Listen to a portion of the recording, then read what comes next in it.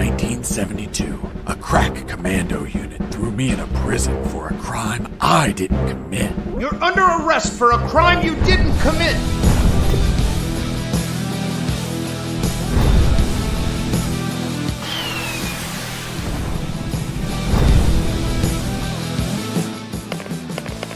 Hey, a coin!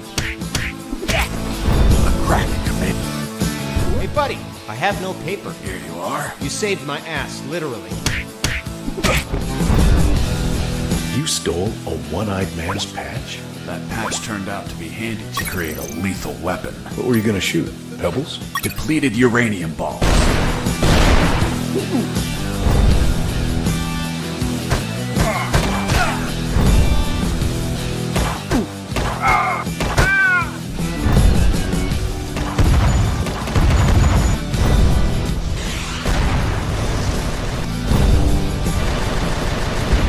The sewer was infested with assassin rats. Felt like I was a huge chunk of cheese.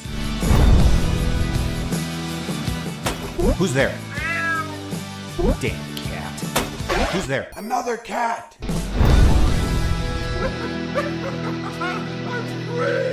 Look! The landmine! Wait! It's kill or be killed.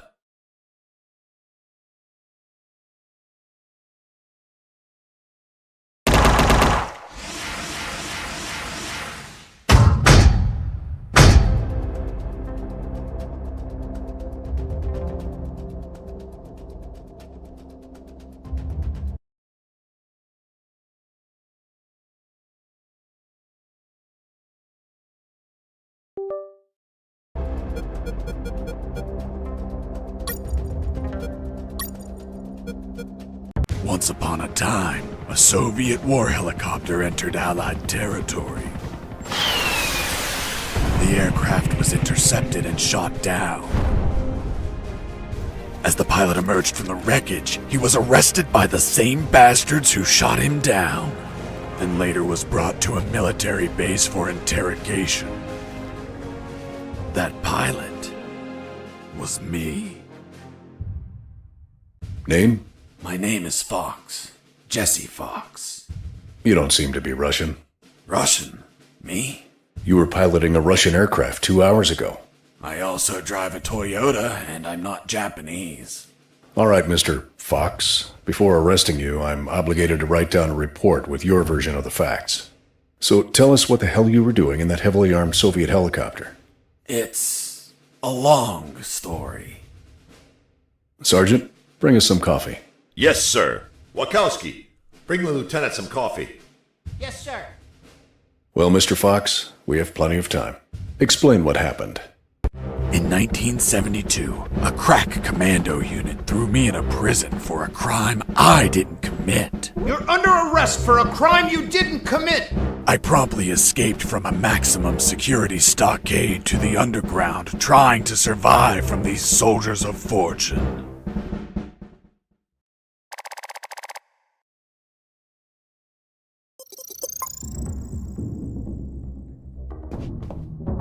Let's start from the beginning. How did you escape from that cell? Piece of cake. I just had to write a note. A note? Where'd you get the paper from? I used toilet paper. I see. And how did you find a pen? A pen? I was in a dirty, grimy cell, not in an office. I wrote the note with a rusty wire, using my own blood as ink.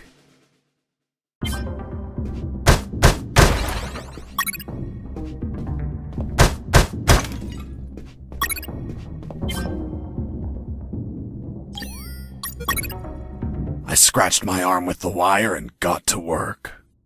It wasn't easy. The toilet paper tore under the pressure of the bloody wire. Those bastards gave us cheap paper, one ply, unscented, and unpatterned.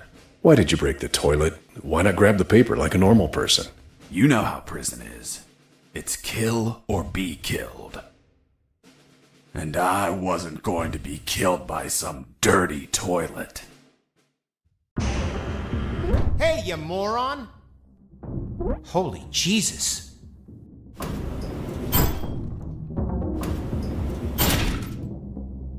You schmuck.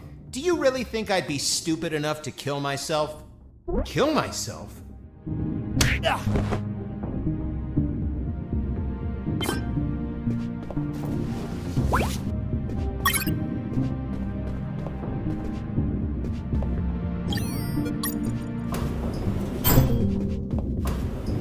I left the guard locked in the cell. Then I threw away the key and got out of there. Mr. Fox, what about the noose? Where did you get that from? Where did I get the noose? Are you seriously asking me that? I am, Mr. Fox. I'll tell you later.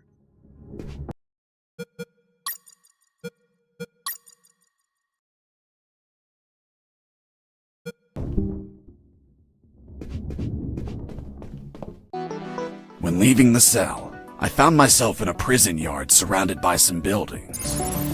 There were piles of boxes and other stuff here and there. And the ground was plain dirt. Oh, and it was night.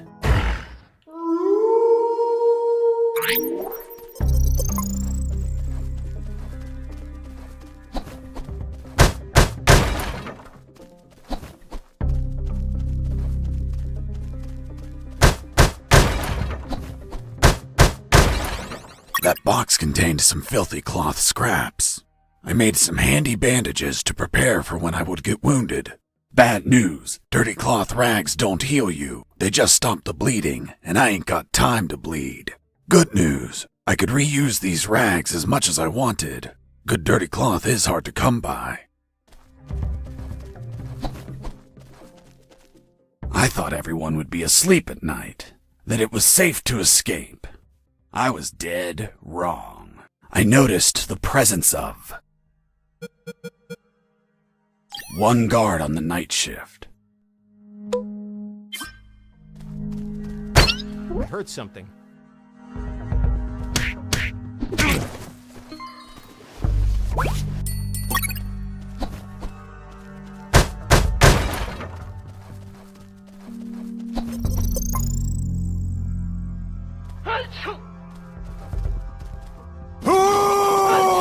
Bless you.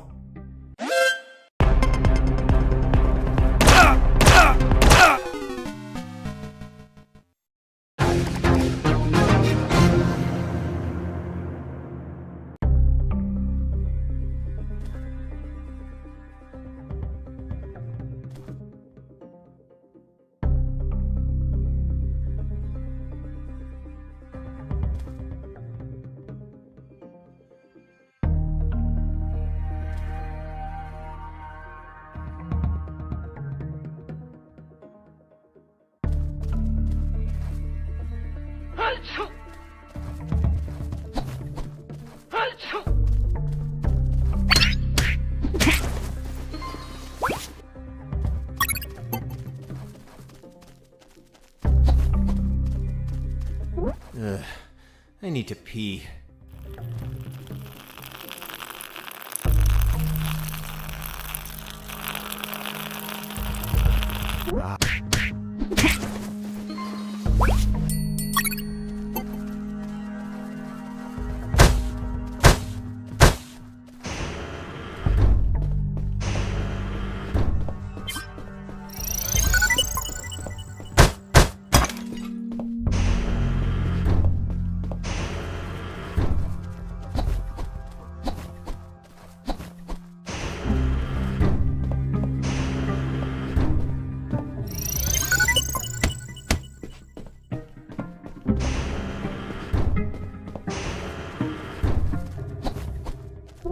Hey, over here.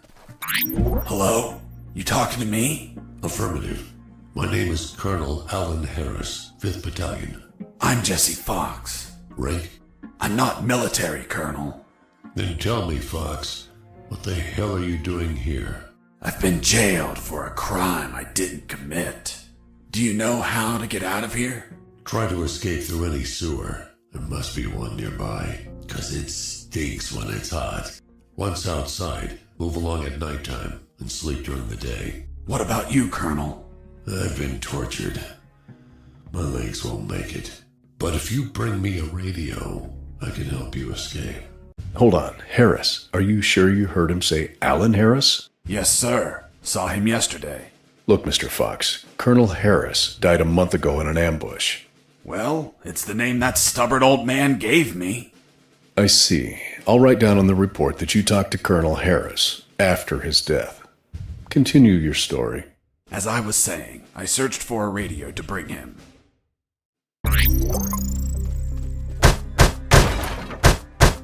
Under some crates, I found my salvation. A sewer hole. There was no ladder and I couldn't see the bottom. I needed to find a ladder or rope if I wanted to go down.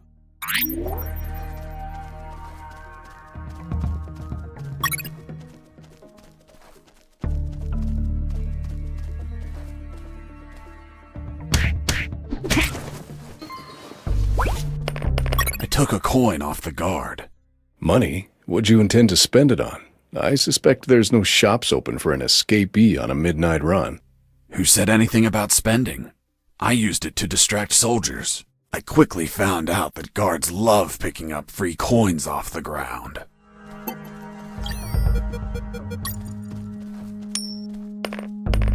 Hey, a coin!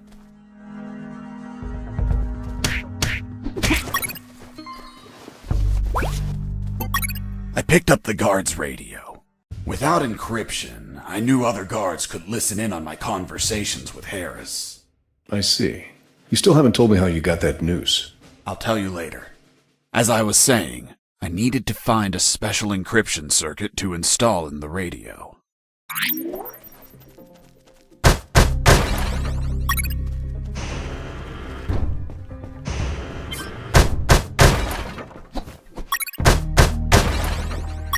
I had the circuit. I just had to attach it to the radio.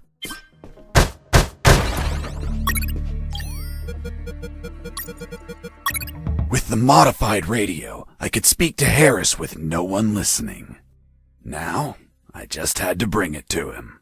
And the noose? Later.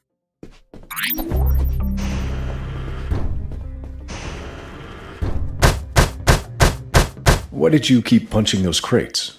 What did you expect to happen? Nothing in particular. Then why this gratuitous violence? I don't know. I suppose I got lost in the moment. You know, for being imprisoned for a crime I didn't commit.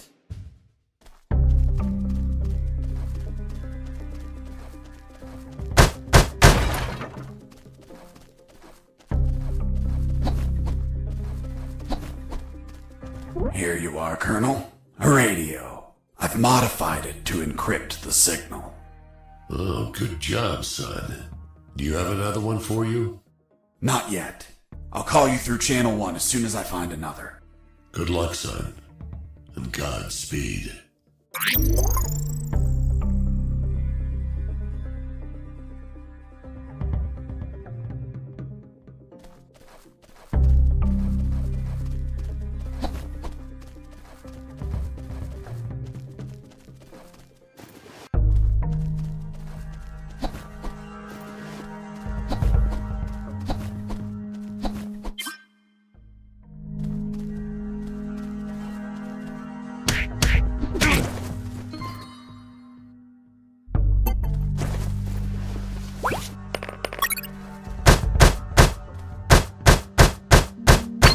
I heard something. Mike! Are you okay? Wake up, Mike!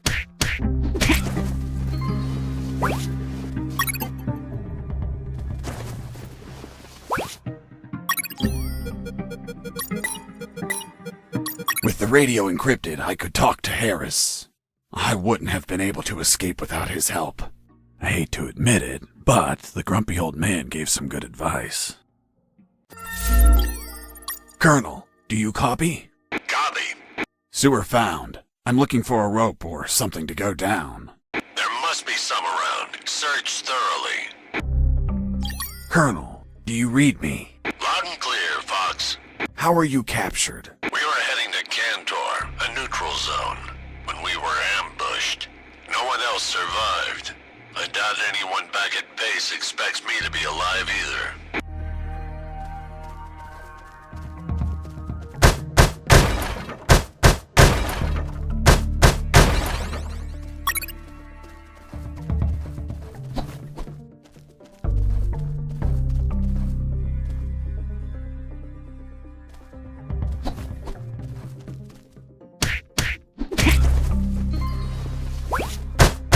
You stole a one-eyed man's patch?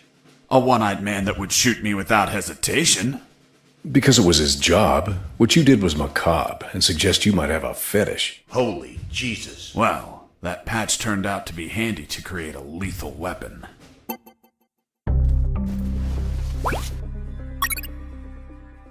You removed his glass eye too? Yes, I took it out of his eye socket to chill out. To chill out? Pulling out glass eyes relaxes you? I'm not a sadist. I didn't enjoy pulling it out, but it helped when I rolled it around in my mouth like candy. I was under a lot of pressure, too much stress, and I'd end up making a mistake.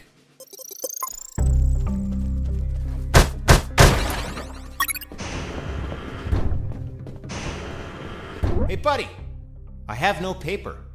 Can you bring me some?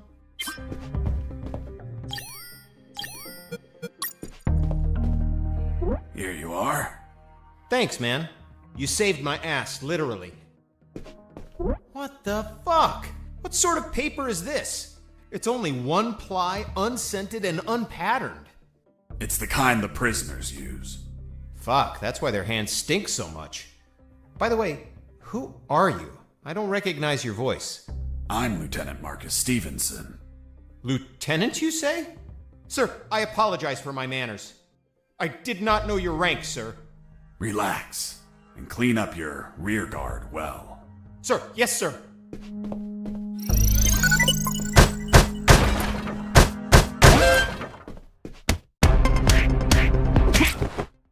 You broke down the door and attacked a guard while he was on the toilet? Yes, I beat the shit out of him. Is that a joke? No, I literally beat the shit out of him. That toilet paper wasn't unscented anymore. Let's move on.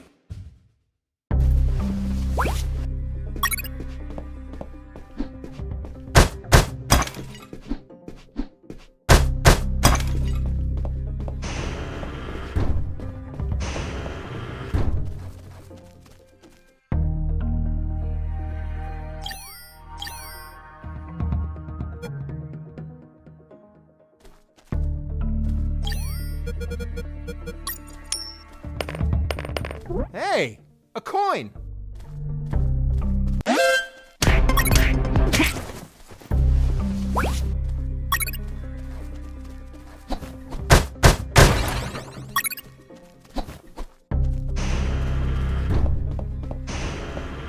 I ran into a guard as I went in.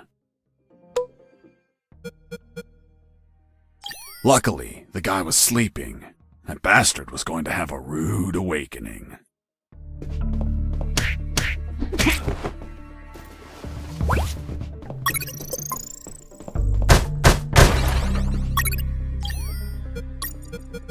The lethal weapon you created with the patch was a slingshot? Sort of childish, don't you think? What were you going to shoot? Pebbles? Depleted uranium balls. 3 shots, and goodbye, guard.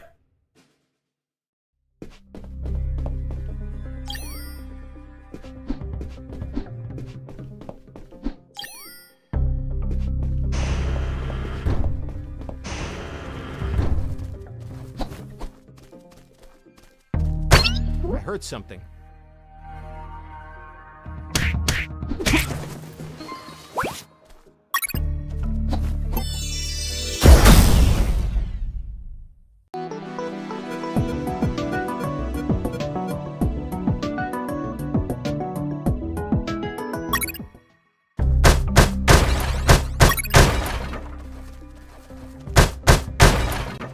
Psst. Do you want a cigarette? With those first aid kits, I could disinfect and heal my wounds. Good news, those kits stopped any bleeding and also healed my wounds over time. Bad news, once you used them, they were gone.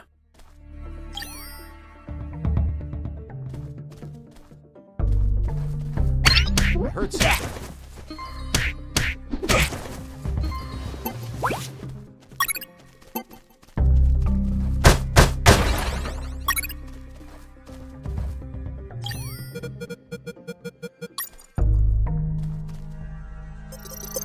Psst.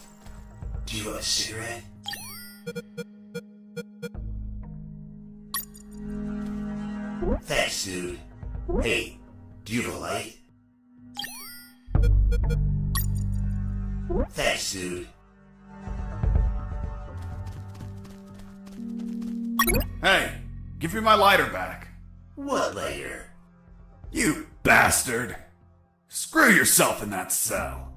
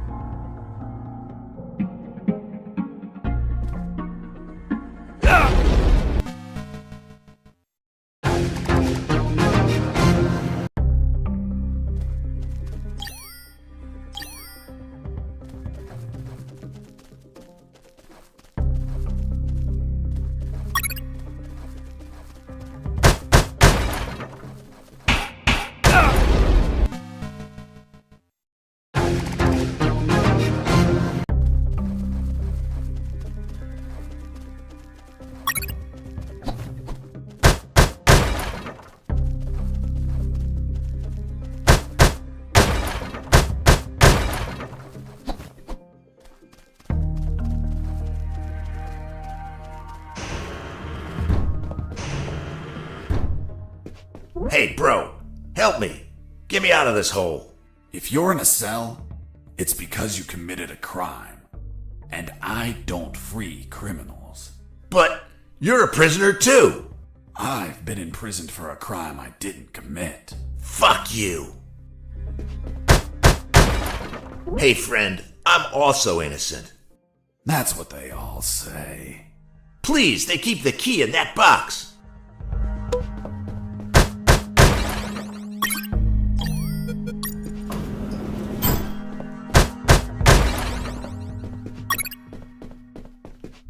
Hold on, I'm opening it. Thanks, dude. Oh, what a pity. The key broke. You bastard! Hasta la vista.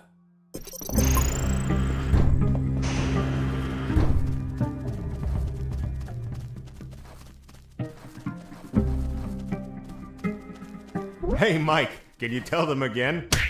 Of course. The Sarge says to the soldier, someone sent you a blank letter. The soldier says, it's from my wife, Sergeant. How do you know that, soldier? Because we argued and we don't talk to each other.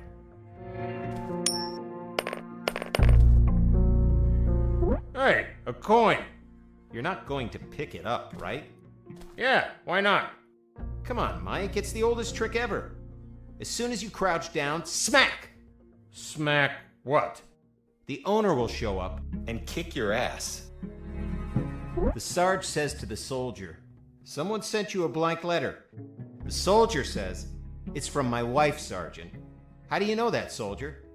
Because we argued and we don't talk to each other.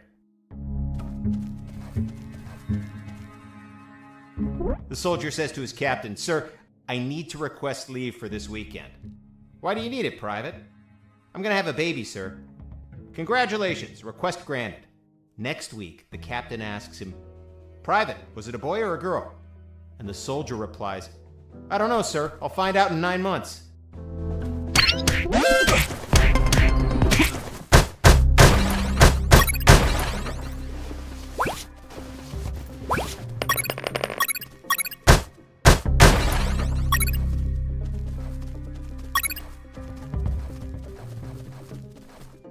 I reached a special place where I found something.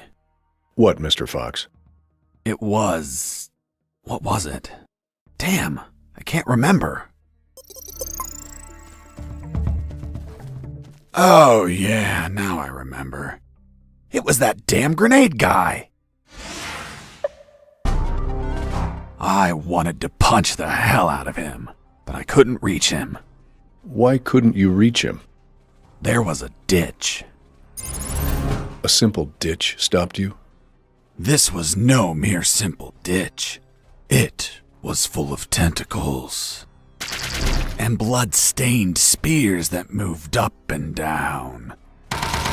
and bony arms that tried to grab me, and deadly lays. Okay, Mr. Fox. I get it. You couldn't reach him. For your own good, I'll not include the spears, arms, and tentacles in my report. Now, Mr. Fox, please continue your story. All right. The fight began as he tossed the first grenade at me.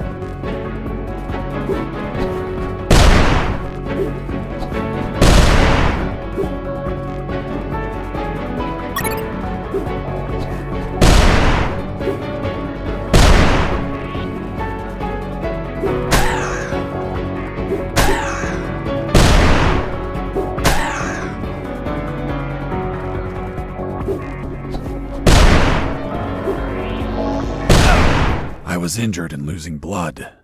I had to heal that wound before I bled to death. Running away? I'll be stupid, but not a coward.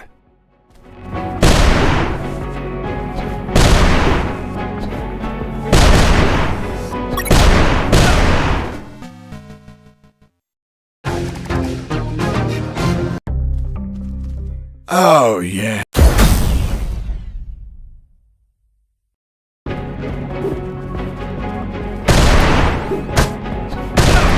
I was injured and losing blood.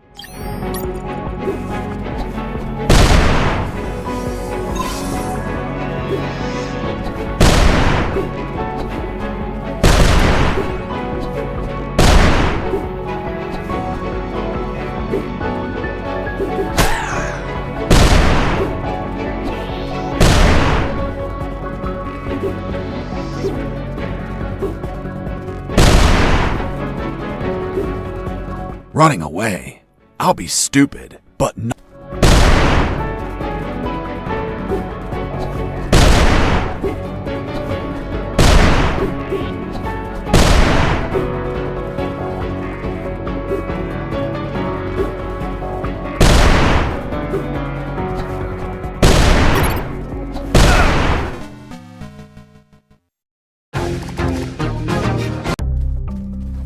Oh, yeah.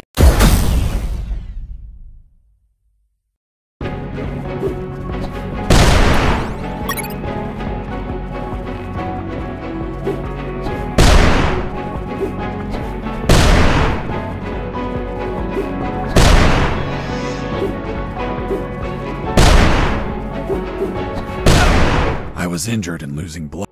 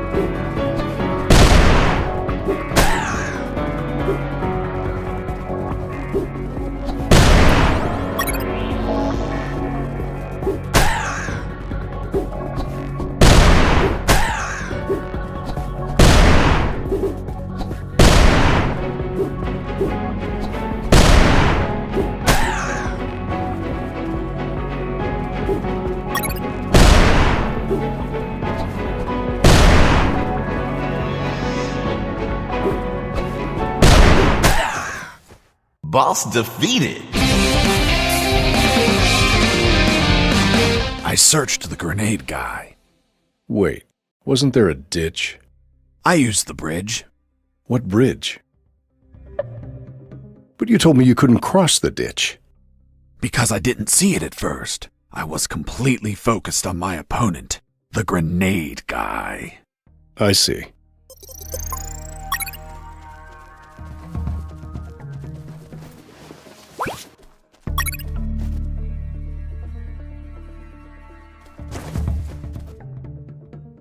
I put the corpse down next to the ditch a second time. Why next to the ditch? Were you planning to dump the body? No, why would I do that? I never wanted to kill him. And besides, I didn't want to feed the tentacles or skeletons. I told you I struck that from the report. That doesn't mean it didn't happen.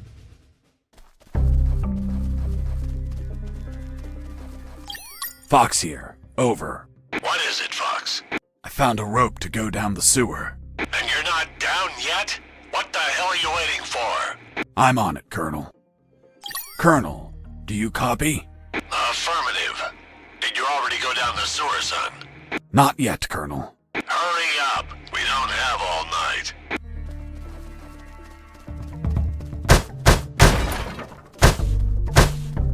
Colonel, do you copy? Affirmative. Did you already go down the sewer, son?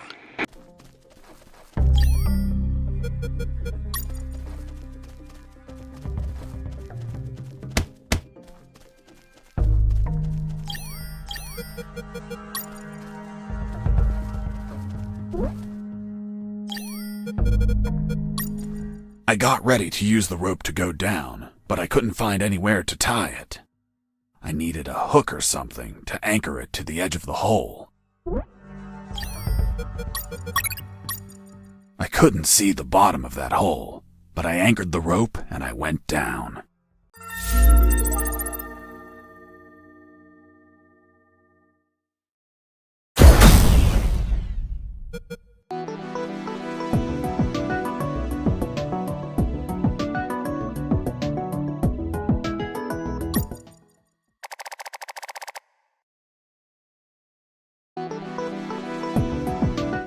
I anchored the rope and went down into the pitch darkness.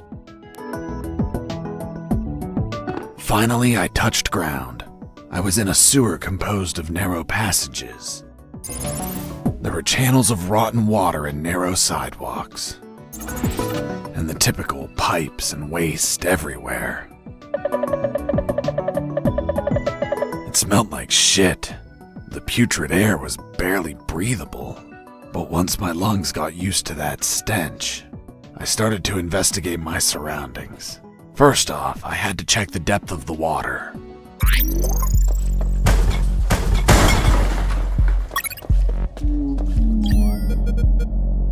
I dipped the severed arm in the water to calculate the depth. As soon as I did, it started shaking. When I pulled it back out, there was nothing but bones. I couldn't explain what I saw, but my instincts told me this water might be dangerous. I'm not gonna lie, I had trouble getting where I needed to go. In fact, I had to build a floating platform to get through. Worse yet, everything down there was out for my blood.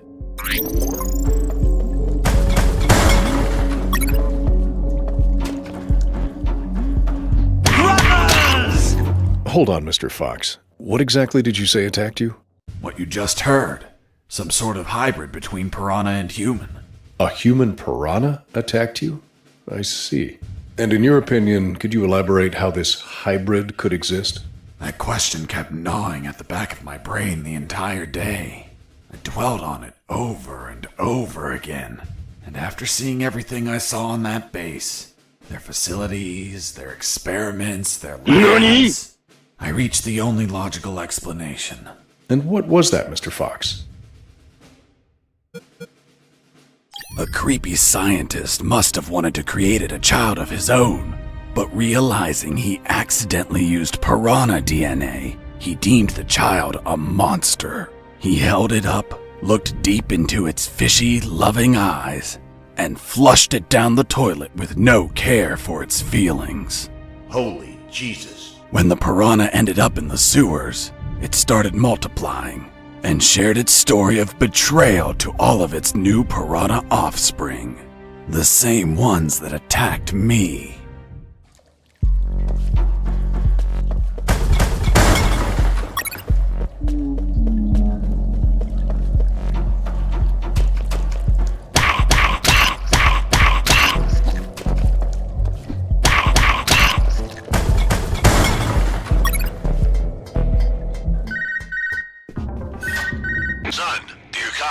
Copy, Colonel. I've been trying to contact you. There was no signal down in the sewers. Have you already escaped? Where are you now? Not much progress. I should still be near the prisons. Are you kidding me, Fox? You're still too damn close. You need to travel farther before coming topside. I know, but there are sewer channels blocking my way. Then build something to cross them, Fox. Find some materials. Where are you exactly? I think I'm in the office of some sort of officer. You should search for classified files about Operation Jericho. Take them with you. They're up to something. I don't know what. We must find out. Colonel, do you copy? Copy. Colonel, do you read me? Loud and clear, Fox.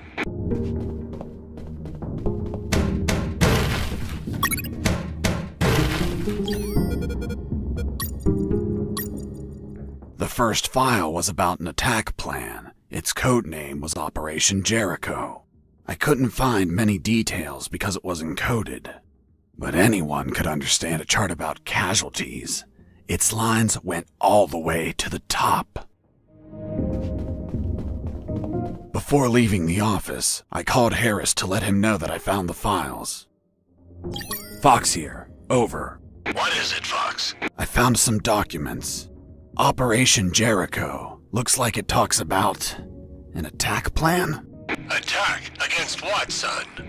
I have no idea. It's encoded. I'll keep searching for more documents, Colonel.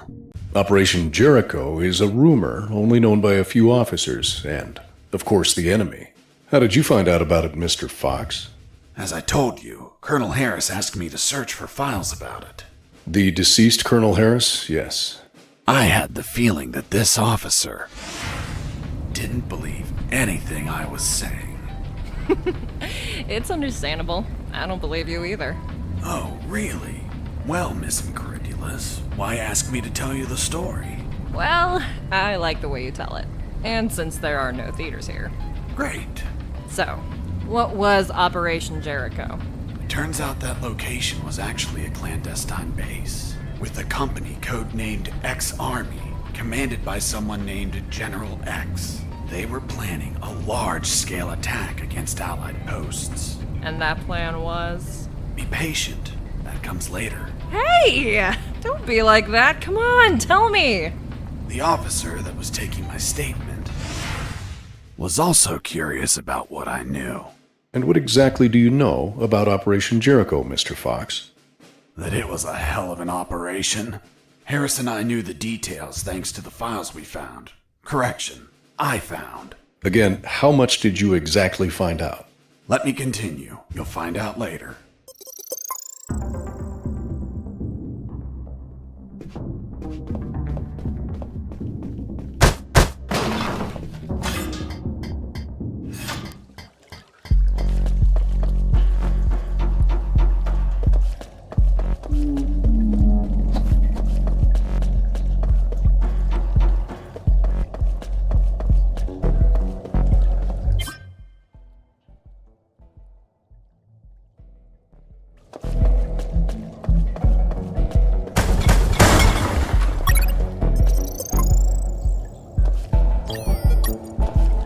I considered floating the drums on the water and walking across, but they weren't very stable.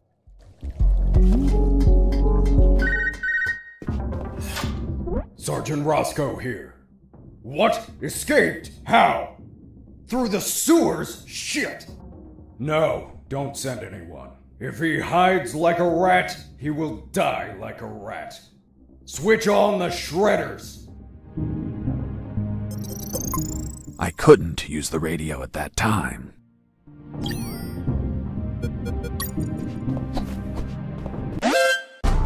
Huh. Did I just hear a rat? Get out from your hole, you cowardly vermin! Look what the cat dragged in. The escaped prisoner. You've got some big balls coming here, rodent. The situation was foobar. He was armed and hunkered down behind his desk. I was screwed. So what did you do? In 5 nanoseconds, I scrutinized the room and noticed a very subtle detail. There is a large globe in the middle of the room. I already had what I needed to take him down.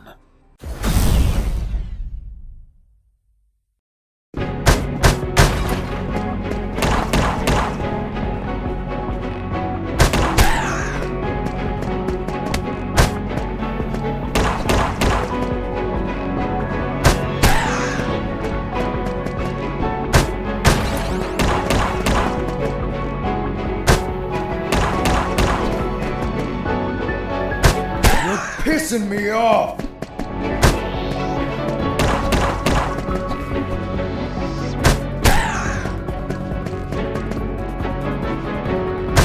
Damn you!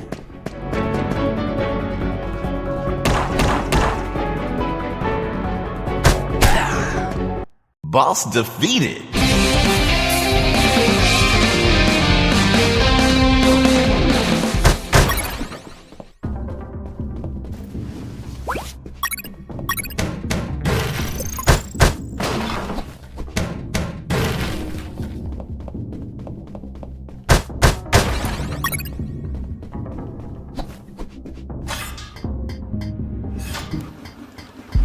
Shredders. That asshole Rosco ordered to have them activated. Later they would be a pain in my ass, but they'd end up saving it too.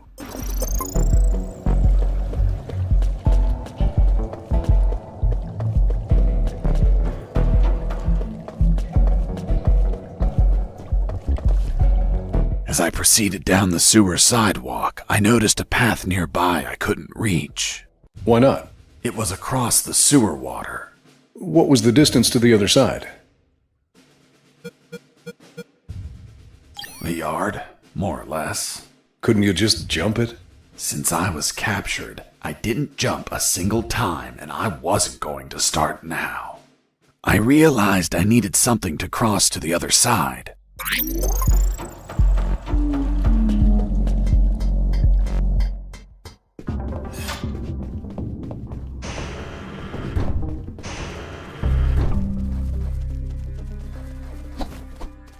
Heading east, I ran into a hound. A puppy. You didn't hurt it, did you? A puppy? That monster was the size of a horse. Even so, I wanted to see if it was friendly. Puppy, puppy, are you a good boy? But that hound was trained to kill. Its bloody eyes looked at me like I was a well-done steak. Colonel, do you copy?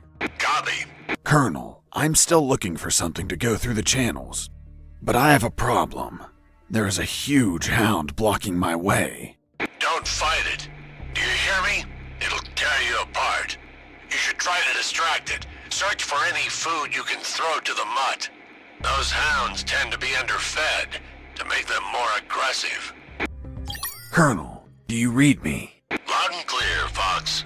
Hey, Colonel, any idea where we are? We are somewhere in Candoro, near the coast. How do you know that? I've heard conversation, and the air smells of salt. Fox here. Do you copy? Don't tell me you're still with the hound. I'm afraid I am, Colonel. Search for some food and throw it at the hound. Run past it while it's eating.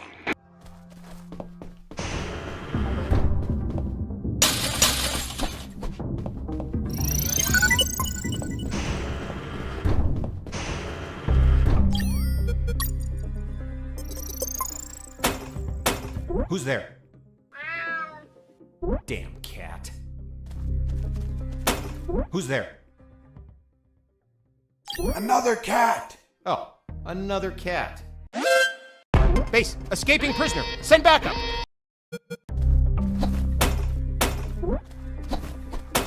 Who's there?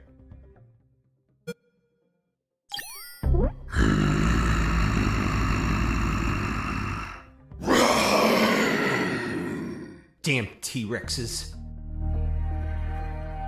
Hold on, weren't they extinct? Base, escaping prisoner. Send backup. Who's there? It's Mike! Fuck, Mike, you scared me. I'm sorry. Everything okay? Yeah, everything's okay. I heard something.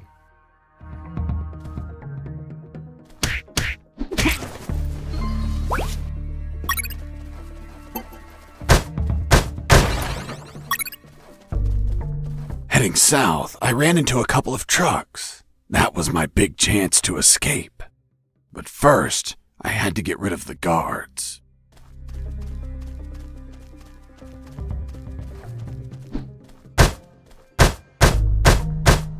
Die, truck! Die, truck! Die, truck!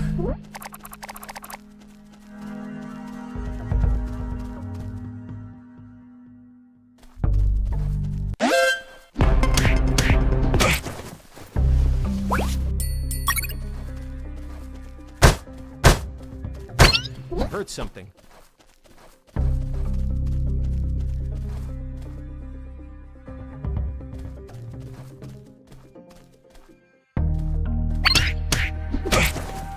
Once the guards were history, I examined the engine.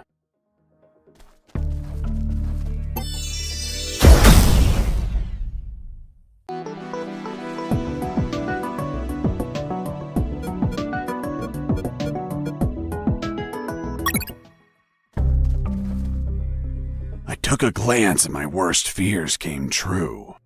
It was an old diesel engine with no AdBlue or particulate filter. What does that mean? Running away in that truck would have polluted the area with nitrogen oxides and microparticles. And I wasn't willing to sacrifice the environment for a hasty retreat. So I armed myself with patience, and I kept searching for another way to escape. Well, Jesse, I didn't know you were so eco-friendly. Well, it's nothing really.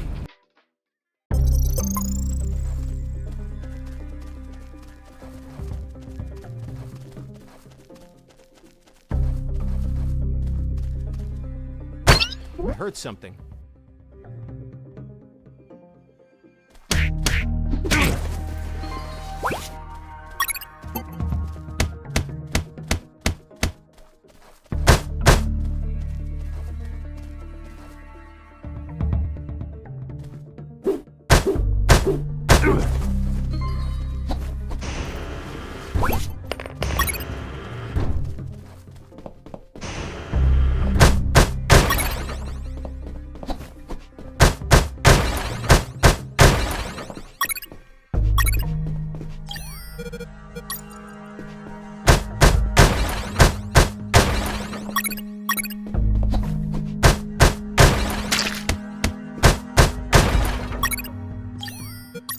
I was so hungry that I almost bit into the raw steak.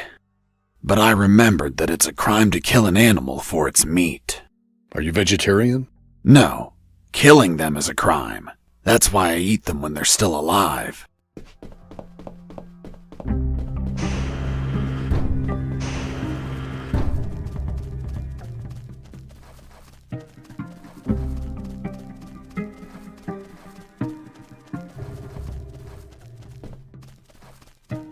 Mr. Fox, I'm still waiting on an explanation for the noose. Later, officer.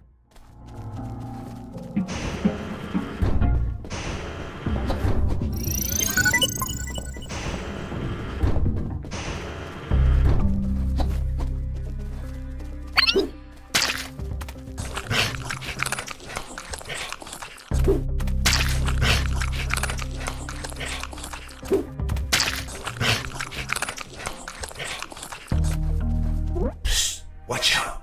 There's that guard looking here. If you move, he'll see you.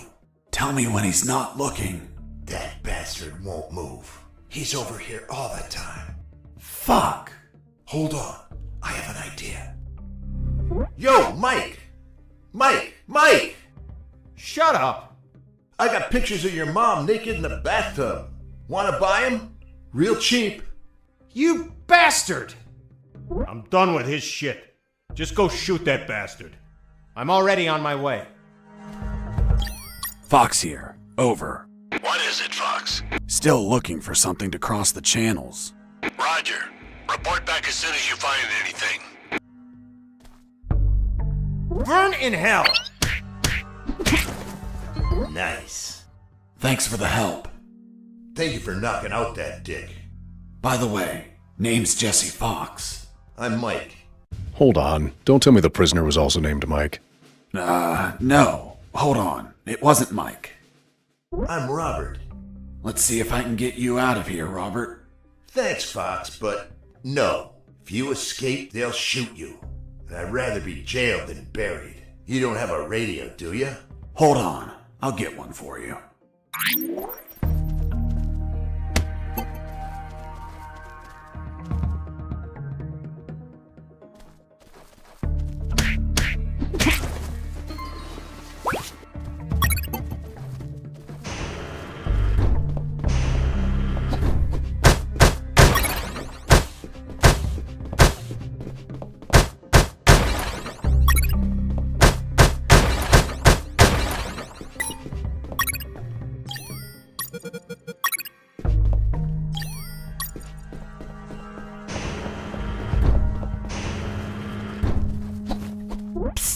Hey, Robert. Did you get that radio?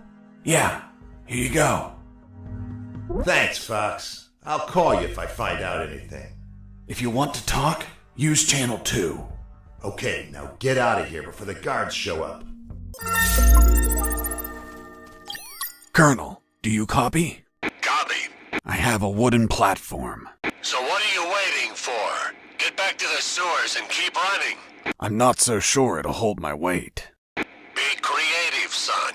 Look for floats of some kind and attach them onto the platform.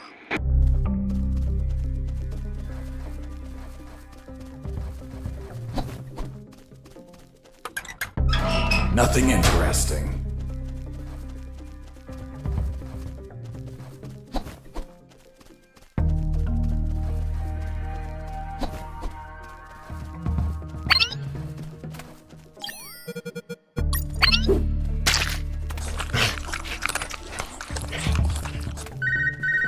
Hey, Fox, are you there? Here I am, Robert. Hey, Robert, you don't look like a military man. Of course not. I'm a photographer. Hold on. You're not a paparazzi, are you? Haha, that's right. A paparazzi. And one of the worst kind, too. Damn, Robert, you must have fucked up royally to end up locked in here. I've seen things I wasn't meant to, Fox. Jesse here. Do you copy? I hear you. Hey, how did they catch you? I was in the outskirts of Katsala, taking some pictures of a bunch of military trucks. There was too much security. They were obviously hiding something. I couldn't clearly see what they were loading, so I got closer. Turns out, I got too close. Next thing you know, I was surrounded by a bunch of picks, aiming rifles at my head. Did you at least manage to see what they were loading? Sure did, but I was disappointed. What did you see? Concrete. Concrete? Are you kidding? 2 huge rectangular concrete blocks. Each could barely fit into a truck. You were imprisoned for a piece of concrete? Fuck, man. I'd be disappointed too. Too much security for something so mundane. But enough about me. You should get back to your escape, my friend.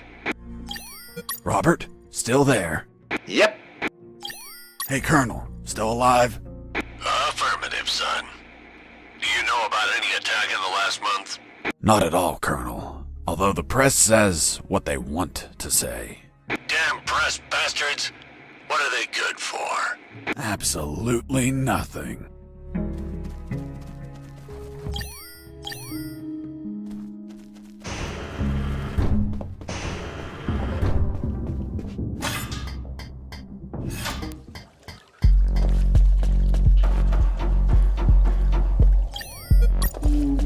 I thought about using the pallet as a floating platform, but it would sink under my weight.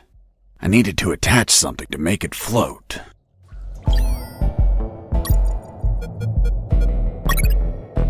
After making the platform, I had what I needed to cross the sewer channels to freedom.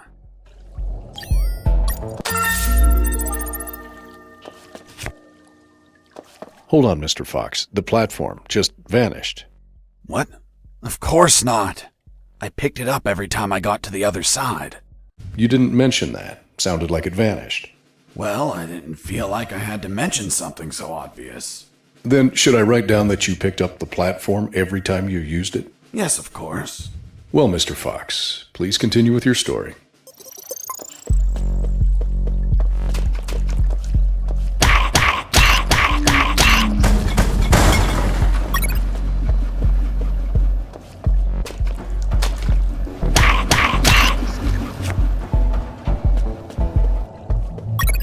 Mr. Fox, the noose.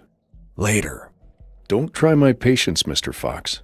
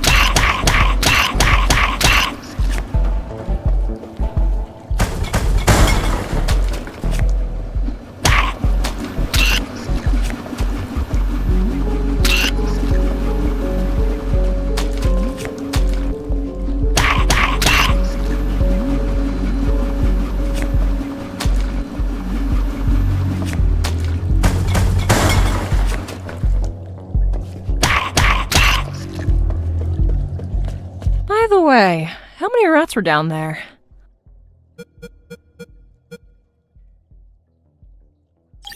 Hell yeah! The sewer was infested with assassin rats. They were everywhere, rushing to devour me alive. It was horrible. Felt like I was a huge chunk of cheese.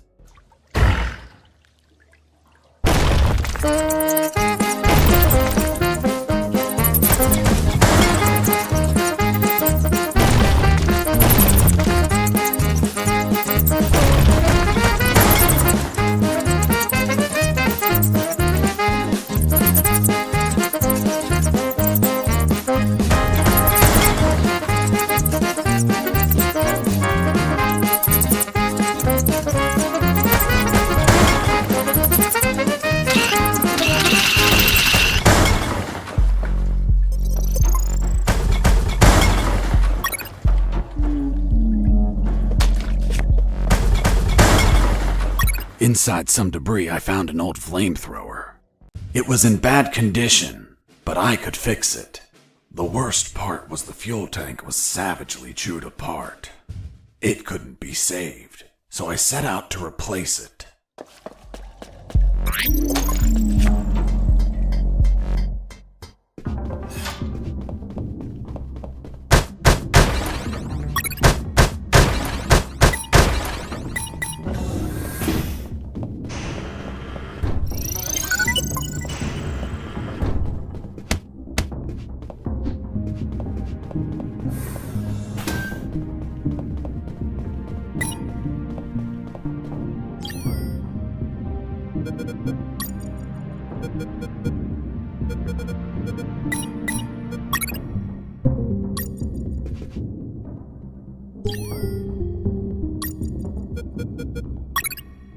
After the repairs, my flamethrower was ready.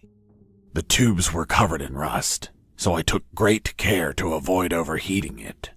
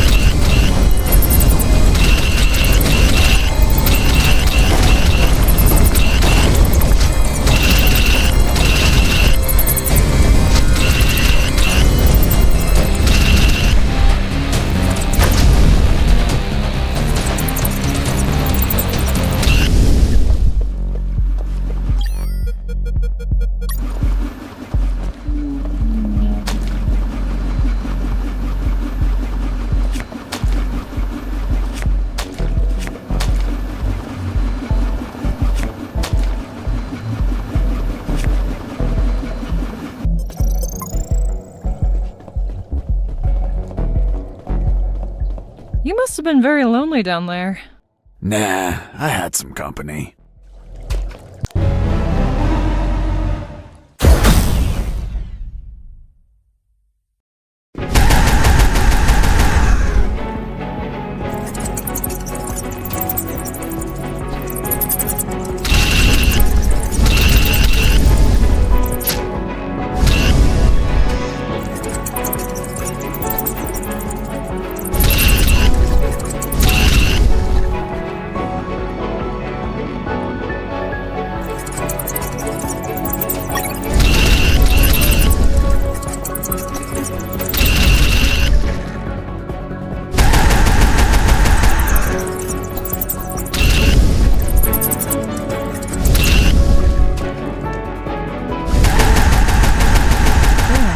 And that thing had tentacles? Well, now that you mention it.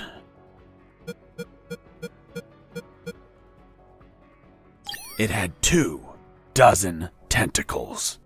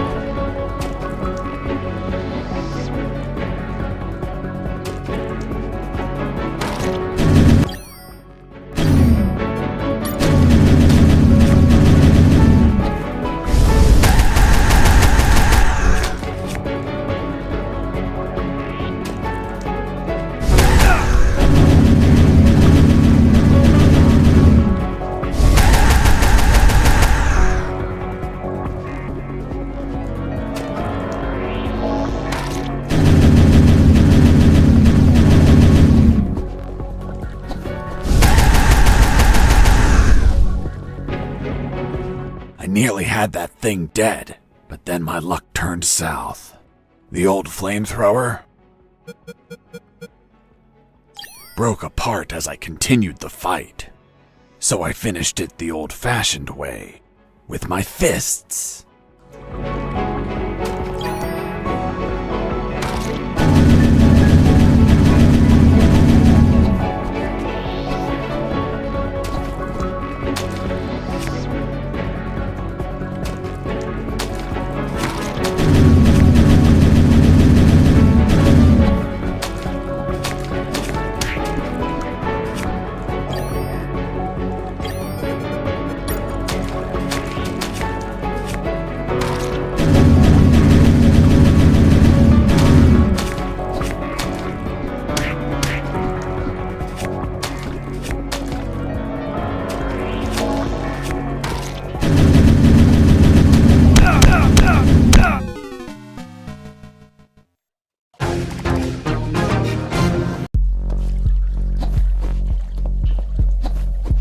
You must have been very lonely down there.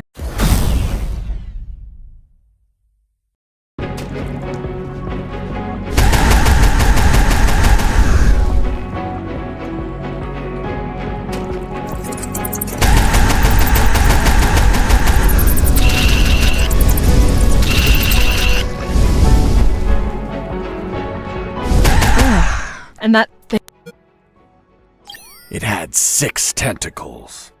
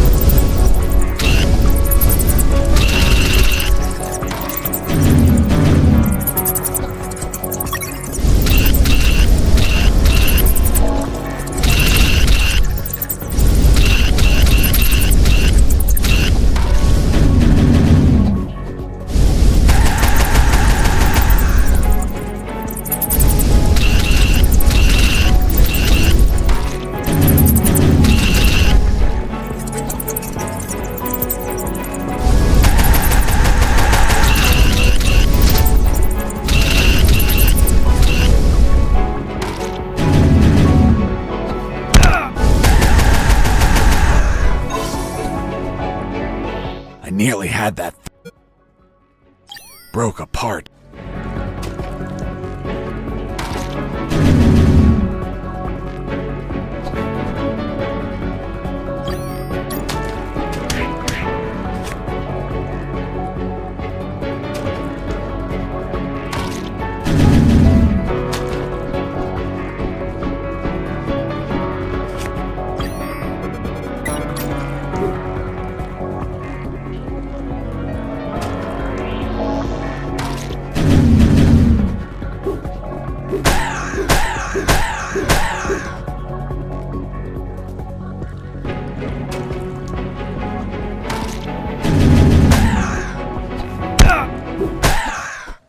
Boss defeated.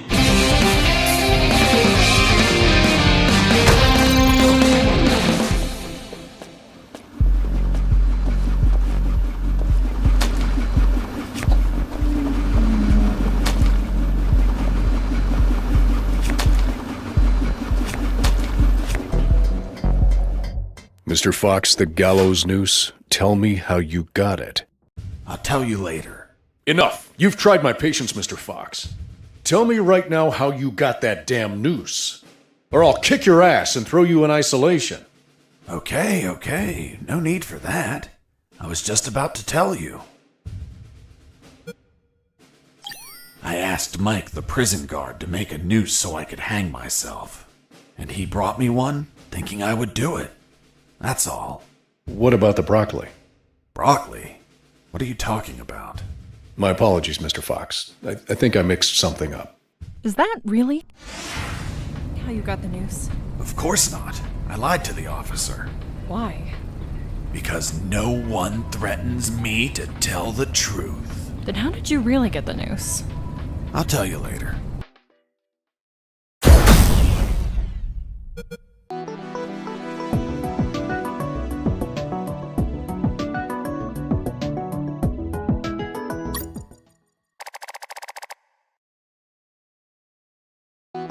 The light at the end of the tunnel was not the jungle I was hoping for. Instead, I found myself in what looked like an office. With cabinets, desks, and of course, a damn guard. Later, I'd realized that I was in one of the 2 main buildings of the military base. The building had 3 floors, hidden secrets, and a few unexpected surprises. Anyway, I headed towards the only exit, which was close to the first floor office I started in. Huh? What was that? I heard something. Wasn't there a box here?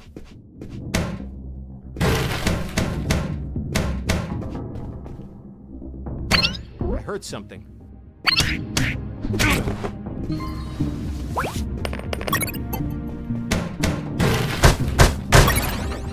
Colonel, do you read me? For the love of God, where have you been? I thought you were dead. As I said, Colonel, there's no signal in the sewers. Give me a sit rep, son. My report. After crossing a mile of smelly, mutant-infested shit streams, fighting thousands of rodents and nearly being torn apart by some shredders, I managed to get out of there, and I'm still in this fucking military base. Don't lose your marbles, son. You have plenty of nighttime and they don't know your location. Take advantage of this and get the hell out of there.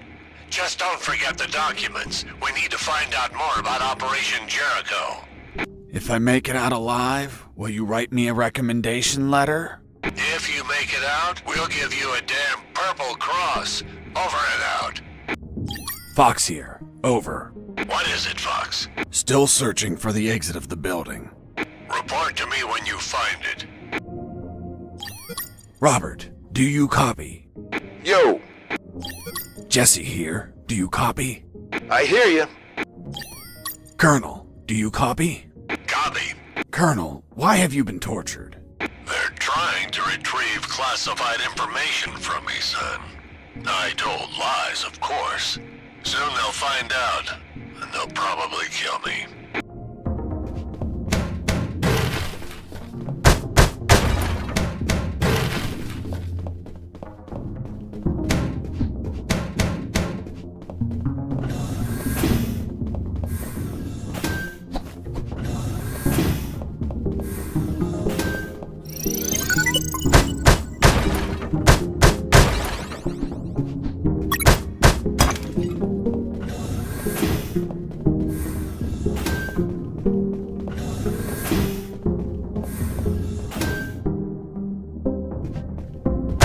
I heard something.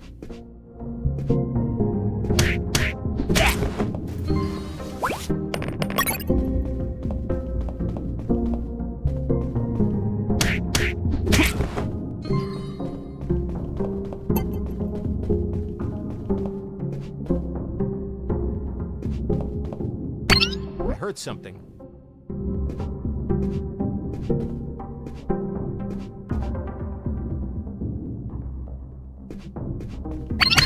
I heard something.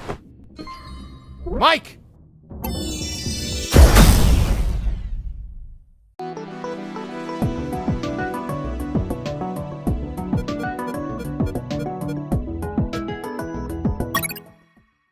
Are you okay?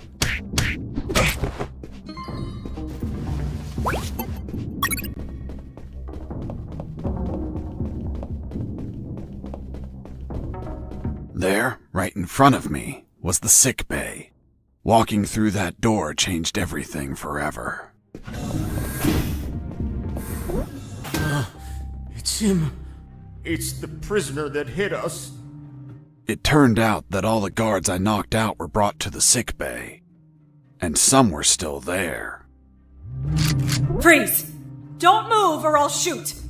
Okay, I surrender. The woman that was aiming at me was the doctor. She, of course, was very pissed off because of the copious amount of work I caused. What a face. What a body. What a beauty. This girl was smoking hot, and she had a gun aimed straight at my head.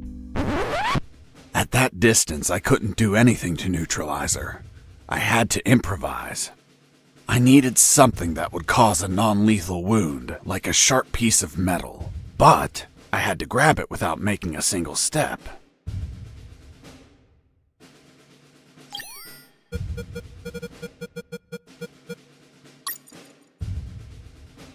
Have you ever had a gun pointed at you?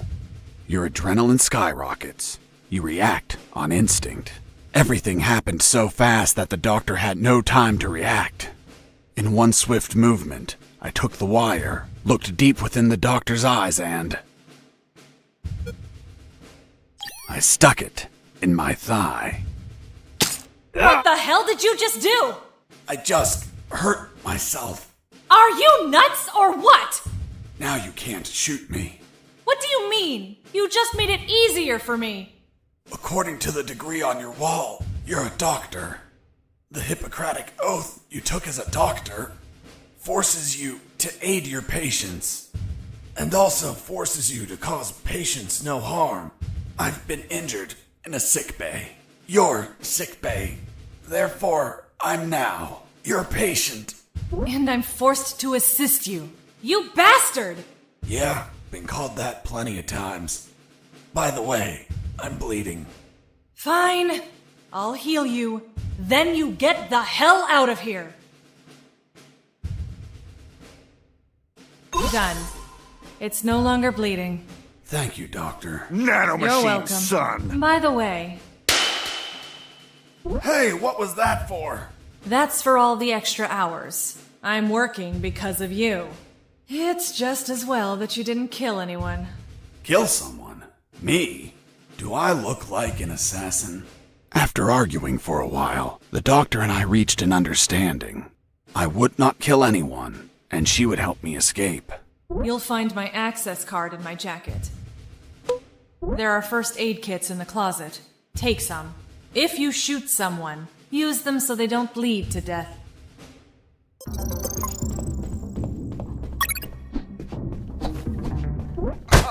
My rack! You couldn't just take the card from the pocket. It's kill or be killed. Doctor, it hurts. Don't speak, Mike. You have a broken jaw. Try to get some sleep.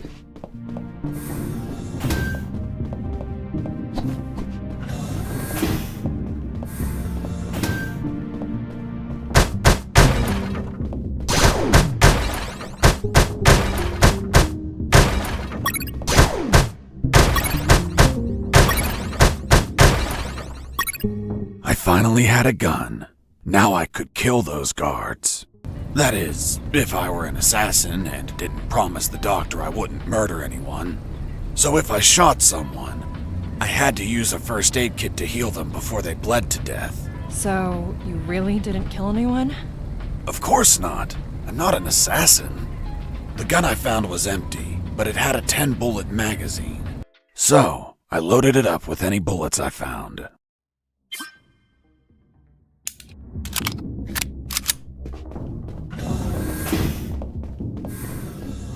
I heard something.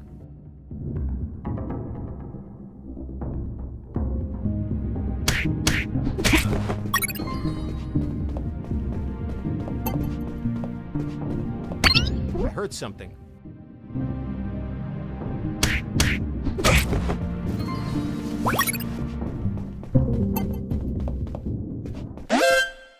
Base, escaping.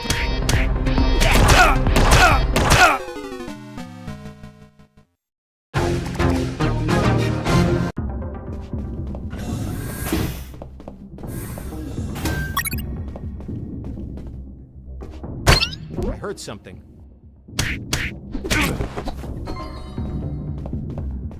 I heard something.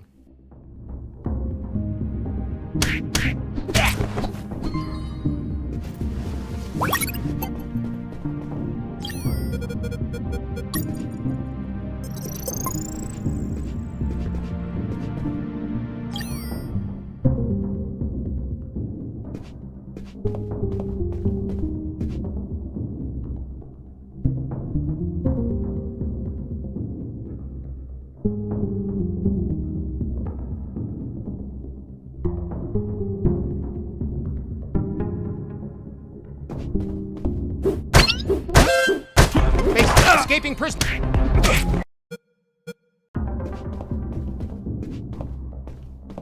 I heard something. I heard something. Mike! Are you okay?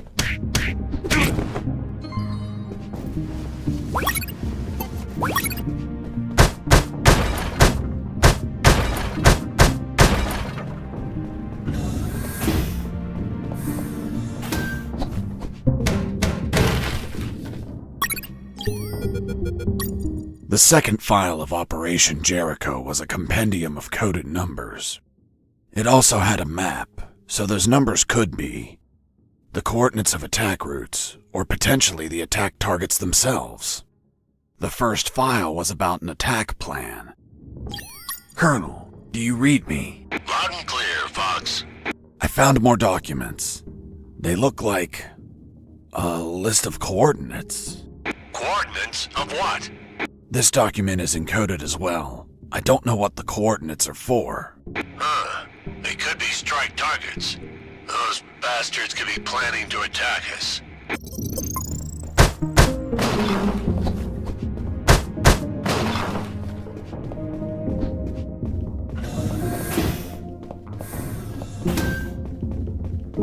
Robert? Still there? Yep. I think I just fell in love. Wow, seriously? Give me the deets. I just met a woman. Fuck, what a woman. Wait, did you fall in love with her? Or just her body? Both. She hot? If you only knew, Robert. I swear, she's everything I've been searching for. I thought you were searching for a way out. I need to move. I'll tell you more later. Over and out. Robert, do you copy? Yo! I was thinking about those big concrete blocks you saw. This place is full of concrete buildings. Maybe they're building something. Something new, something that requires a lot of concrete. And that's why there's so many guards. Why are they transporting concrete instead of making it here? Maybe someone sold them something in parts and they're just bringing them here. Could be. But what? If I find anything out, I'll let you know. Thanks, man. Over and out.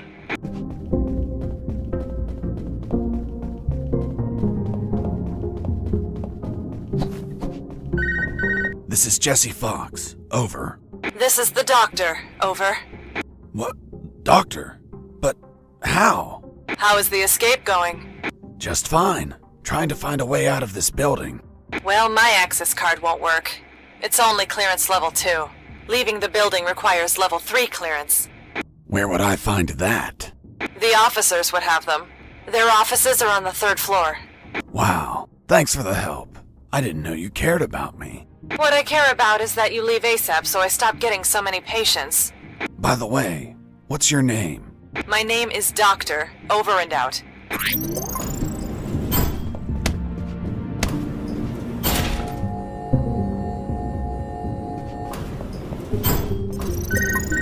Colonel? Fox, do you have what you need to leave?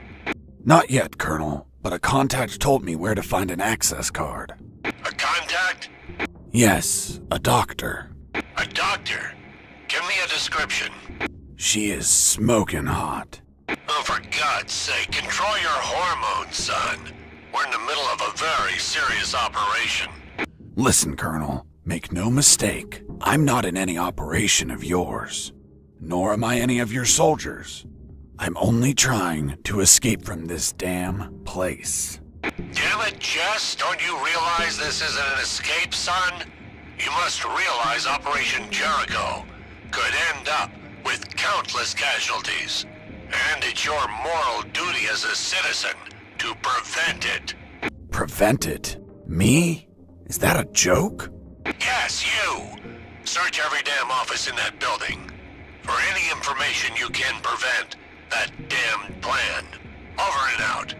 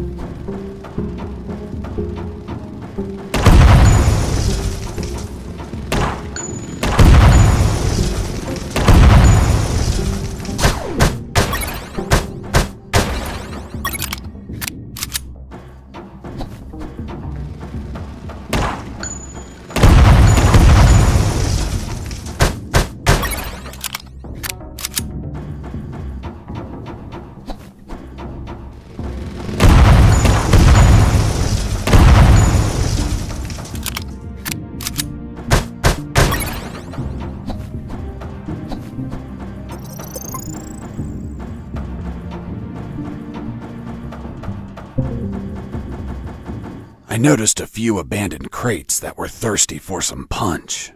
They seemed easy to reach. That is, until the containers started to drop.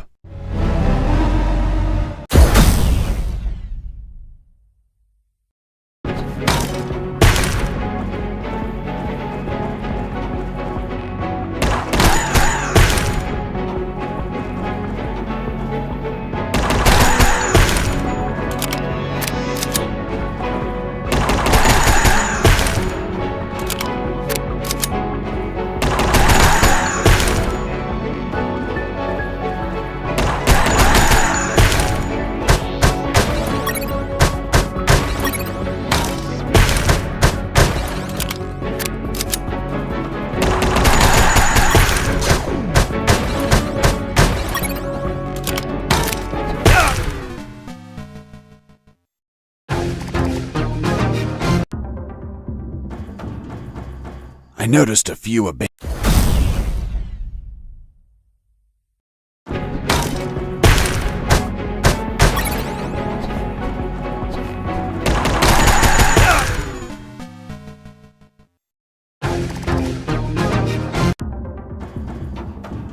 I noticed a few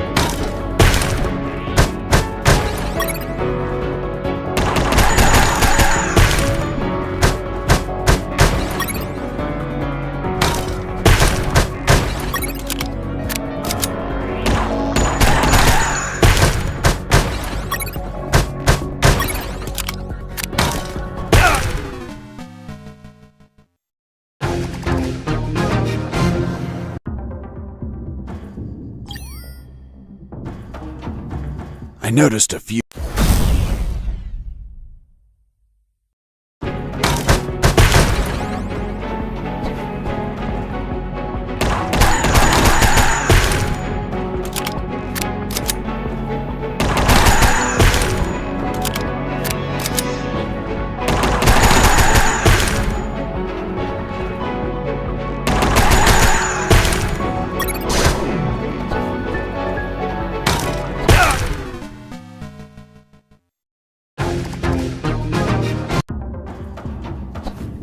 I noticed a few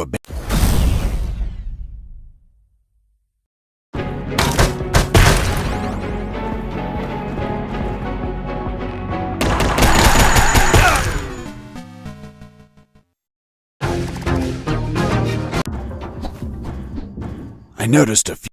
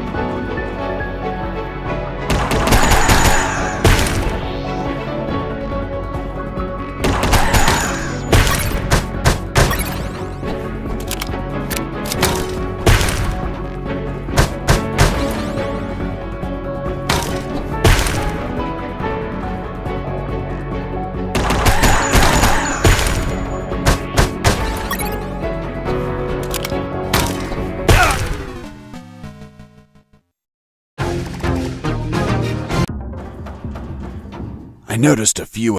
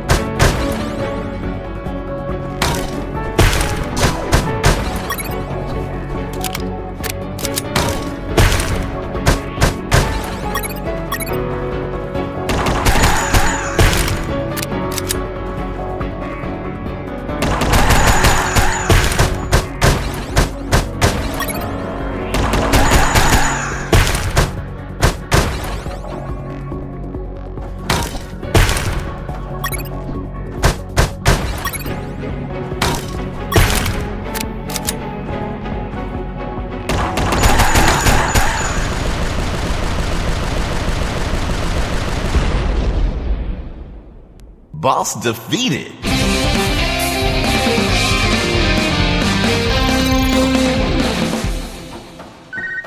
This is Jesse Fox. Over. Doctor here. Hey, Jesse, I need a small favor. Favor? Of course. The guards you injured on the first floor just keep coming in. Can you find a less vicious way to handle them?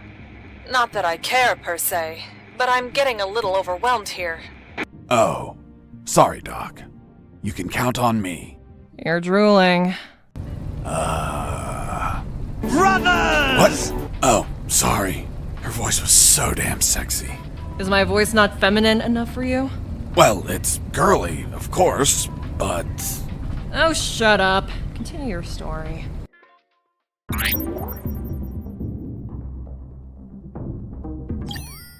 Fox here. Over. What is it, Fox? Colonel, I'm still searching for the officer's office. Okay, report back when you found it. Jesse here. Do you copy? I hear you. Colonel, do you copy? Copy. Colonel, I'm still searching for the officer's office. Okay, report back when you found it.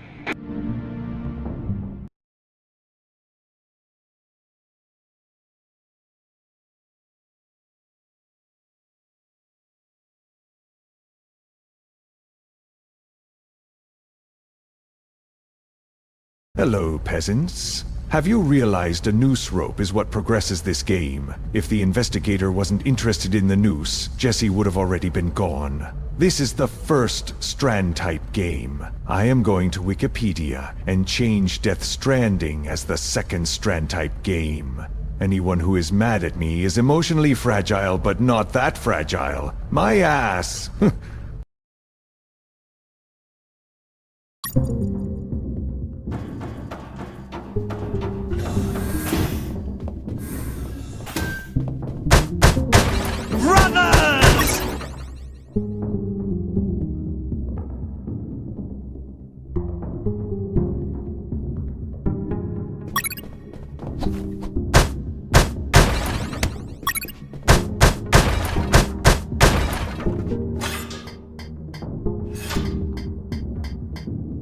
I climbed down into a poky little room that seemed to be stocked with a lot of chemicals. I could brew up some chloroform to put the guards to sleep and score points with the doctor.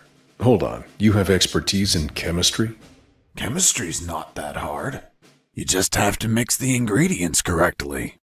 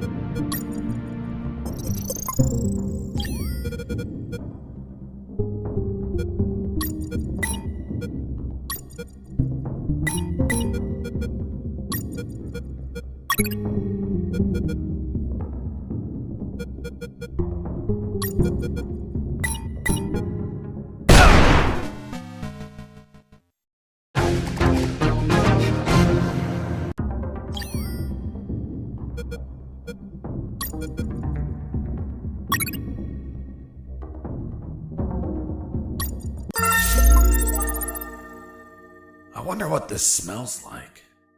What this smells like? Hold on. Are you telling me that you sniffed the chloroform? That you yourself made for the purpose of knocking people out? Yes. Why didn't you douse a handkerchief and cover the victim's face, like how everyone does? My mind was cloudy at the time, maybe due to the fumes from mixing those chemicals. As for pouring the chloroform on a handkerchief, I figured it out later. It smells weird. Very, very weird.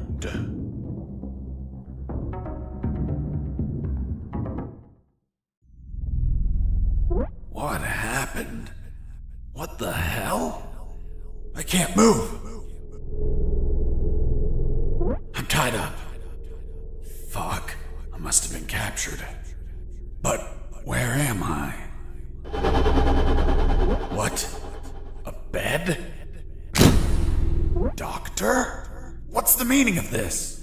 Isn't it obvious? You're my prisoner. What? Untie me! Oh, holy fuck. Still want me to untie you? Don't untie me. As you wish.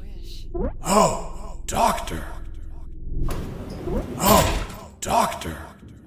Hey, Mike. This guy's talking in his sleep. He's asking for a doctor. Must be a nightmare about a previous injury. Soldiers with PTSD get him all the time. He must have been through some shit, poor bastard. I don't know, Mike. Look down. What the fuck? He's harder than whiskey. Well, whatever. We're close to the cells. Let's get him locked up. Fuck, Mike. He's waking up.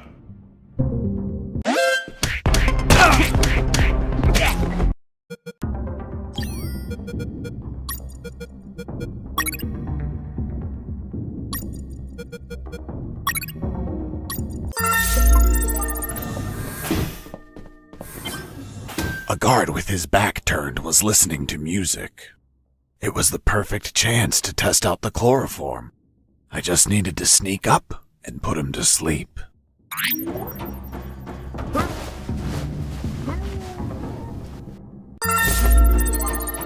Colonel, do you read me? Loud and clear, Fox. Colonel, I'm still searching for the officer's office. Okay, report back when you found it.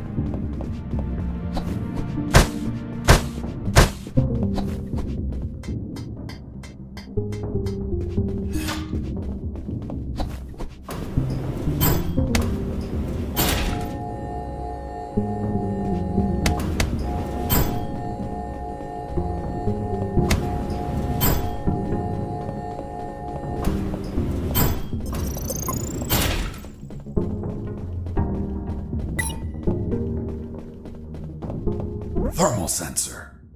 Those thermal sensors had a detection angle of 90 degrees, and it would sense the heat of my body, like the Predator. They obviously wouldn't detect through the tall brown boxes in the facility, so I could hide from them like how I've been sneaking around the guards. But the containers weren't everywhere. Any wide open areas were a problem. That's when I thought to call the colonel, where I'd learn a way to trick the sensors. Fox here. Over. What is it, Fox? I'm on the 3rd floor. This is where the offices should be. Search for more files. We need more intel about the attack. That's not going to be easy. In the middle of the night, those offices should be empty. Haven't seen anyone yet, but there's a thermal sensor. I can't proceed without setting it off. Do you have any ideas? In the Army, we use insulating suits to conceal our body temperatures. Colonel, do you copy? Copy. I'm still on the 3rd floor. I don't know how to pass the sensor. Any luck finding a suit? Yes, I found an anti-thermal suit. But isn't this to prevent getting burned? It's perfect. It insulates any heat going in or out. Put it on and continue forward. Robert, still there? Yep.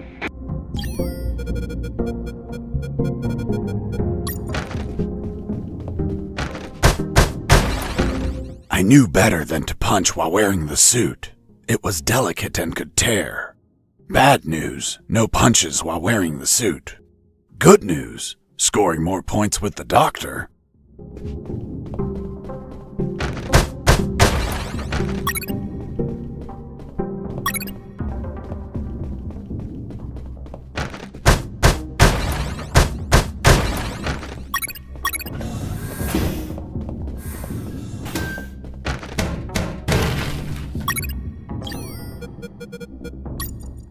third file of Operation Jericho was quite revealing. It had a map of the Cantor province with exact coordinates, an ambush plan, and a picture of the colonel with his name under it. Apparently their plan was to kidnap the colonel without leaving a trace. The second file of Colonel, do you read me? Loud and clear, Fox. Colonel, I discovered a third document. Good job, son. What's on it? Let me take a look at it. Interesting. What was your name? Colonel Alan Harris. Why do you ask? Because your name is written here. Don't pull my leg, son. I'm serious, Colonel. It's right here. Damn. This means that they need me for their plan.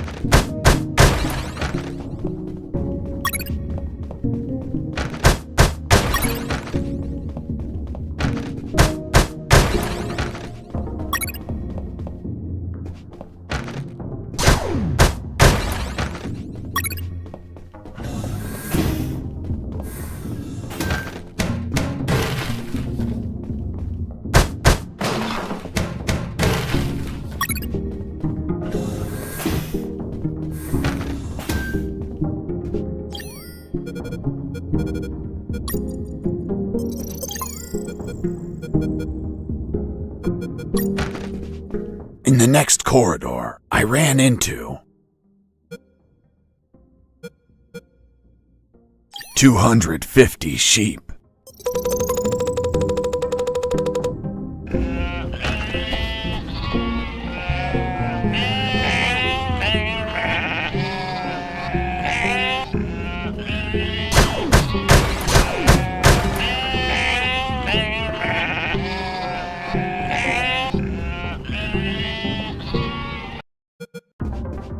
In the next corridor, I ran into 3 guards. I heard something.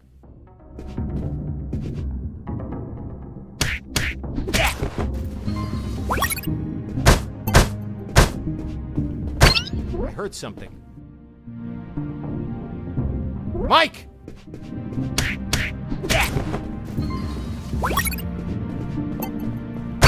I heard something. What was that?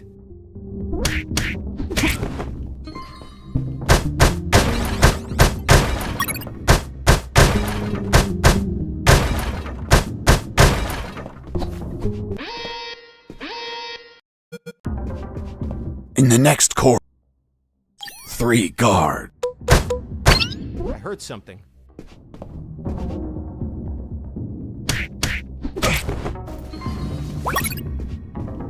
I heard something. Mike!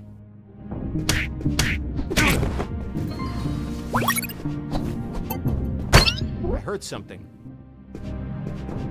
What was that?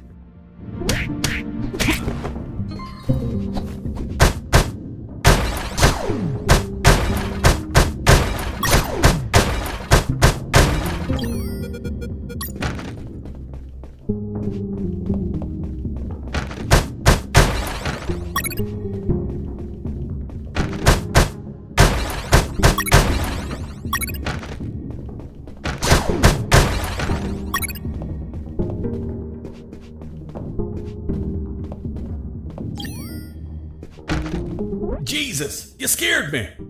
Sorry, I didn't think anyone was up here. Yeah, me neither. My name's Mike. And you are? I'm Mike, maintenance. I had the day off today, but our damn officer kept me here the whole night fixing stuff. What an asshole.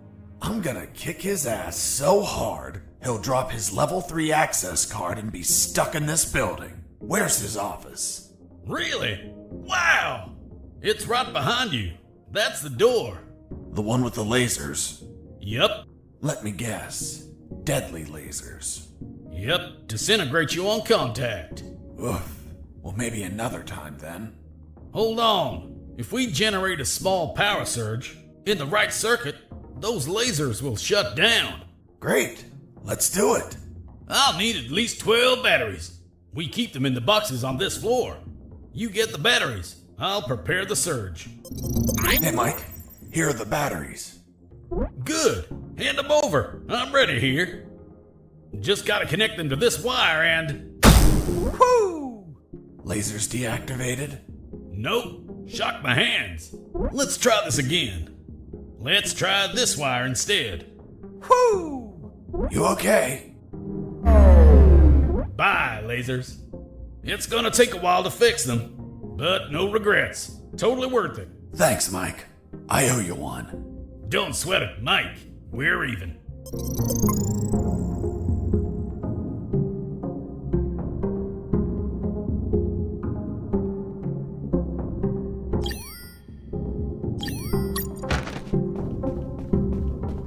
I was finally in front of the office door. On the other side, I could hear someone talking on the phone. Yes? I see. Are you sure about that? Damn! That's high treason! No, that won't be necessary. I'll deal with it personally.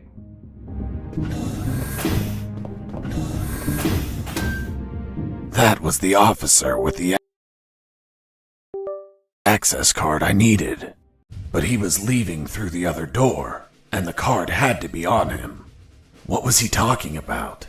Who was the traitor? It wasn't long before I found out my answers.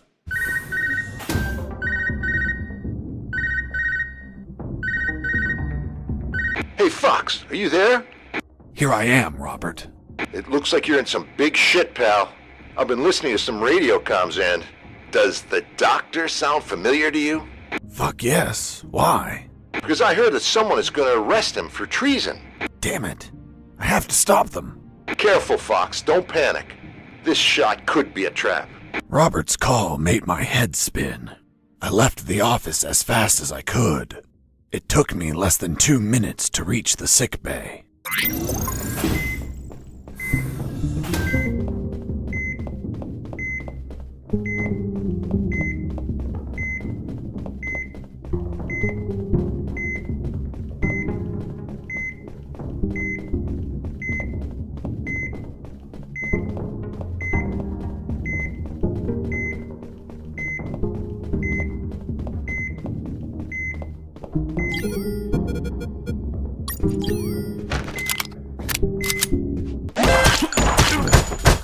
I shot a guard.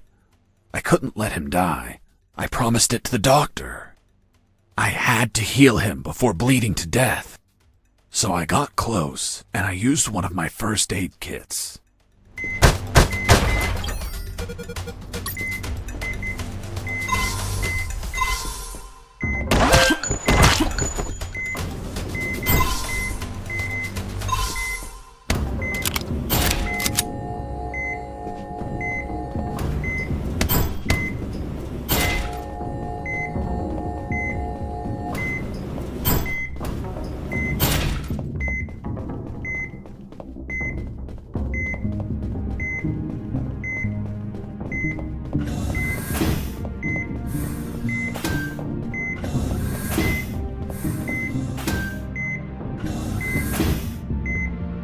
There they were.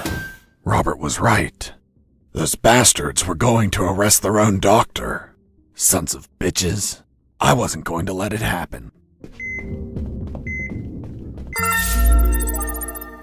As I got close, I could hear shouting from inside. Then I remembered what Robert told me about being careful. I held back my urge to kill and listened to the conversation. And why did you give him your access card? I didn't. He took it from my jacket. But you did nothing to stop it! This is high treason! You're in deep shit, Dr. Hoffman! So, Dr. Hoffman. I'm surprised, Mr. Fox. You managed to remember a surname. Well, I had a neighbor named Hoffman, big German man, very hairy. He won the lottery and was planning to retire, but his gonorrhea had other plans. Fascinating. Let's return to the story, please. Sure. Where was I? This is high treason. You're in deep shit, Dr. Hoffman. Good. Just testing if you were listening. You want a doctor that has no idea how to fight? Stop a man that knocked out all your guards? Are you really that stupid? Don't you dare insult my intelligence.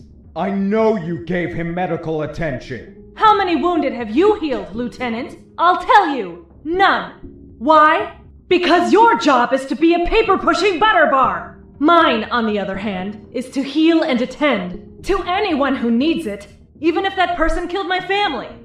Aiding the enemy in this base is treason. My oath has no restrictions on who I must heal. You want to arrest me? Then tell me, Lieutenant, who is going to save the lives of your soldiers if I'm in a cell? You? A man so incompetent that a prisoner is running circles around him? How dare you! Now stop pestering me and get the hell out of my sick bay! This isn't the end, Doctor. You're on thin ice. Man, she's one badass doctor. Shit, they're coming out.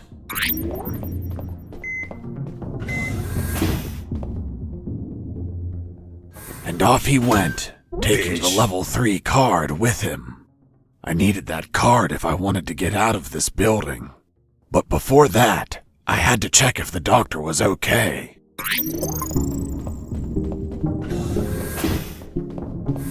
Doctor, are you alright? Why do you ask? I found out you were going to be arrested, so I ran here to help, but I heard people shouting, and I saw those men walking out. That's Lieutenant Marcuson. All bark and no brain. I can't stand that moron. Really? I couldn't tell. But once he speaks to General X, I'll have some serious problems. You've dragged me into quite a mess. Sorry, Doc. I didn't mean to cause you trouble. Yeah, I know. Anyway, thanks for worrying about me. It's what I do. That Marcuson has a level 3 card on him. I'll understand if I see him in my sick bay later. You read my mind. See you around, Doc. Hang on.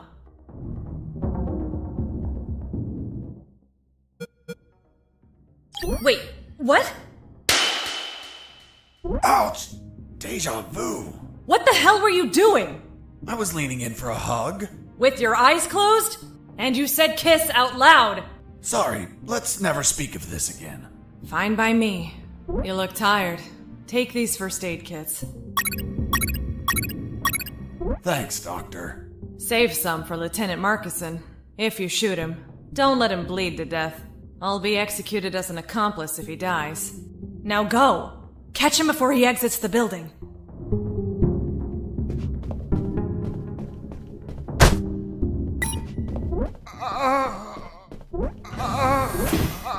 Doctor, it hurts. Well, well, well. If it isn't the slippery, cowardly pet of that traitorous bitch. What's up? Is your conjugal visit over? I'm in charge of enforcing curfew, and only I can leave from here. Problem with a building this large? There are too many hideouts for a mutt like you. So, now it's just you and us, mutt. You can't run and you can't hide.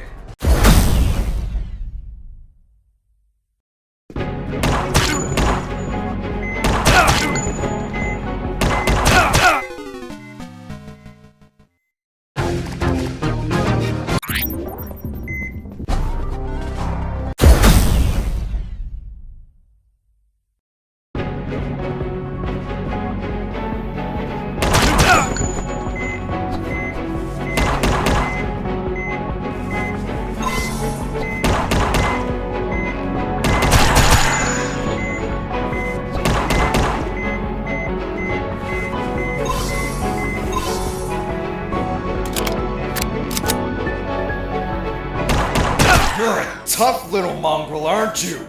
I wonder if old dogs can learn new tricks. Let's see you chew your way through lasers.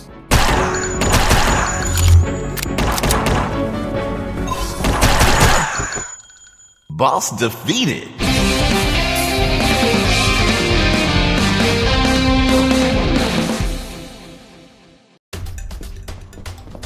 Finish this once and for all. Don't even think about it, bastard. Death would be too good for you. I'm going to keep you alive, and you'll lie here on the ground until someone finds you.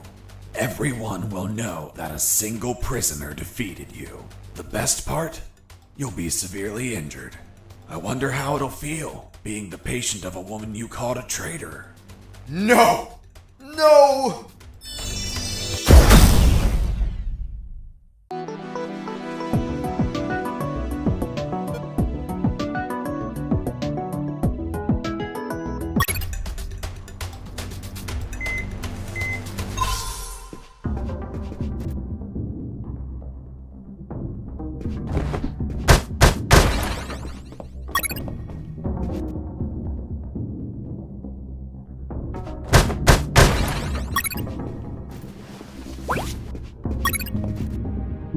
Fox here. Over.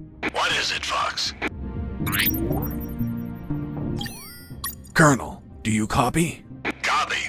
Officer neutralized. I have the card. Good job, son. Jesse here. Do you copy? I hear you. Colonel, do you copy? Affirmative. Are you outside? Not yet, Colonel. I'm on my way.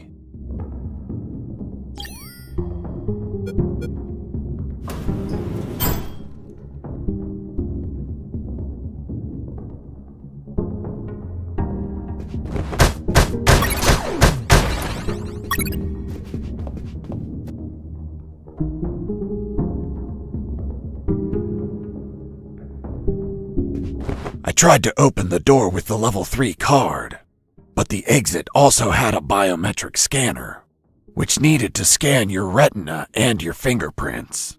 In other words, only authorized people could open that door, and I was not one of them. Colonel, do you read me? Loud and clear, Fox. I have a problem. There's a biometric scanner at the door. I'm stuck in here. I can't leave. Settle down, son. Grab the officer you took the card from and bring him to the scanner. Use him to open the door. Slam his face into the scanner a few times for good measure. Fox here. Over. What is it, Fox? Still having trouble with the scanner? Yes, Colonel. Could you repeat what you said? All the stress is getting to me. I can't think straight. Settle down, son. Grab the officer you took the card from and bring him to the scanner. Use him to open the door. Slam his face into the scanner a few times for good measure.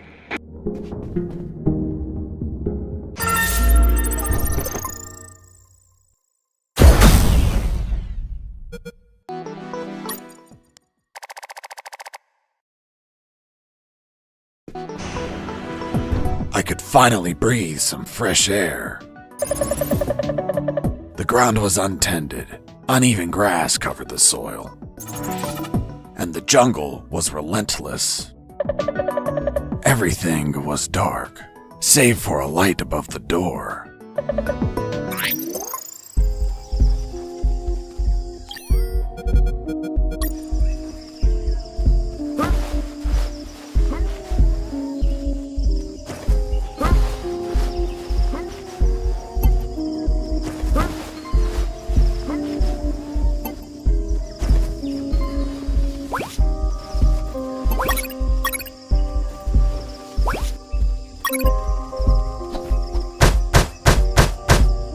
Die, truck!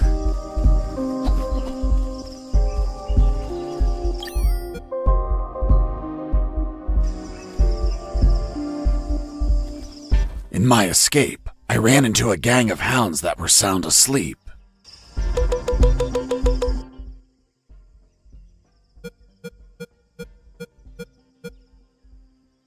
Their sense of hearing was 100 times stronger than ours. I had to pass between them very slowly in order to keep them asleep. The further I could tiptoe around them, the better.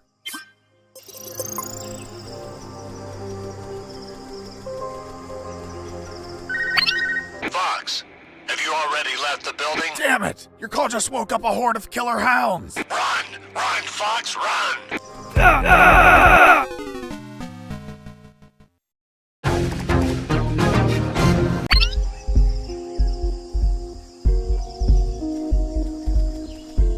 Colonel, do you copy? Copy. I managed to leave the building. Well done. Now, you have to get as far away as you can. I'm on it. Damn, this jungle is dense. By the way, I found some sleeping dogs, and I'm going to sneak past them. Don't even think about calling me for the next 5 minutes. I don't want to wake them up. Got it. Over and out. Robert, still there? Yep.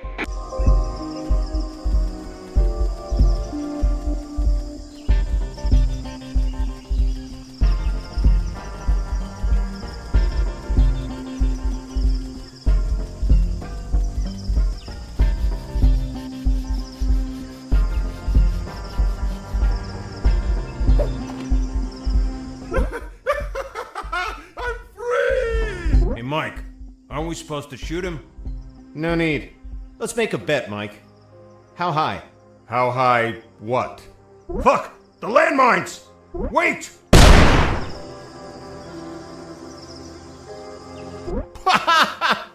The look on your face! Mike, you're a dick. Yeah, I know.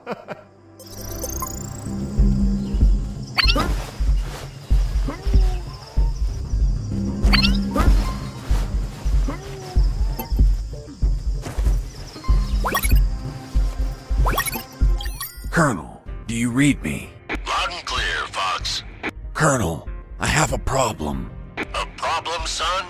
The base is surrounded by a minefield. How would you know that? Did you step on one?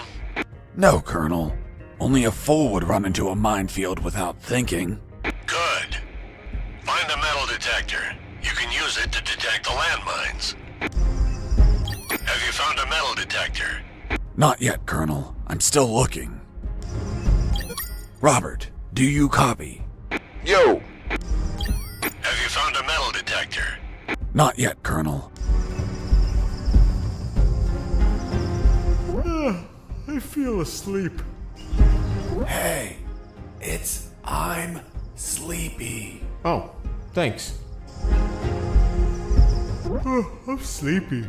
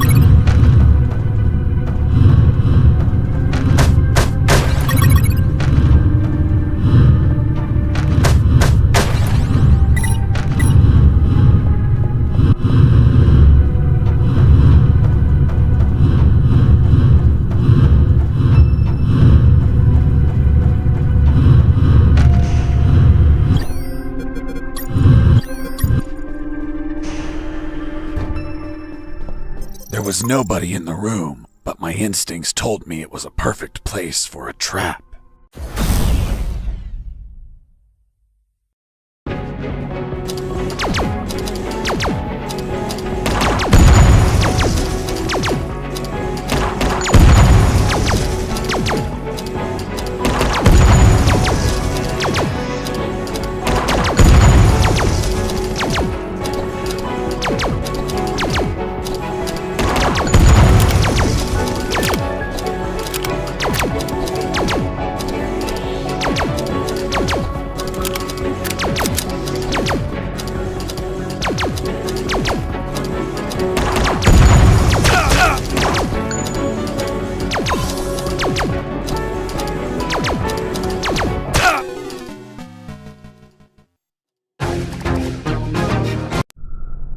There was nobody in the room.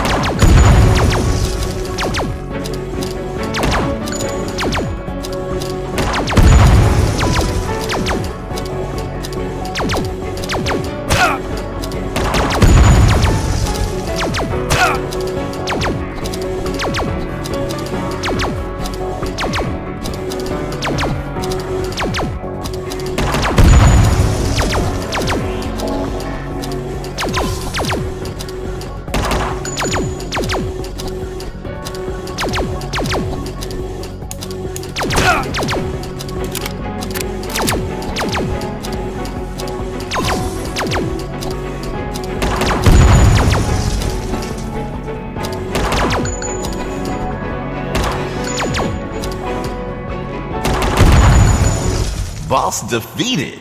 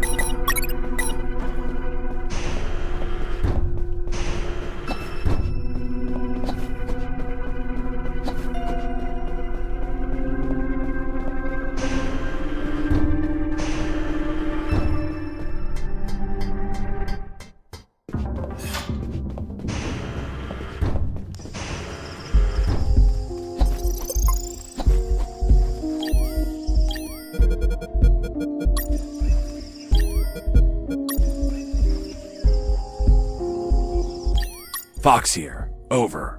What is it, Fox? Colonel, I have the metal detector. Listen, Fox, those things have a very short range. Tread carefully, or the only thing left of you will be a crater. Did you manage to cross the minefield? Not yet, Colonel. Don't rush it.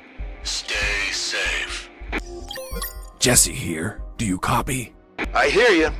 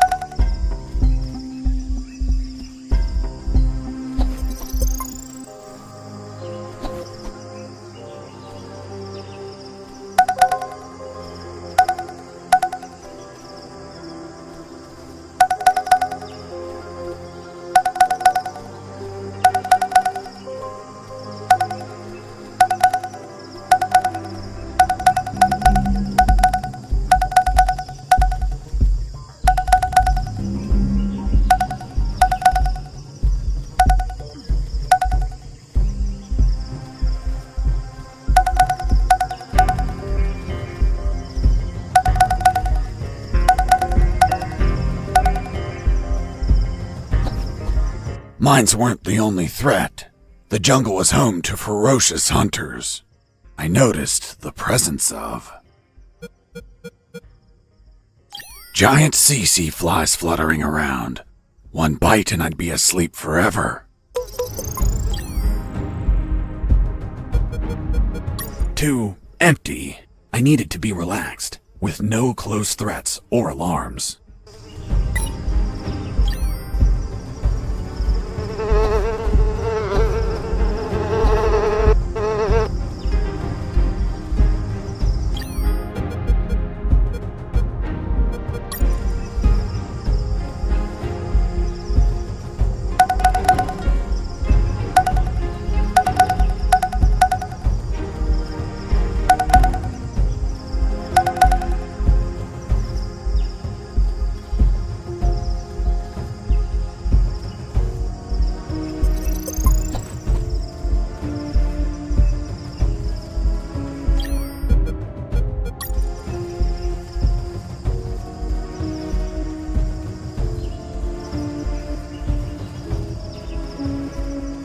While wandering through that jungle, I found something. Or rather, someone.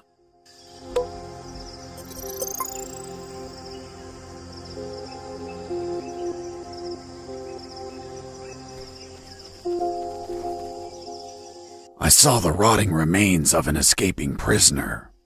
It had a note. If you're reading this note, then I'm dead. My name is Henry Stanley. And I was imprisoned for a crime I didn't commit. Damn, just like me.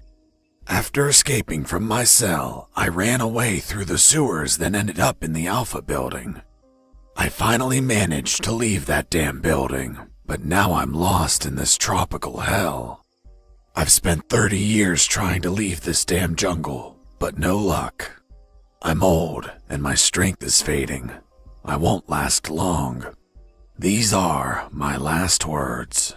These were his last words. Other than the note, there was a compass, but the needle was missing. A broken compass was useless, so I didn't take it. Colonel, do you copy? Copy. Colonel, I think I'm past all the mines. Well done, Fox.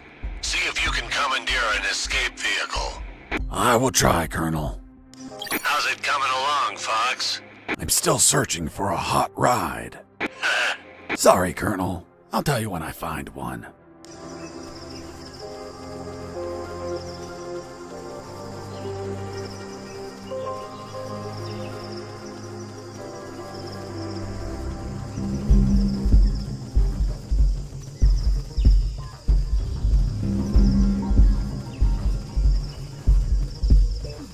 Another corpse. I searched the corpse. It was also rotting and gripping another compass. The needle was also missing. Someone or something in this jungle was stealing compass needles. There was a secret pocket in his ragged clothes. Within, I found a note. If you only found this note, then someone else stole my other note. Another note? Damn! Someone passed by before I did and stole this poor man's note. I never knew what the other note said.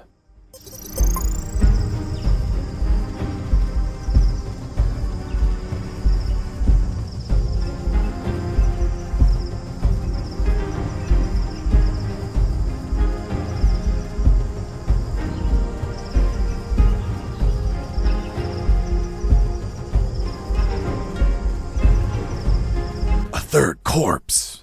Fuck, that jungle was more dangerous than I expected. It was rotting too. Like the others, it had a compass on it. Don't tell me. The needle was missing. Exactly. Could it be that you were running into the same corpse over and over again? I commend you for coming to the same conclusion. I passed by 7 times to confirm it. I was wandering in circles. The damn jungle was toying with me. I had to orient myself somehow or I'd end up spending 30 years in that maze of trees. I tried to direct myself by watching the stars. But the damn top-down view only let me see the trees and ground. So, I had to find another way to gain direction.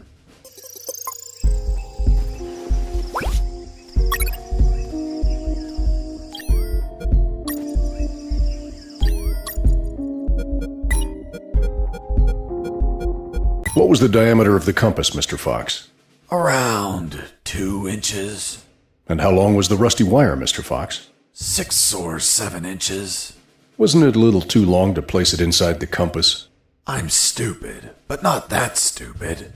I just used a small piece of the rusty wire, not the whole thing.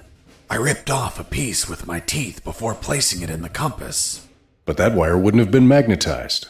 How did you expect it to work? Modern compasses don't need the wire to be magnetized. Just turns out the compass wasn't modern. I was looking at the compass, thinking of how to make it work, when something caught my eye. In the middle of the grass, something glimmered under the pale moonlight. In my peripheral vision, I noticed I was not the only one to spot it.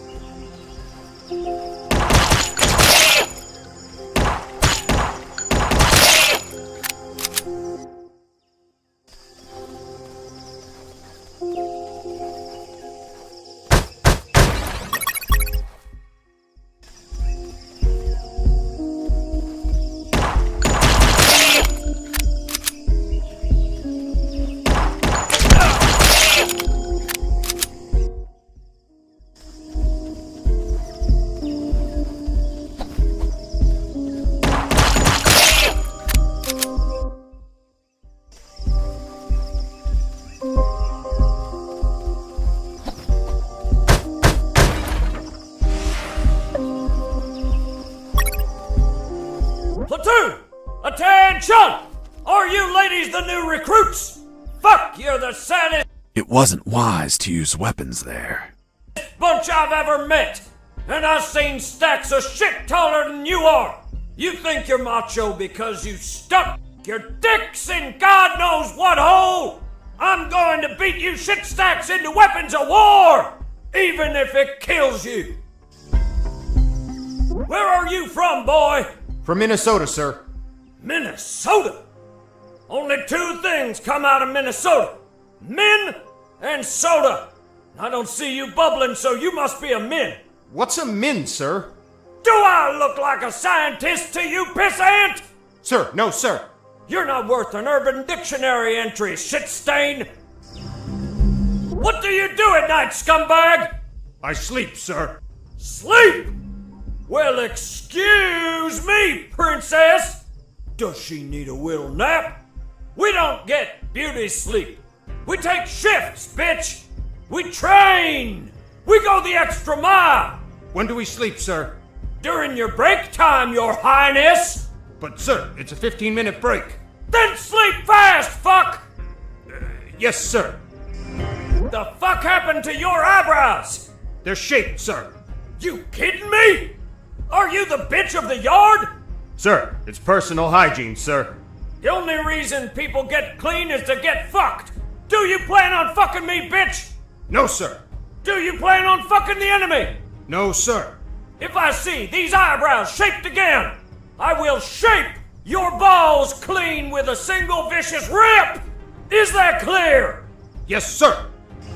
And where the fuck did you come from? You're so ugly you could be a modern art masterpiece! Did your father fuck an orangutan? Sir, no, sir. Fuck, your face is a sales pitch for condoms! Have you ever screwed needle dick? Yes, sir. You can't be serious. What did you screw? A light bulb? Sir, no, sir. So you've never screwed in a light bulb? Sir, yes. No, sir. I don't know what to say. You say what I tell you to say! Sir, yes, sir. What's your sole purpose in the ex-army, asshole? To do whatever you tell me, drill sergeant. God damn it, boy! That's the most outstanding answer I've ever heard! Thanks, sir. Sir, I saw someone behind the fence.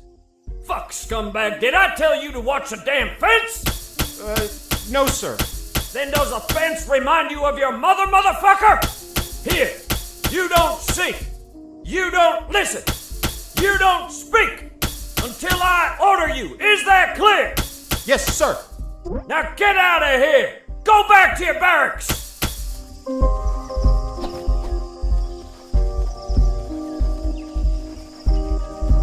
I arrived at what looked like the exit of a barracks.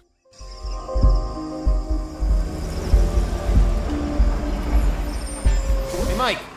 I'm late and I have to take this truck to the port. Are you gonna open the damn door or not? Hold on, I'm opening it. My instinct told me the gate was going to open and a truck was going to leave. I could sneak onto the truck and get far away from here. See you later. Yo, Mike! Mike! What's up? Hold on. I need to verify the departure permit. Fuck, Mike, hurry up! Yeah.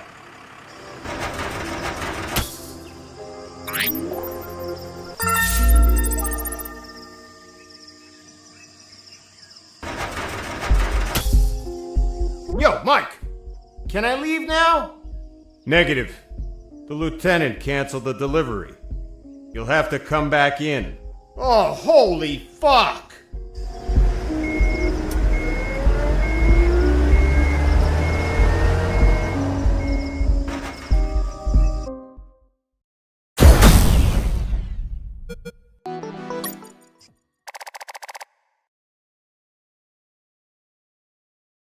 The trip was shorter than expected. Instead of heading away, I ended up inside the compound. The ground was muddy, beaten lifeless by countless combat boots. There were sandbags and boxes everywhere.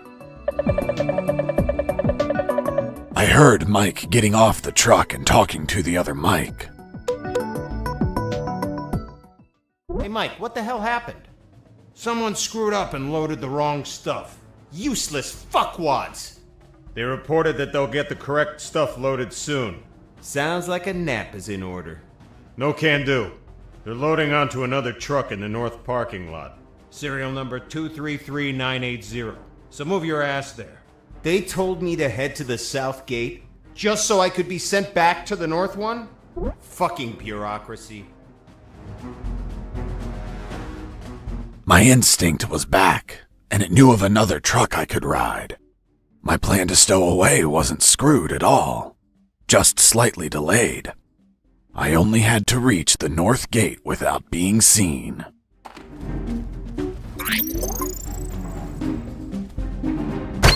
I heard something.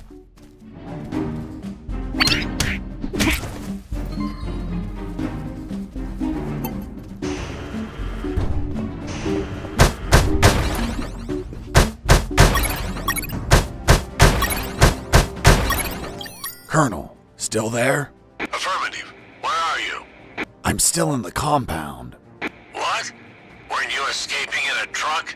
What the hell are you doing back there? I snuck onto a truck, but it went backwards and returned to the compound. Oh, damn it, Fox. Colonel, I know about another truck that's going to leave in a while. I'll call you later. Over and out. Colonel? Here I am. Still in that compound? Still here. I'll call you when I get out. Colonel? Here I am. Still in that Robert? Still there? Yep.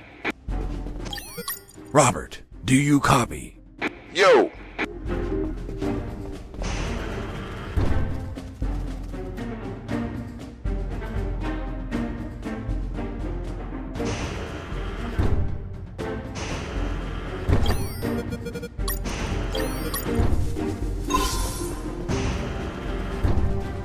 On that base, drill sergeants were assholes. They forced their platoons to run all around the complex.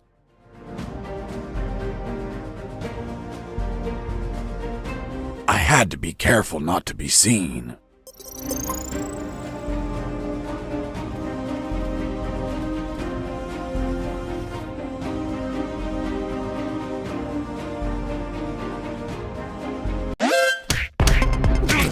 I just neutralized a soldier, but I couldn't leave him in sight.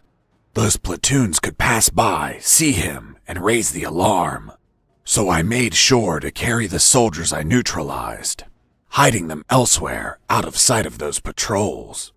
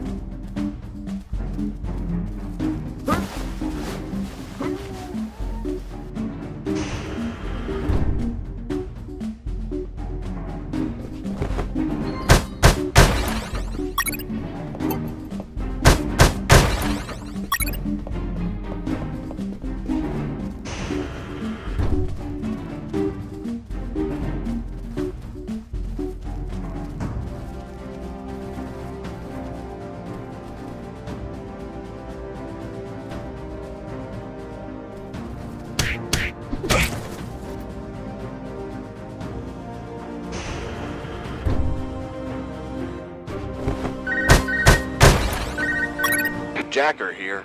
Ghost, do you copy? Who the hell are you? Huh? Who are you? Where is Ghost? I don't know who that is. I think you got the wrong channel. Oops. Hugin must have been tampering with the communicator.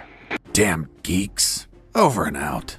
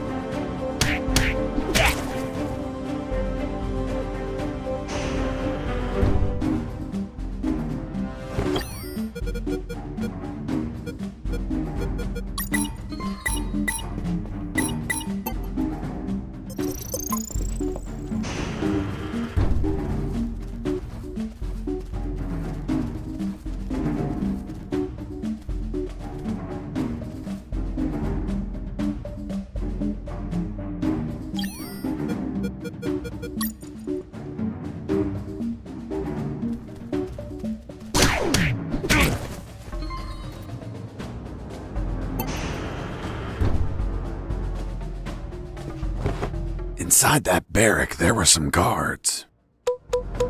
I didn't see them because they were sitting behind some bunk beds, slipping out of guard duty, or running around the compound, or worse. But thanks to my extraordinary hearing acuity, I could hear their conversation. Okay, when you enter the dungeon, 2 skeletons with rusty axes block your way. The eerie red light that glimmers in their eye sockets watches you fixedly. What do you do? I load my elven bow and shoot. Hang on. Are you really shooting an arrow at a monster that can't bleed? What do you think will happen? That the arrow gets stuck between its ribs and slows it down? Someone just walked in. Fuck. It must be the drill sergeant. Quick, hide yourselves.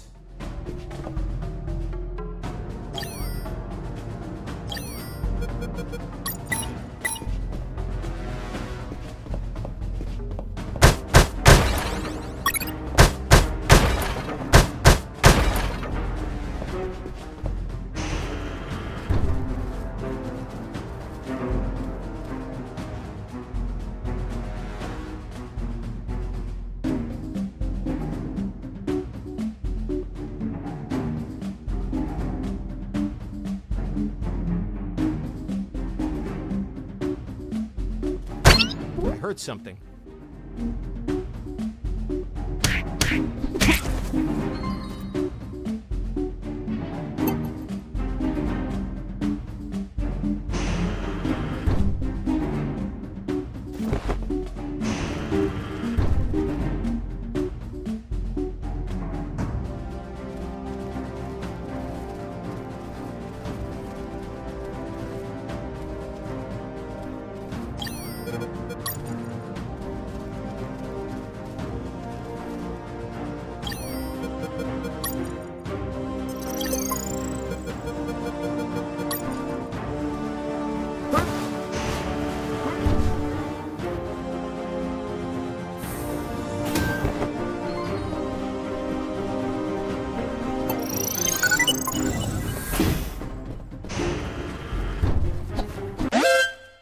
Base.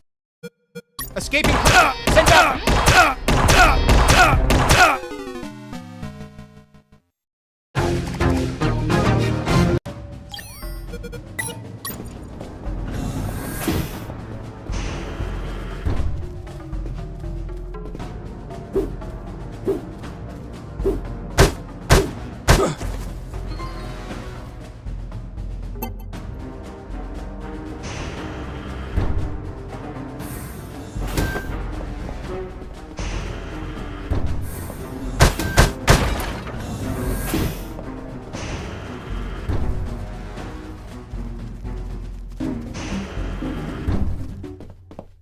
As I walked in, I ran into a soldier. The guy was so hammered that he confused me with one of his buddies. Hey, Mike. You want a drink? No thank you. I don't drink when I escape. Hold on. You're not Mike. No, I'm Fox. Jesse Fox. You're the prisoner? I would escape too, if I could. Why? To see my daughter. It turns out that he had a little daughter who he hadn't seen in 3 years. Every year he requests leave to go see her, and every year his drill sergeant rejects it. Poor man. So, in a week, the daughter was turning 6, and Mike requested leave again. And yet, again, the drill sergeant rejected it, which was why he was drowning his sorrows. Until he knocked himself out.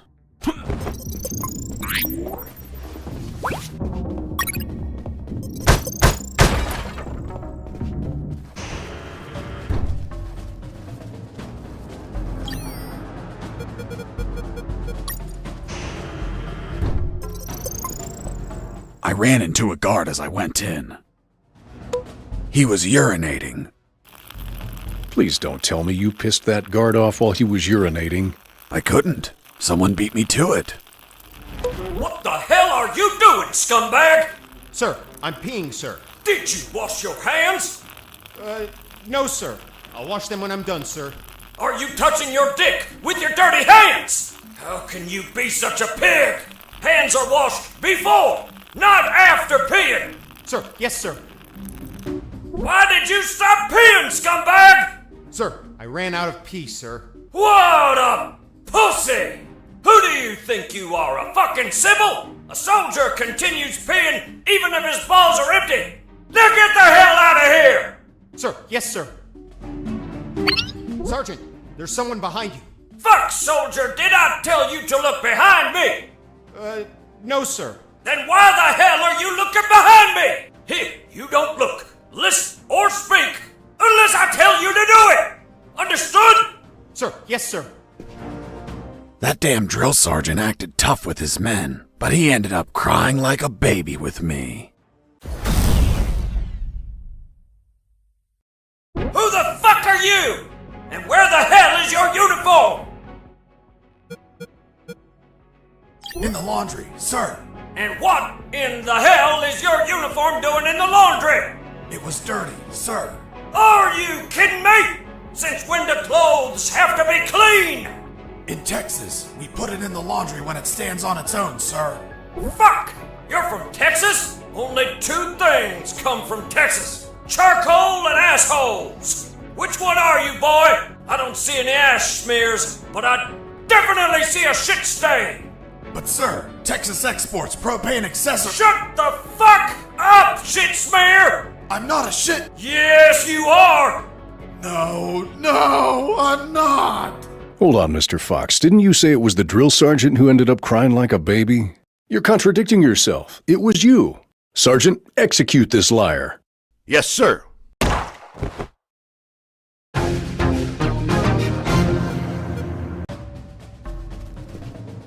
I ran into a guard. Who the fuck are you? It's been stolen, sir. Someone broke into my locker and took it. And who the hell was it? It was Mike, sir. Damn it, son of a bitch! Which one? You might need to narrow it down, scumbag. He's tall, ripped, and from Texas. Just like me, sir. Fuck!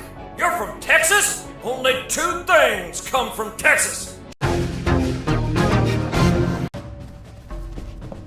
I ran into a... Who the fuck are you? I can't find it, sir. I must have lost it. You shit for brains! And do you have a spare one? Yes, sir. And where would that crusty-ass spare uniform be? It's been stolen, sir. Someone broke into my locker and took it. And who the hell was it? I can't say who did it, sir. Why the hell not, scumbag? I'd never betray the loyalty to my mates. Loyalty to some scumbag mate that stole from you? In this world, those who break the rules are scum, sir. In Texas, those who betray our mates are less than scum, sir. Fuck! You're from Texas? Only two things come from Texas. I ran into a... Who the fuck are you? It's been stolen, sir. Someone broke into my locker and took it. And who the hell was it? We still don't know his identity, sir, but we have a clue. What clue, you fuck? We know he was born without one arm. Are you kidding me, scumbag? There's no such thing as a one-armed soldier here. All you maggots barely shoot properly with two arms. What do you mean? Back in Texas, we can shoot without using any arms. Fuck! You're from Texas? Only two things come from Texas.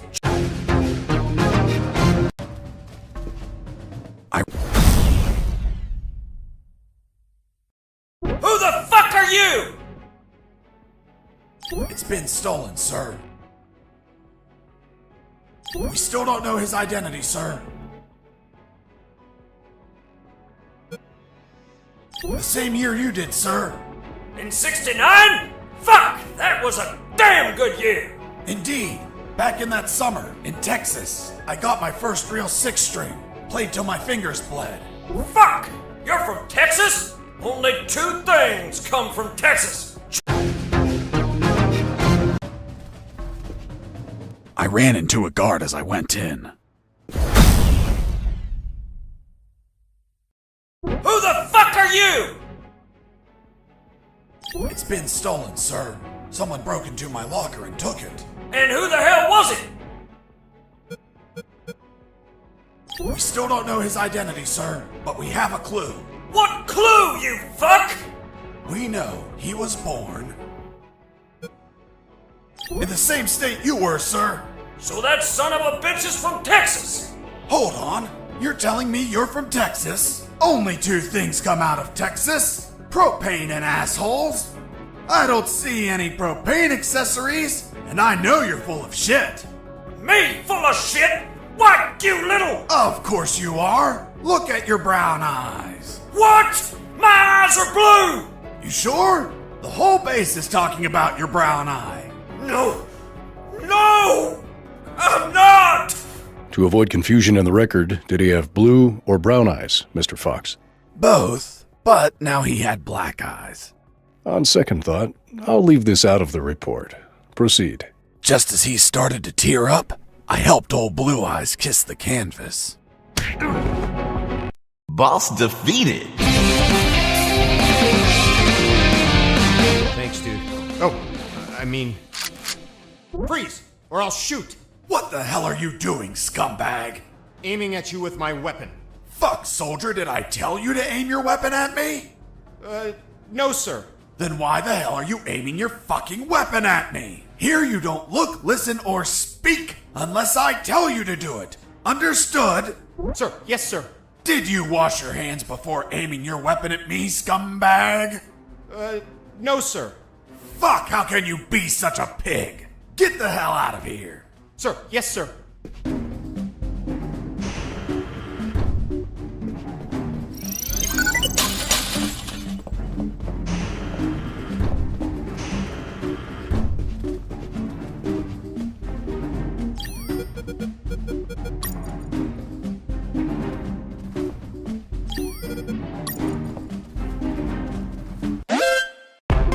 Escaping! Send up!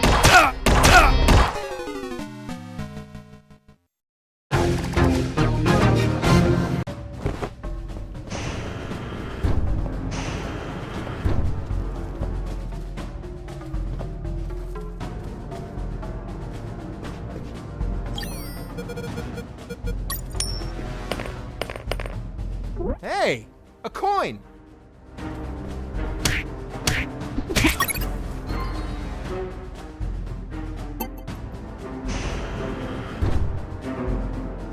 As I entered one of the barracks, I saw that it was different from the others. First off, it had its own urinal. Moreover, it had an office desk. I figured it was the drill sergeant's quarters. I had plenty of time because I was sure he was still indisposed in the bathroom. The desk had stacks of papers and an ink pad chained onto it.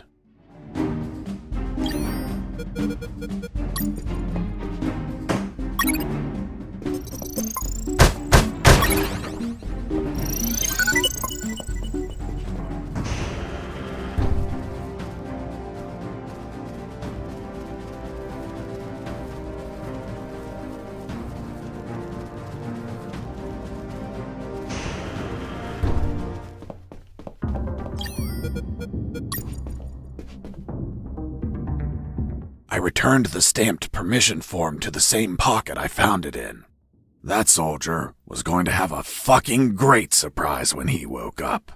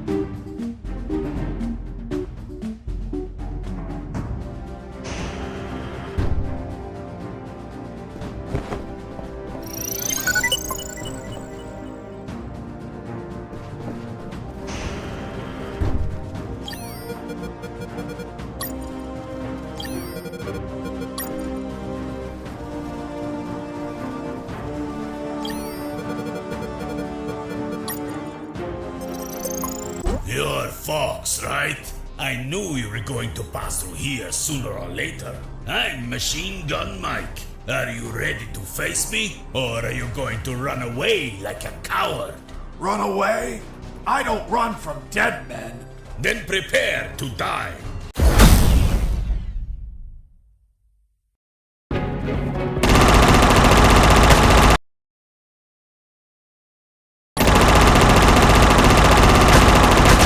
Hide as much as you want. Those sandbags won't.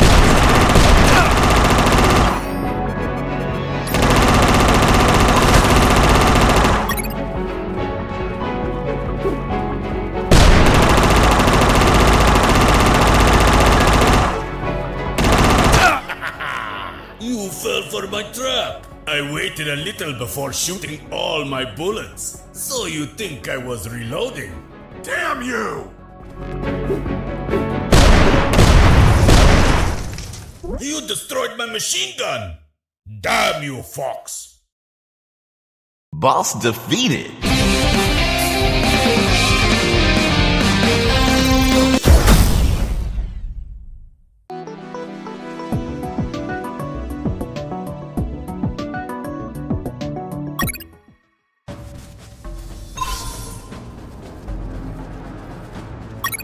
Colonel, still there? Affirmative. Where are you? I'm still in the compound. What? Weren't you escaping in a truck? What the hell are you doing back there? I snuck onto a truck. Jesse here. Do you copy? I hear you.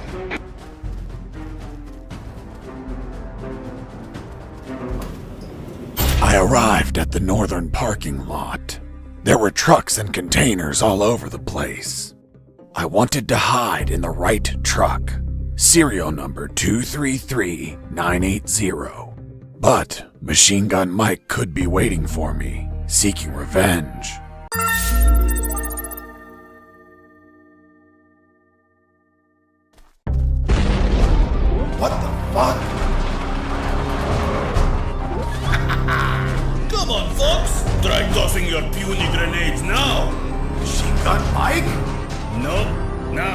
by the name Splash Mike. Why splash? Because I'm going to splash your entrails all over the place.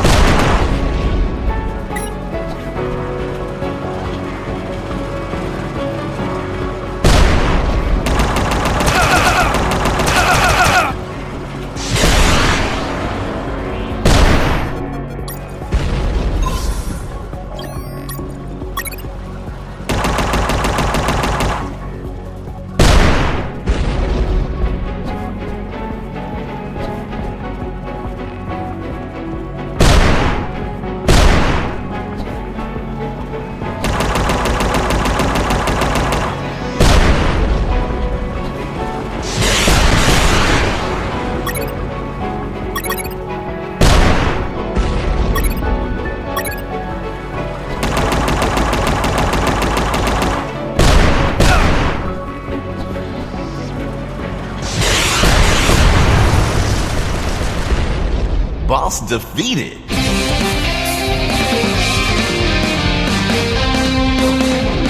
After dealing with the tank, I found the truck and hid inside. The driver showed up a few minutes later and unknowingly aided my escape. And the military didn't find it weird that everything in the northern parking lot was destroyed? Who knows? Maybe it's a regular occurrence. But the truck driver must have seen all that destruction. Well, you know how military grunts are. They only think when ordered to.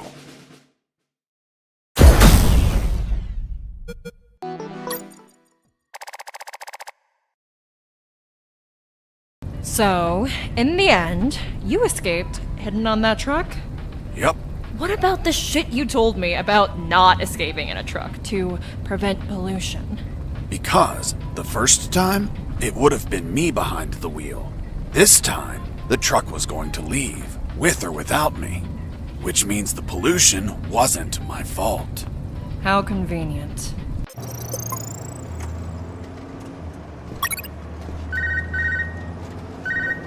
Fox, do you copy? Hey, it's the concrete paparazzi. Concrete paparazzi. Ha! Such an asshole. But I like it. How's that escape of yours going? Making progress. I'm currently stowed away in a truck. Communications are hot. You really pissed them off, Fox. I guess we're both gifted with pissing people off. Sorry about the concrete joke, by the way. Nah, don't worry about it. Better to have a sense of humor about being jailed over some concrete blocks. By the way, you haven't seen them, right? I've seen concrete everywhere, Robert, but nothing as big as you mentioned. Ah, well. Send a postcard when you get home, my friend. Definitely. Over and out.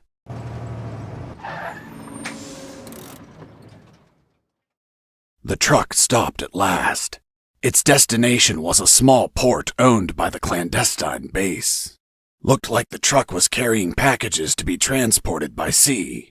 As we arrived, I overheard a conversation between the driver and a hangar officer. Are you gonna tell me what the fuck you're bringing me at this time of night? Sir, I have an order to send this load by sea. Fuck! You're waking me up for this? I already told your officer. All maritime operations are canceled. We're waiting for the nuclear warheads to arrive, and we won't ship anything else until there's a new order. Hold on, you said nuclear warheads? Yes, that's what I heard them say. God save us. That's impossible. You sound just like the Colonel. Colonel Harris, are you there? Here I am, son. You sound tense. Are you alright? Where are you? I escaped in a truck. I'm now in a hangar at a port. That's great news. Find a phone and call. Not so fast, Colonel. It's an ex-army port. I'm not safe yet. I have new information about Operation Jericho. Just overheard a conversation. Sounds like they're waiting for nuclear warheads. Nuclear warheads? That's impossible. Are you certain? That's what I heard. This can't be. You just can't pluck nuclear weapons out of thin air.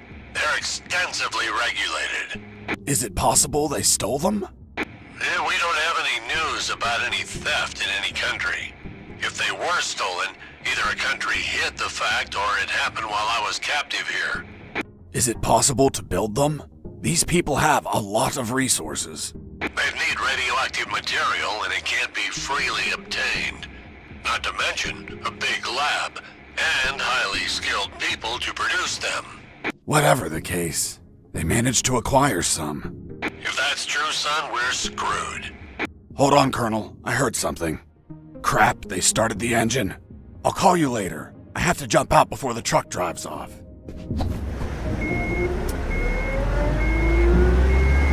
Close the door.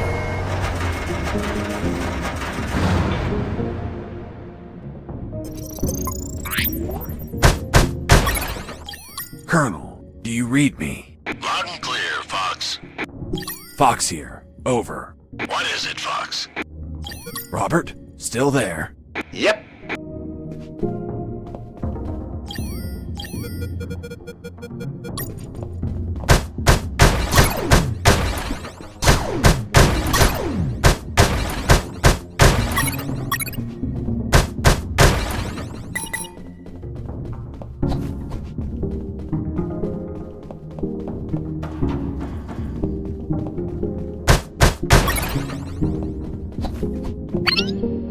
Hey, Leonard, look! It's the prisoner!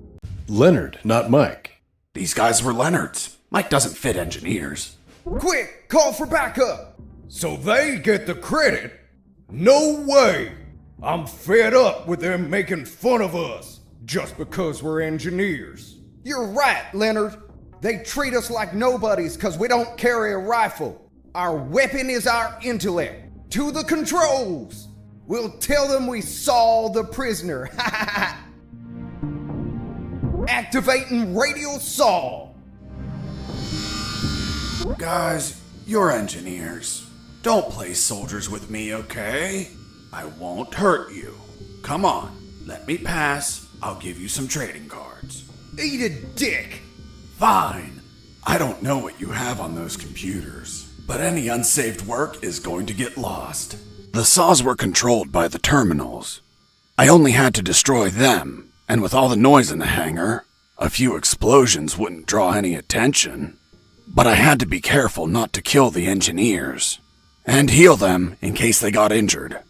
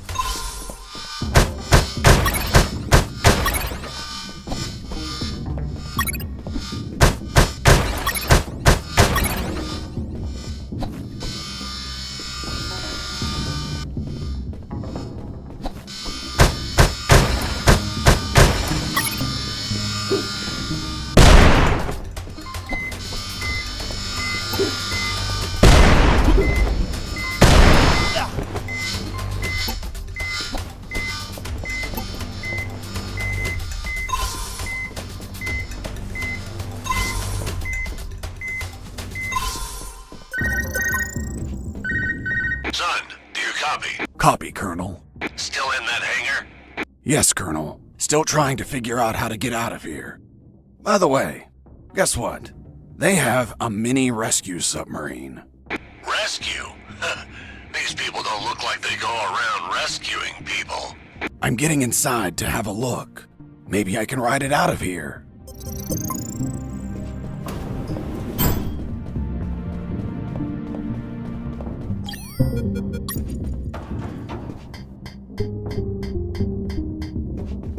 Well, look at what we have here. Fiddling with the controls, levers, and compartments, I managed to discover the submarine's logbook.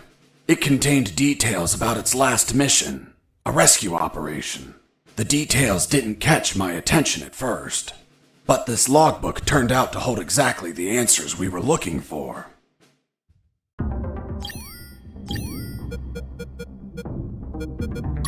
The fourth document was the logbook of a mini-rescue submarine. It mentioned its last mission, a successful rescue operation from a week ago. The target was a sinking submarine. The K-278 Consomolets, suffering from an onboard fire in the Barents Sea. Apparently, 2 nuclear torpedoes were salvaged during the job. The warheads involved in Operation Jericho. The third file of Operation Jericho was quite revealing. Did you find anything, Fox? I found a logbook with a single recorded mission. It says, Mission, Deep Rescue, successfully completed. Return date. Fuck, a week ago. I'll continue reading. Rescue in the Barents Sea. Objective, Submarine K-278 Komsomolets. Damn it. The Komsomolets. Have you heard of it? Of course. It's a Soviet submarine that sank after catching fire. But I can't think of any connection between these scum and the Soviets. Maybe they're a Russian faction and went to rescue their comrades. Or they could be trying to trade the crewmen for Russian nukes or something. Fox, this wasn't a rescue mission. But the log says... The Komsomolets sank over a year ago. There's not a soul alive down there. It's not people they were hauling. It was something else. Colonel, what was the sub armed with? As far as I know, 2 nuclear torpedoes. Fuck! There it is. The nuclear warheads for Operation Jericho. Kindly donated by the Soviet Union in a game of finders keepers. If what you say is true, they had to bring those torpedoes in by sea and take them to a lab. The whole Komsomolets have been contaminated by the radiation, which means they would need a sarcophagus. A sarcophagus? Like the one for Tutankhamun? Did you smoke something, Colonel? Don't be an idiot, Fox. A sarcophagus is something that confines radiation, preventing everyone from dying while they transport the goods. It has to be something thick, heavy. Like 2 huge concrete blocks. Fuck, I have to call Robert. Fox, wait. What's up, Colonel? I hear footsteps. Soldiers are walking down the hall. Damn it. I think my time is up. Listen to me carefully, son. The situation is critical. You have to escape as soon as possible and call the Cavalier. Understood? The fate of countless people rests on you, Fox. Colonel Harris out. That was my final communication with Colonel Harris. Robert, do you copy?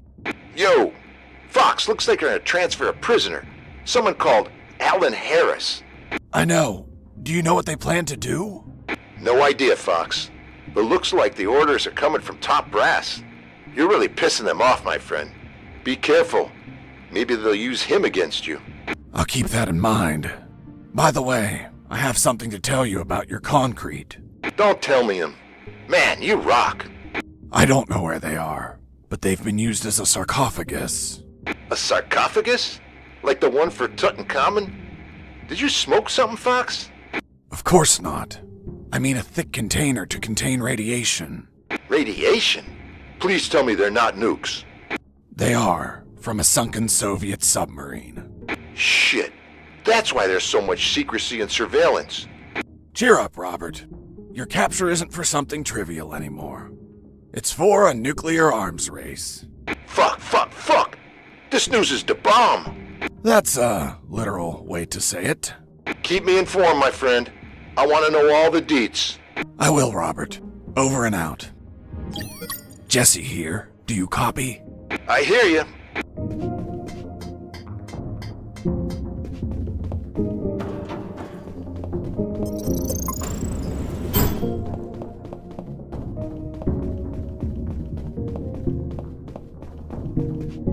I finally located a recycling bin. I've been needing one for a while. Why the hell did you need a recycling bin? To get rid of some stuff. But couldn't you just toss them on the ground? Are you taking me for some sort of shitbag? You were behind enemy lines. It wouldn't be unreasonable. Look, Lieutenant, I don't abandon my principles at the first sign of adversity. I see. Now, why did you get rid of items that may be handy later? Because the more stuff you have, the more you're a slave to your own possessions. And nothing enslaves me. So, I threw away everything that I didn't need. An act that's common to minimalists such as yourself. Minimalist? Me? Where'd you get that stupid idea? Take a look at yourself. You look angry and disappointed. As if you're having minimalist intercourse. How dare you? Relax, Sergeant. It's obvious what Mr. Fox is trying to do. We've been here for a long time. We're tired, even slightly agitated. Mr. Fox is trying to take advantage of that by getting on my nerves with petty insults, hoping I attack him and provide an officer misconduct charge that enables him to be set free. But that is not going to work, Mr. Fox. Look, I'm used to interrogating assholes like you. Fuck. You got me, officer. I underestimated you. Fuck. I have to admit that you're very good. Well, thanks. Yeah, well, let's continue. You said that you got rid of some items.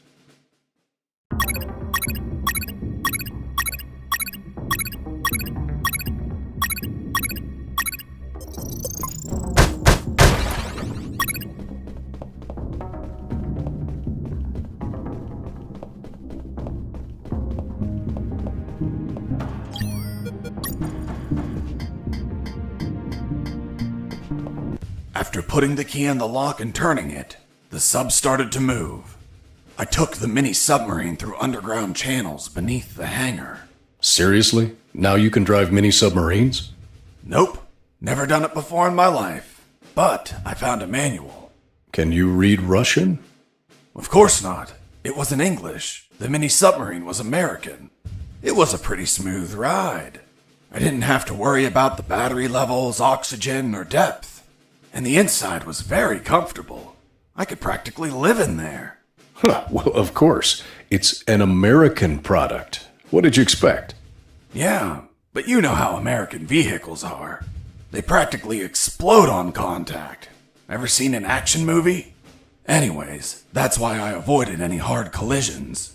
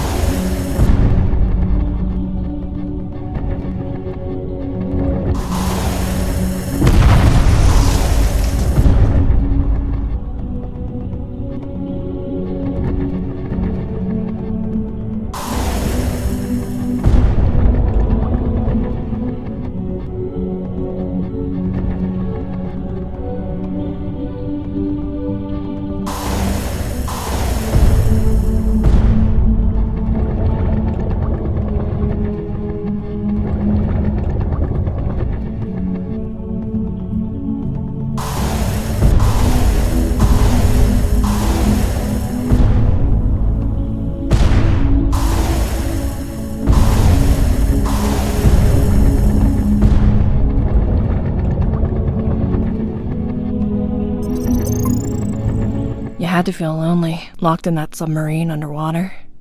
Nah, I had some company.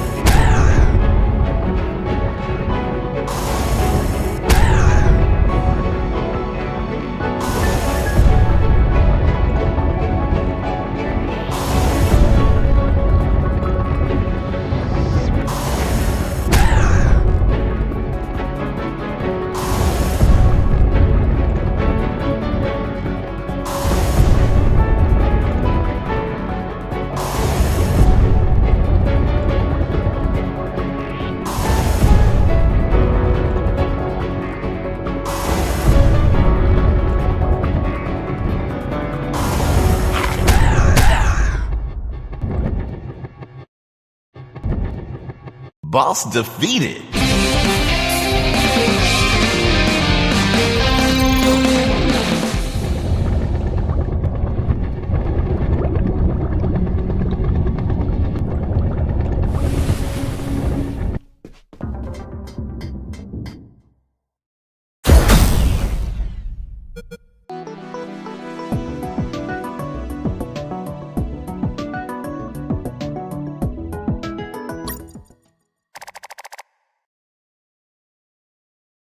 I ended up in what looked like a dock. There were containers and stuff. The sea was slightly rough. Oh, and there was a storm.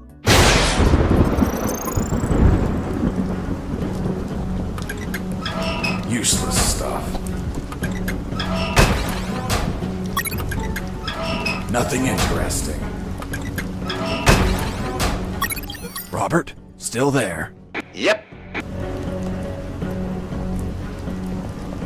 Under the rain and the biting cold, the Colonel's fate gnawed at my mind. According to Robert, they were moving him. Was it a routine inspection? Would he be returned to his cell? Would they find the radio?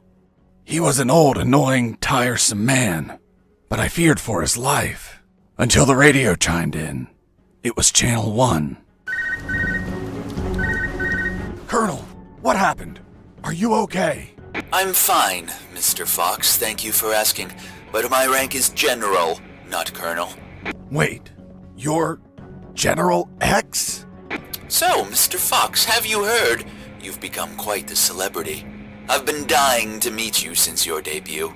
So I took this hack job of a radio to call you before your inevitable capture. Where's the Colonel? Don't worry about him. He's in good hands. Say hello, Colonel. Fox, run away! Don't listen to this bastard! Get your hands off me, you fucking moron! Colonel! Seniors say such silly things.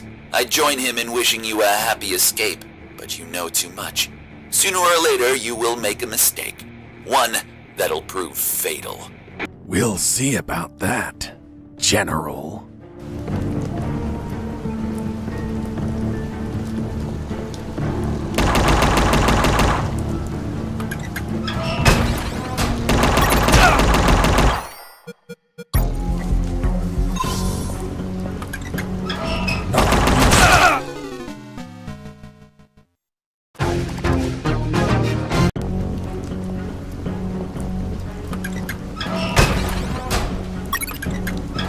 Nothing interesting.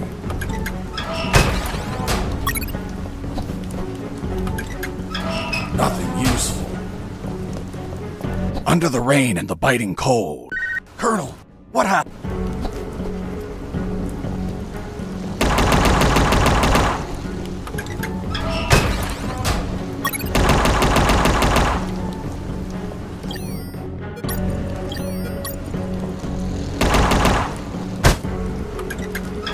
Nothing useful. Nothing interesting.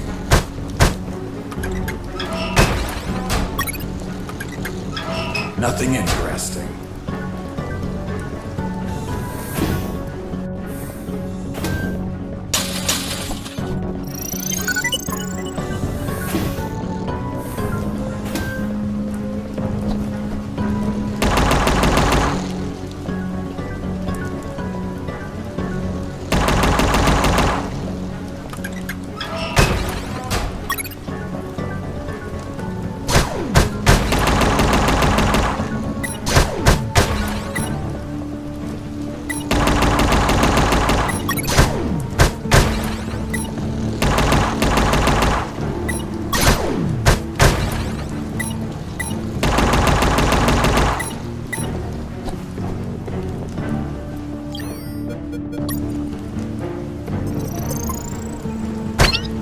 something.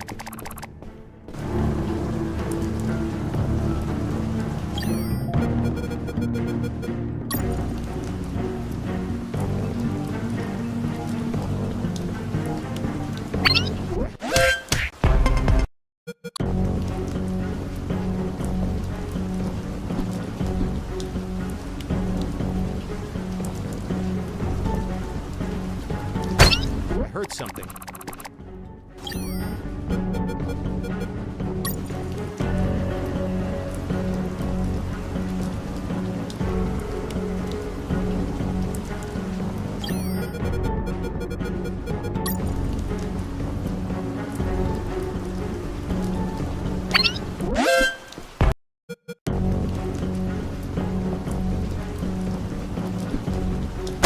I heard something.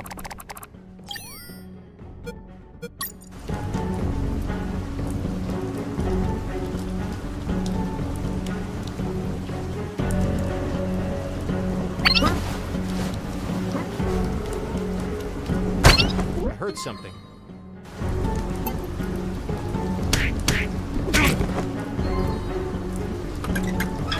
Nothing useful.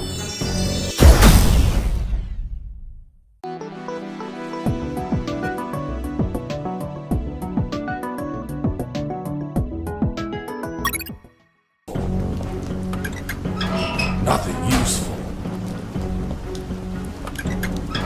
Nothing useful. Useless stuff. Nothing useful.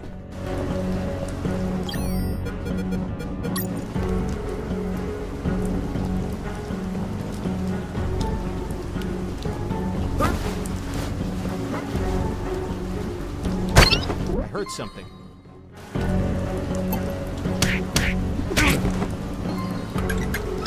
Useless stuff.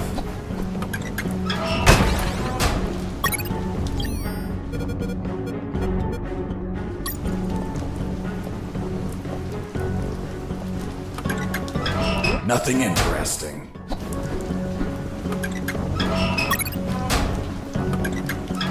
Nothing useful.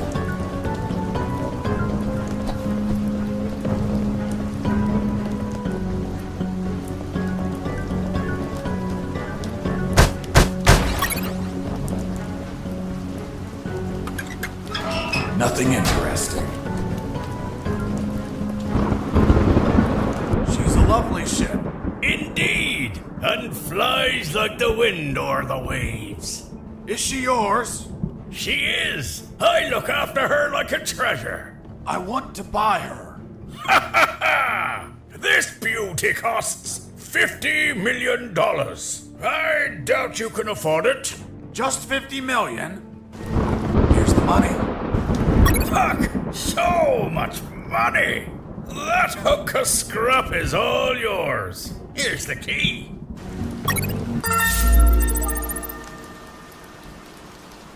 And that's how I bought the ship I would finally escape in.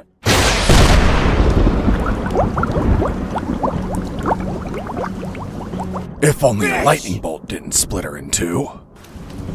Shit! Why are you giving me back the keys? I want my money back. Haha! Sorry. No refunds. Shit!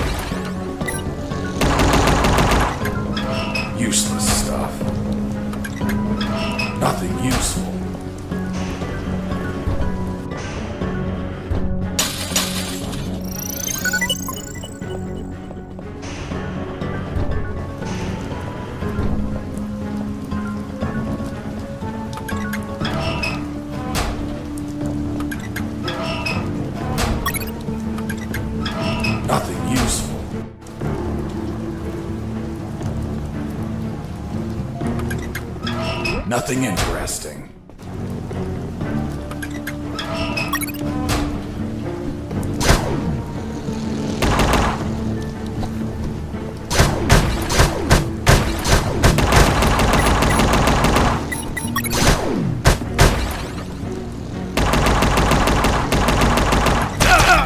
Useless stuff.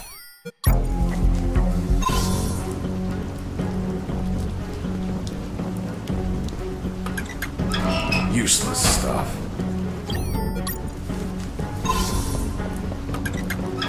Useless stuff. Robert, do you copy? Yo! Do you want to hear a story about how I just lost $50 million? In the middle of an escape? Fuck, how'd you manage that? I bought a boat from an old captain, and she sunk as soon as I paid for it. You got fucking swindled. So, tell me, where the hell you get $50 million from? I found some smuggled cash in the shipping containers. If you find more, remember, you got a pal named Robert. Anyways, I need to find another boat somewhere. Bon voyage, my friend.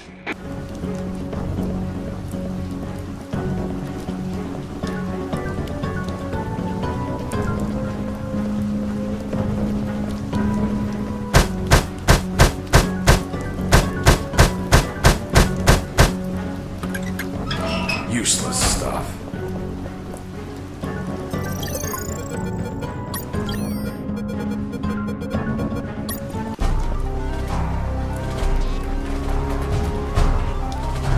Are you telling me that a nuclear submarine attacked you?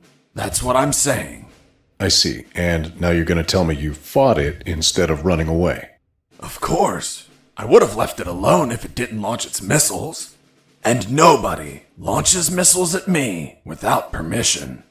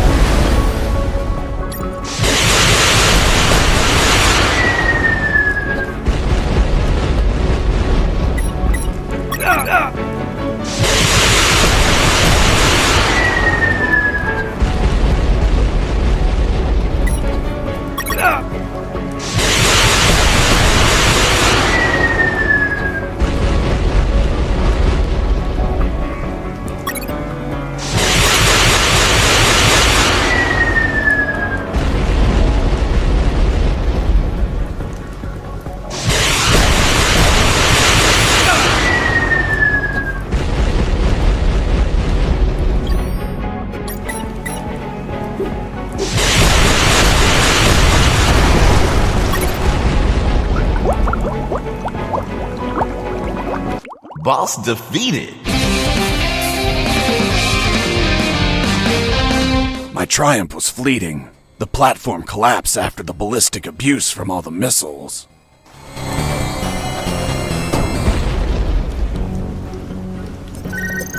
Mr. Fox, did you just sink one of my submarines? She attacked first. Ah, then it was you. Thank you for revealing your position. Hey, Fox, are you there? Here I am, Robert. Fox, the comms are fucking lit. They're sending everything they have to the docks. What the hell did you do? I just sank a nuclear submarine. That'll teach it not to launch its missiles at me. Are you kidding me? I'm serious. Good thing it wasn't armed with nuclear warheads. They must be saving them for Operation Jericho. Speaking of nukes, hearing a lot of chatter that they're prepping to the Omega building. Man, if you don't stop them, there's gonna be a worldwide bloodbath. I won't be stopping them. But who else will? I don't care, Robert. Right now, I don't need to be recruited by another colonel to save the world. Right now, I just need to save my ass. And the moment I find anything, even a pull float, I'm getting the hell out of here.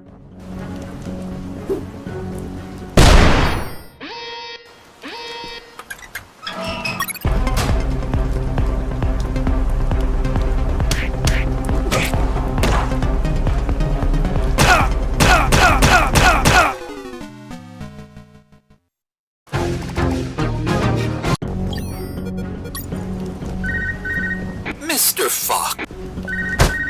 Fox, do you copy?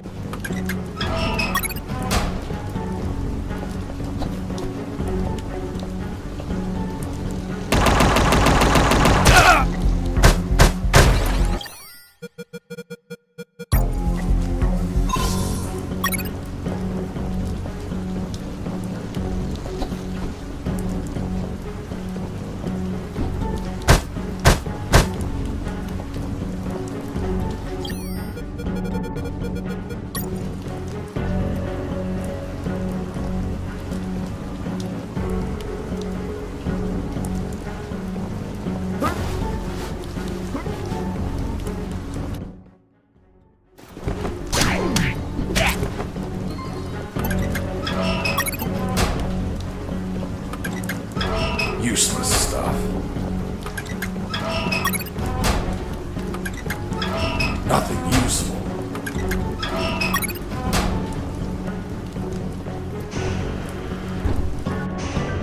Inside that hangar, I found what I was looking for. Boats I needed to escape. There was a Zodiac motorboat and a hovercraft. The Zodiac was the faster and more maneuverable choice in the water. But hovercrafts were versatile and could pass over terrain where Zodiacs could not.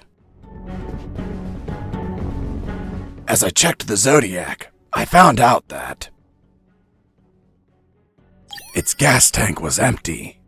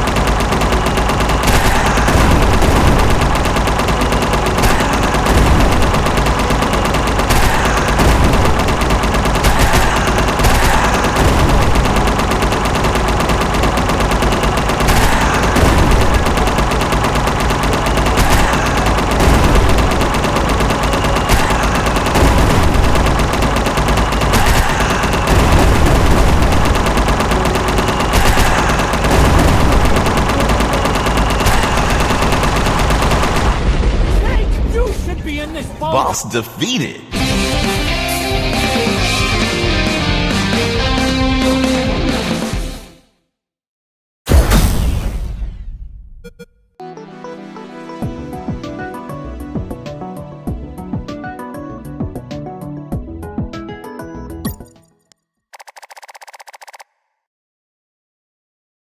The confrontation with that chopper exhausted every drop of gas I had left. With no gas, the engine stopped shortly thereafter. Despite the dangers, I used my own arms to paddle forward. Piranhas and crocodiles constantly tried to eat my hands. but I was lucky enough to make it to a small dock. You're certainly a lucky man, Mr. Fox.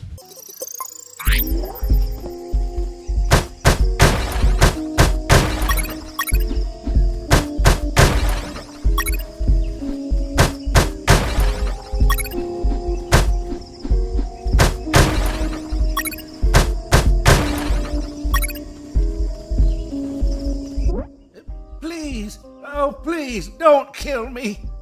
Why would I want to kill you? Hold on. You're not one of those bastards. Of course not. I'm a very nice guy. By the way, what are you doing? Those bastards won't stop building fences everywhere. They think the jungle is theirs, so I cut them to fuck with them. Do you have, by any chance, a van to get out of here? I had one, but they took it away. The old man told me a few stories about that place. It was isolated, with no roads or towns nearby. And most importantly, he told me about what I might encounter up ahead.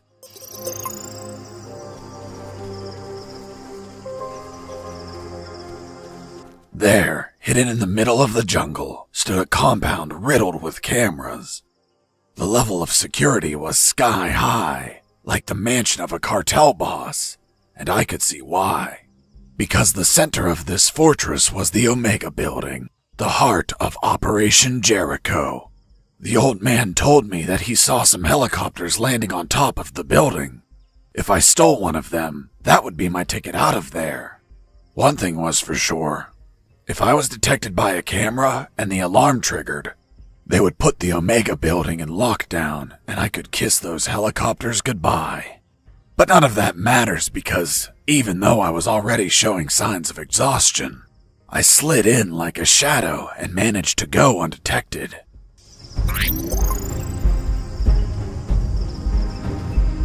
The door was locked and chained.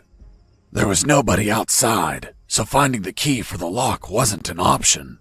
I could cut the chain with a bolt cutter, but where would I find one?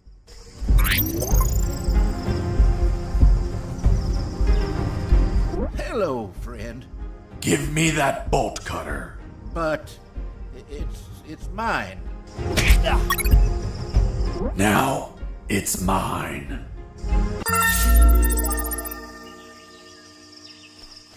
Wait. Are you saying that you stole from some defenseless old man? You're a special sort of monster. What? Me? No. I paid him. When I said it was practically highway robbery, I meant... Hello, friend. Hello, Gramps. I want to buy that bolt cutter. But it's mine. How much are you willing to pay? Here are some coins. It's little money, pal. Oh, look. I also have $10 million. Okay. Thank you, Gramps. You're welcome, kid.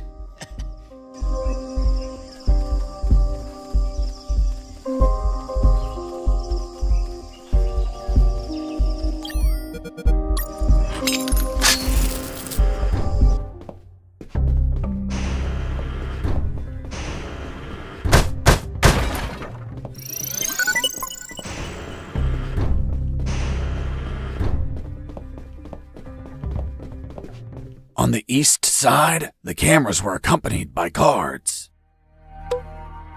I needed to pass without being spotted by Mike or the camera.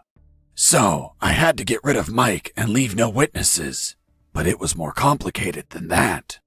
If the camera saw Mike knocked out, lying on the ground, the alarm would be triggered. Seems you just had to move him away from the view of the camera.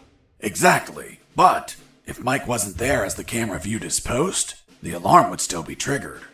Whatever I did, the camera had to see Mike standing at his post. Quite the scenario. Unless it's an episode of MacGyver, it would be impossible to proceed. Hold on. If you're telling me this, that means you made it through, correct? Well, yes, I managed to fool the camera eventually. How did you manage that? If the camera needed to see Mike, I could just make a copy of him. A clone? Yes. The copy was so perfect, Mike's mother wouldn't know the difference.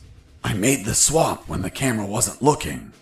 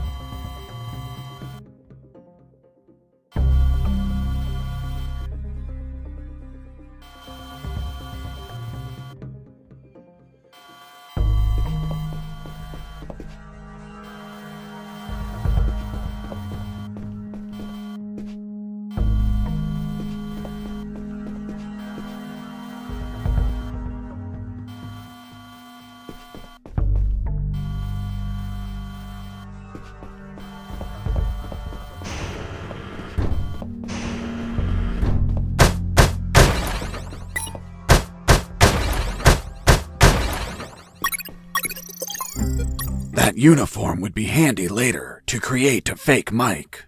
A moment, Mr. Fox. Why didn't you put on a uniform yourself? You had chances to remove a uniform off any guard from the beginning. You realize that you could have slipped past at any time, dressed as another guard on shift. So tell me, Mr. Fox, why not? Because I didn't want to end up as one of them. What? It's just clothing. A disguise. That's how it starts. First you're dressing like them. Then you're eating like them, sleeping like them, paying your taxes like them. You end up reading their literature, reciting their poetry, and you slowly sink into their system until you end up converted as one of them. I couldn't let that happen.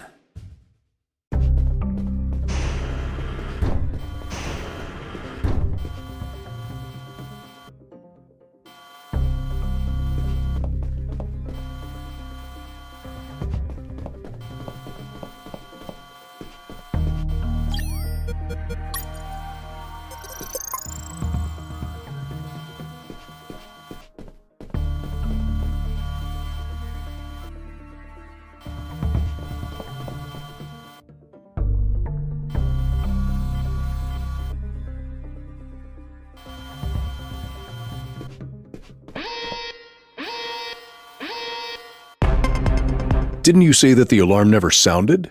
You're contradicting yourself. Sergeant, execute this liar. Yes, sir.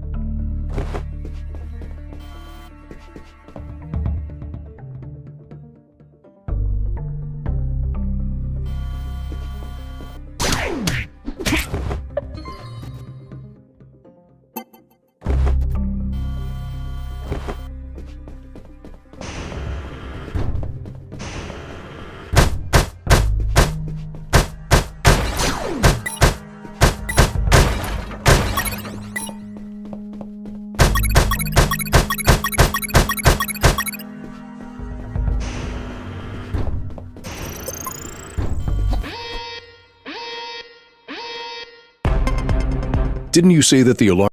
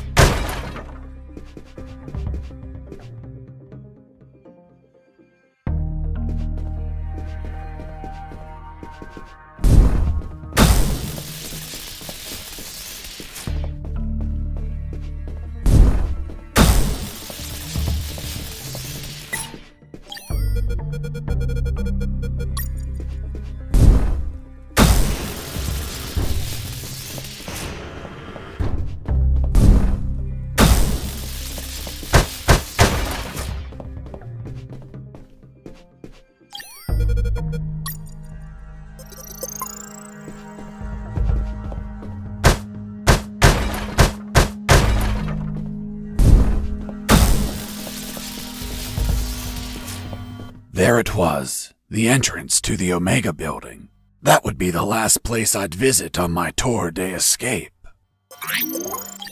Jesse here. Do you copy? I hear you. Jesse here. Over.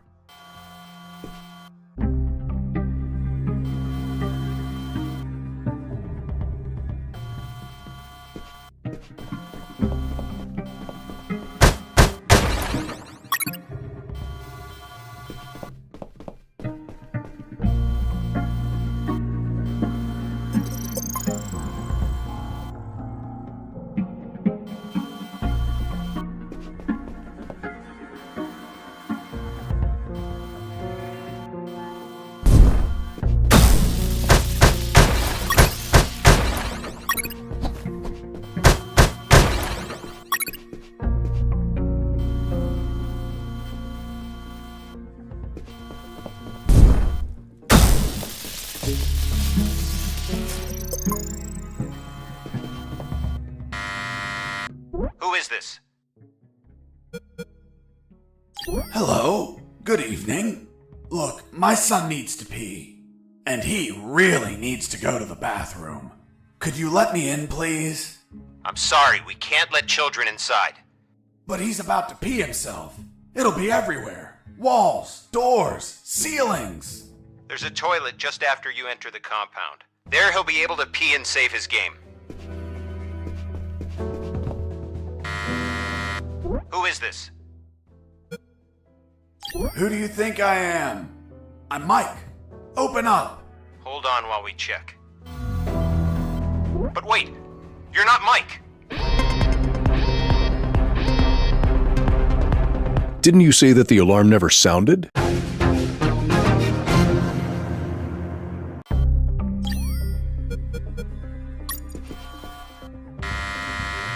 Who is this? I have a pizza here for Mike. That's me, but I didn't order one. Fuck. The pizzeria screwed up again. They must have repeated the last order. My God, they suck at managing orders. And this is so far away. Are you sure you don't want it? It's just out of the oven. Hold on. Show me the pizza. Here it is. Yeah, I see it. What kind of pizza is it? It's a margarita pizza. Margarita? It has tomato, mozzarella, and oregano. Don't fuck with me. That's what all pizzas have. You brought me a pizza with nothing else on it? Do I look like a dumbass or what? Besides, isn't this a repeated order? Why is this a different pizza? Dunno. Maybe it's for another Mike? Hold on. You're not the same pizza guy. Fuck, you're an imposter. Didn't you say that the alarm never sounded?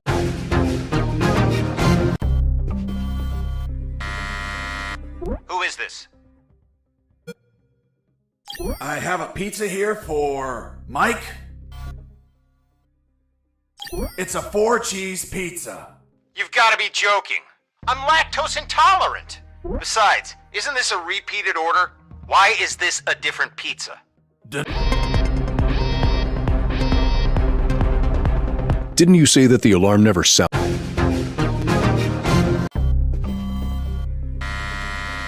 Who is this? I have a pizza here for Mike. It's a mushroom and arugula pizza. What's arugula? It's an Italian herb with intense flavor. Fuck. Is that the kind of pizza that looks like it has grass on it? Well, yeah, it's green.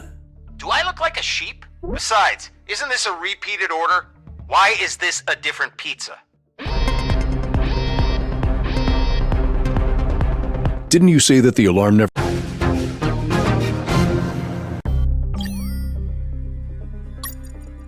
I carefully studied that pizza box, examining every detail, every clue, every molecule. I deduced that it was used by someone else to smuggle something into the Omega building. A pizza? Exactly. A pepperoni pizza, to be precise.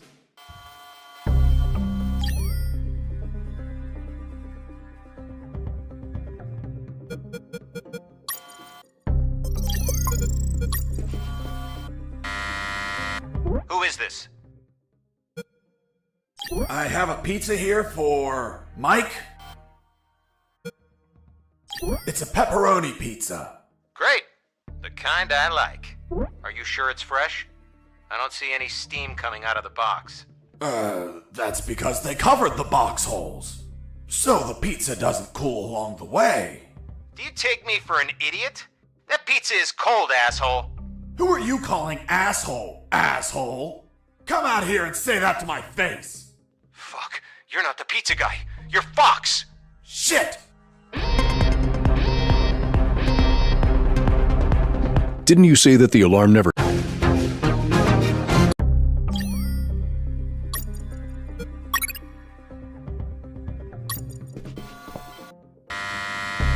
Who is this? I have a pizza here for Mike. It's a pepperoni pizza. Great. The kind I like.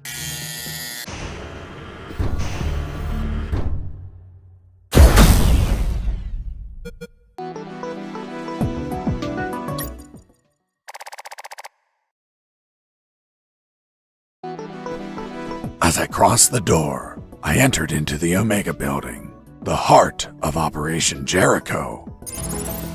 It was a cold, dark industrial place with containers and barrels everywhere. On my right, there was the control room where they monitored the outer cameras. And, of course, the asshole that controlled them. The guy I tricked with the pizza, who was coming over to get it. Reality was going to hit him in the face. Give me the fucking pizza and get out. Of course. You are, friend. I'm not your friend, buddy.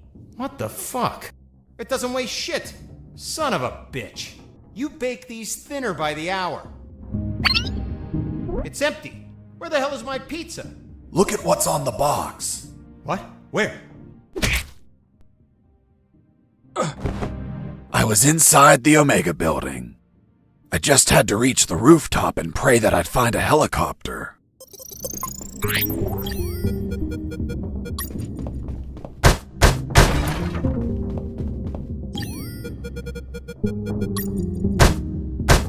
As I destroyed that computer, I saw something curious inside its metal guts. It was a thick cable and a sign that said ground floor alarm cable, do not cut. Done. With the cable cut, the alarm wouldn't be triggered on this floor. Even if I was detected, guards wouldn't be able to trigger the alarm.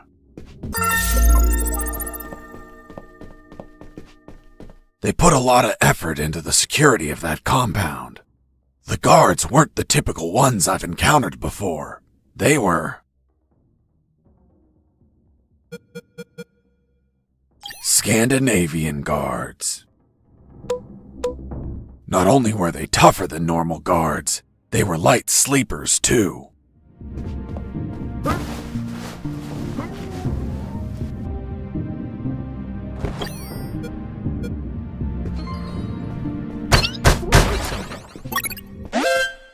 Base, escaping prisoner. Send backup. Oops, I fell asleep.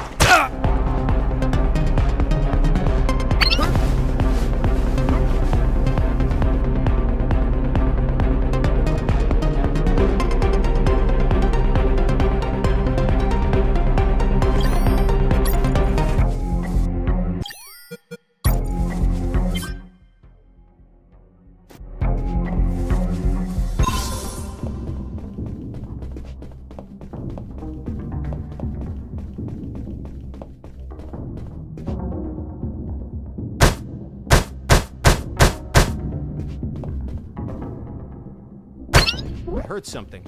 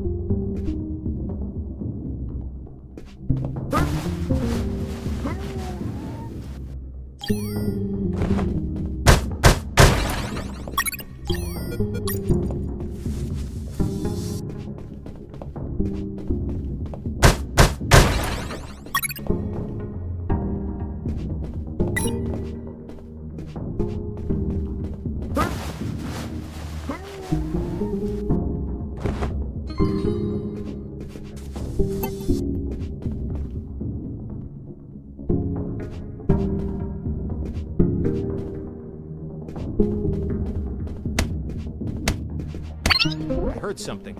Mike! Are you okay? Wake up, Mike!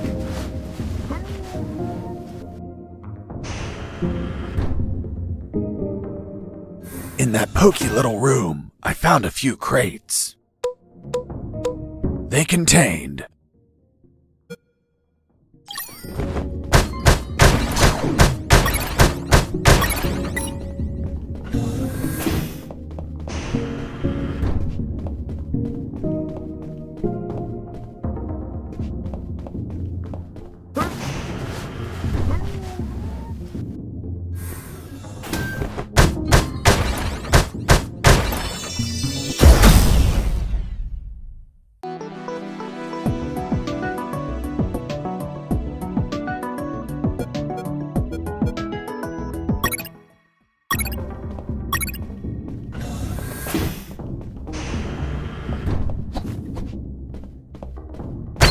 I heard something.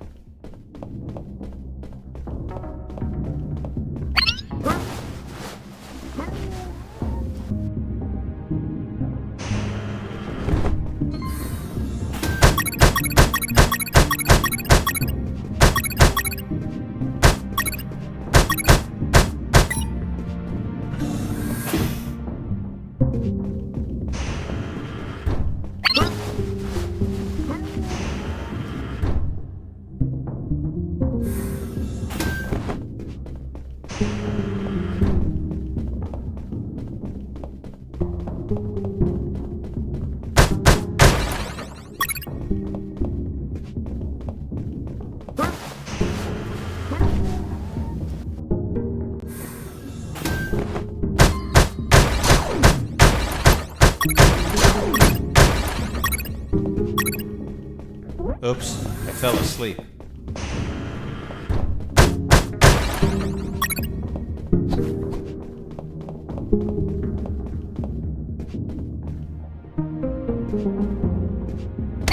I heard something.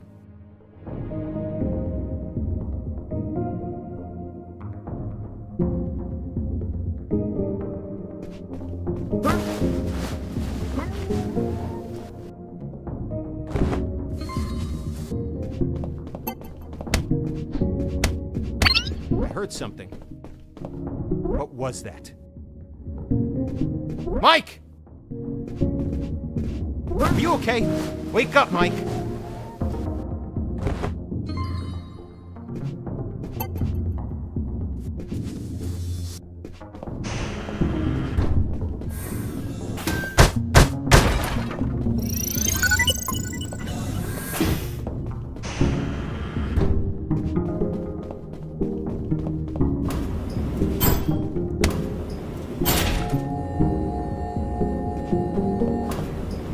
Welcome to the basement. Thanks? Who are you? I'm the Lord of the Labyrinth. If I hadn't had enough already, a mental patient escaped from a ward. I played along. I'm Fox, son of Zox. I hail you, O Lord of the Labyrinth. What's behind that door? A dark labyrinth filled with deadly traps. Why did they build a maze down here? They didn't. The labyrinth already existed. This building was built over an old prison, which was built over ancient catacombs. It is said that the souls of the prisoners still dwell there. Are you trying to scare me with that children's story? It is merely a warning. Such is the esteemed duty of the Lord of the Labyrinth. I was curious about what was inside the labyrinth, but I had no business in these catacombs. I was focused on my escape, so I didn't think about those ridiculous stories. Although later, I'd be back. Do you wish to enter the labyrinth? No, thank you.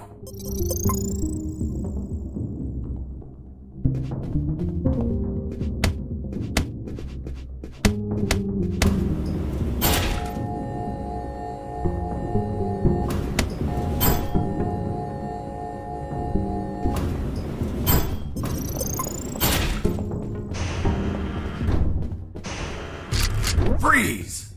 Hands up! What happened with Dr. Hoffman is kinda long to explain. Do you want me to summarize it? Don't even think about it. Any detail can be crucial, so don't skip anything. Now, I want you to drop that fissile core uranium-235 isotope sample. How in the world do you know that it's a fissile core uranium-235 isotope sample? What else would be in the hands of a scientist whose expertise is in fissile core uranium-235 isotopes? How do you know I'm a scientist whose expertise is in fissile core uranium-235 isotopes? I know everything about Operation Jericho. Now, drop that sample. Do you know what will happen if I drop this and the flask is broken? Of course I know. The radiation will flood the whole room. And that would kill us all. I know. I'm not telling you to literally drop it. I mean, slowly set it on the table. It's okay. Don't get nervous. Now turn around. Slowly. I'm afraid I can't turn around slowly. Because we're working in a 2D environment, I can only turn in multiples of 90 degrees. Then turn around 90 degrees twice. So you're the brains behind it all. You won't get away with this, you sick bastard. Operation Jericho will die with you. Everything okay, Dr. Hoffman? Oh God, he has a weapon! Wait, you said Dr. Hoffman. Is your surname Hoffman? Yes. Fuck. Why? What's up? I had a neighbor called Hoffman. He was tall, German, and hairy. He won the lottery, but died of gonorrhea the week after. Poor man. Yes, life can be cruel sometimes. But enough stories. What's the purity of the isotope you're using? 95%. Are you mad? That purity is highly unstable. You'd need to generate an absolute void field and contain that isotope in an electromagnetic field. That's what we do. We have containers of 500 megajoules. You're playing God. Rabble like you invented the H-bomb. You disgust me. Hold on. Fuck. H as in Hoffman. You invented the H-bomb. What are you saying? The H comes from hydrogen. Hydro what? Don't try to confuse me with your scientific slang. Whether or not you're the mind behind this, you're the accomplice of a nuclear menace. Say goodbye, Dr. Hoffman. Wait, I did it against my will. They have my daughter. If I don't do what they say, they'll kill her. Your daughter? Where are they keeping her? They have her working as a doctor in the Alpha building. The Alpha building. The same one where I met the doctor. Suddenly, I pieced things together, and everything made sense.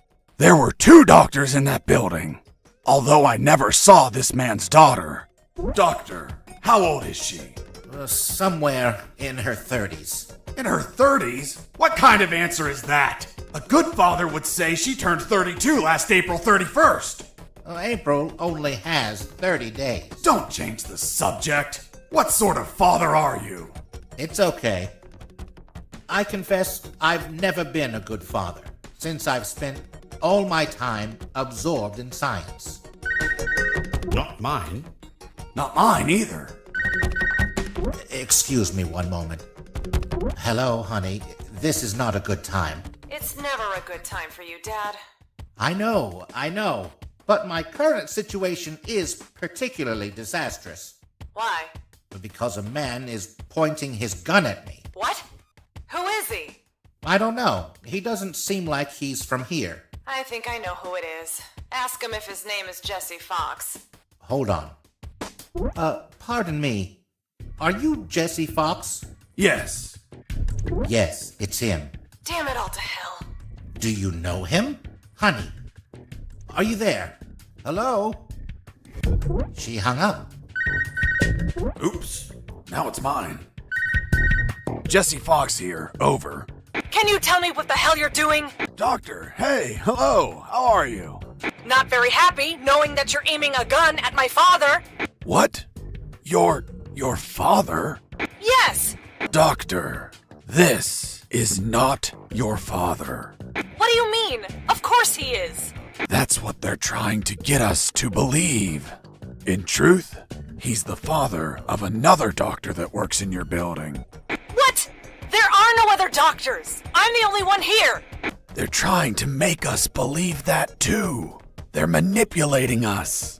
Is your father, by any chance, an expert in nuclear chemistry who works in the Omega building? Yes, he is. The evidence finally collapsed in on itself. Besides 2 doctors, there were 2 scientist fathers. The one in front of me who also had a doctor daughter, and the doctor's father. Really? Then explain something to me. How is it possible that someone like you, dedicated to looking after others, has a father that is involved in the annihilation of millions of people? What are you saying? My father is a good man. He's a brilliant scientist, not a killer. Well, the man in front of me is working with uranium for nuclear weapons that will be used to annihilate entire cities. What? No, this can't be. You see? I told you he wasn't your father. What should I do? Do I kill him? What? No! Tell him that... Doctor, I can't understand you if you cover your mouth. Doctor? She hung up. Why did you tell her? Now my own daughter will hate me. Don't worry, she wasn't your daughter. She was the other doctor. What are you talking about? They're the same person. That's what they're trying to make us believe. They're toying with us. Are you really doing this for your daughter? Yes. I want her to be safe. Millions of people could die. I prefer the deaths of millions of people over the death of my precious daughter. You're a monster. It's not called being a monster. It's called being a father. If you had a daughter, you would understand, Mr. Fox. Enough! Where is the rooftop? Above? Don't be an asshole. I know that. I mean, how do I reach the rooftop? And don't stall me, understood? Another stupid answer and I shoot. I don't think you'll do it. You don't look like an assassin. Really? What have you done? Fuck! It was an accident!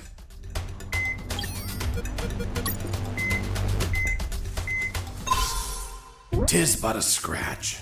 Come on, my friend. Stand up.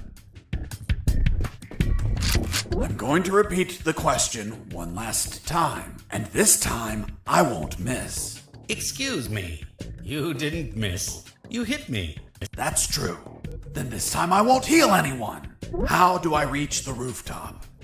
There is a lift that reaches the rooftop. You just have to keep going up as much as you can. But you will need a level 4 access card to go out. Well, in that case, give me a level 4 access card. We don't have one. We just have level 3 access cards. I swear. Fuck. I'll have to search for it. Now, continue working as if nothing happened. If you trigger the alarm or do something suspicious... You'll kill us. I promised the doctor not to kill anyone. Hoffman's daughter, or the other one? The other one. Then you had no intention to shoot me, right? Exactly. You see? I told you that you didn't look like an assassin. I'm glad you're not one of those bastards. You can't imagine how much I hate myself for what they're forcing me to do. In the end, I talked to them about my escape, about Colonel Harris, and the promise I made to him to call the cavalry if I managed to escape. That gave Dr. Hoffman and his team some small hope of rescue. He promised to delay the preparation of the uranium that would be used in Operation Jericho for as long as he could. After that, I asked him for some assistance in my escape. But he was terrified of being discovered, which would compromise his daughter's safety. So he decided to stay neutral, but still volunteered some information.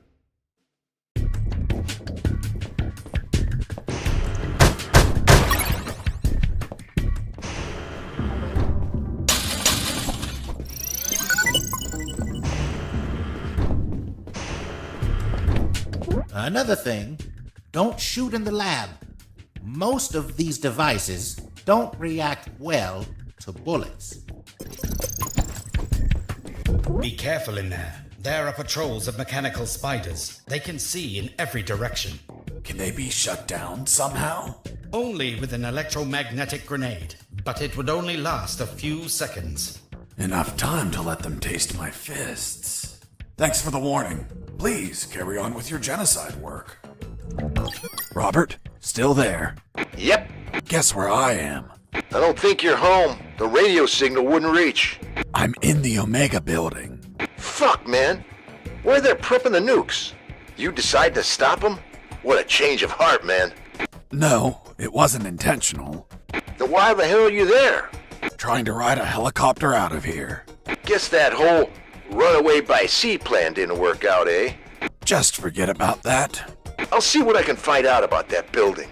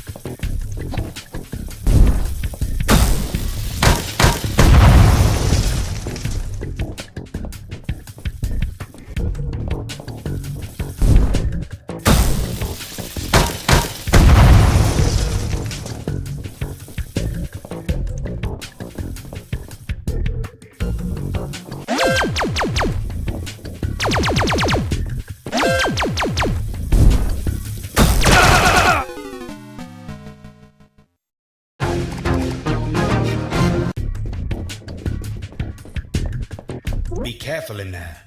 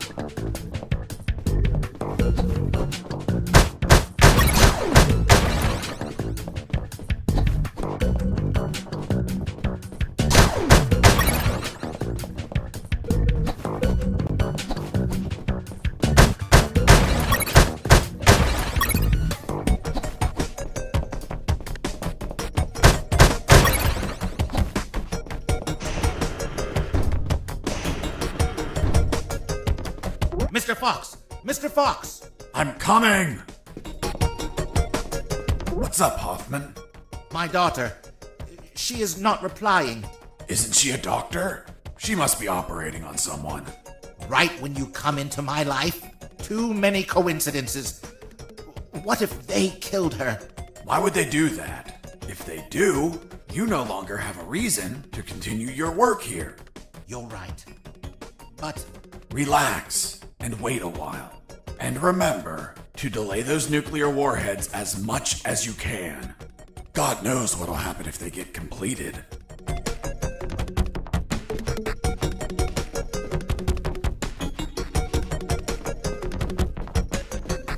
You're not going inside, are you?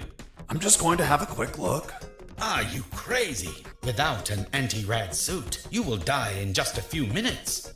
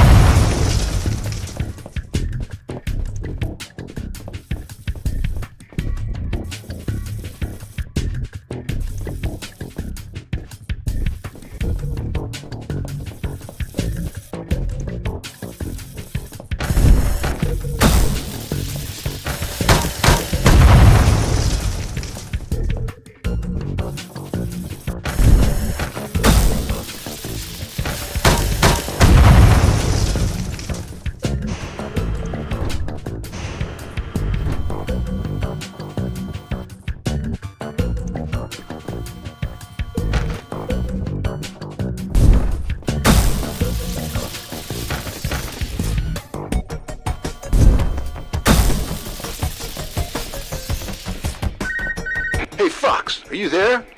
Here I am, Robert. Guess where I am? I don't think you're home. The radio signal wouldn't reach. I'm in the Omega building. Fuck, man. Where they're prepping the nukes? You decide to stop them? What a change of heart, man. No, it wasn't intentional. Then why the hell are you there? Trying to ride a helicopter out of here. Guess that whole runaway by sea plan didn't work out, eh? Just forget about that. I'll see what I can find out about that building. Jesse here. Do you copy? I hear you.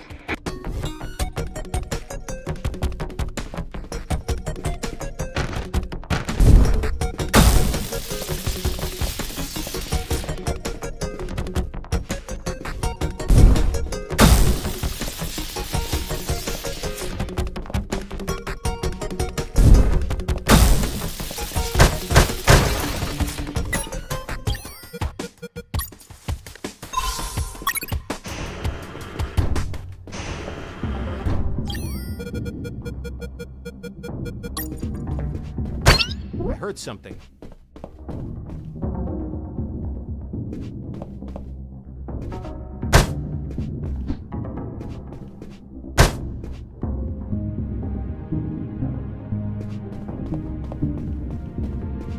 I heard something.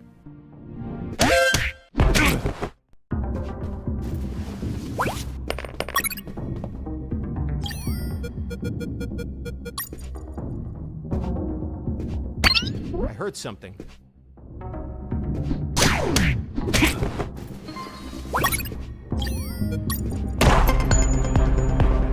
Base, escaping prisoner. Send backup.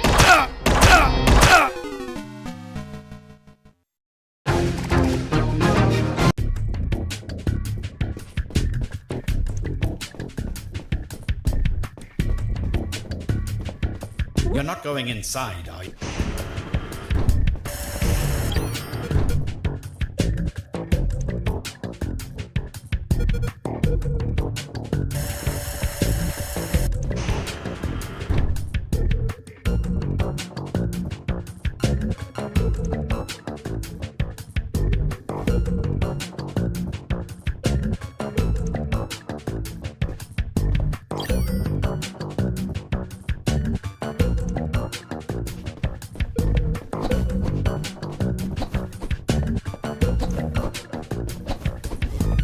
Be careful in there.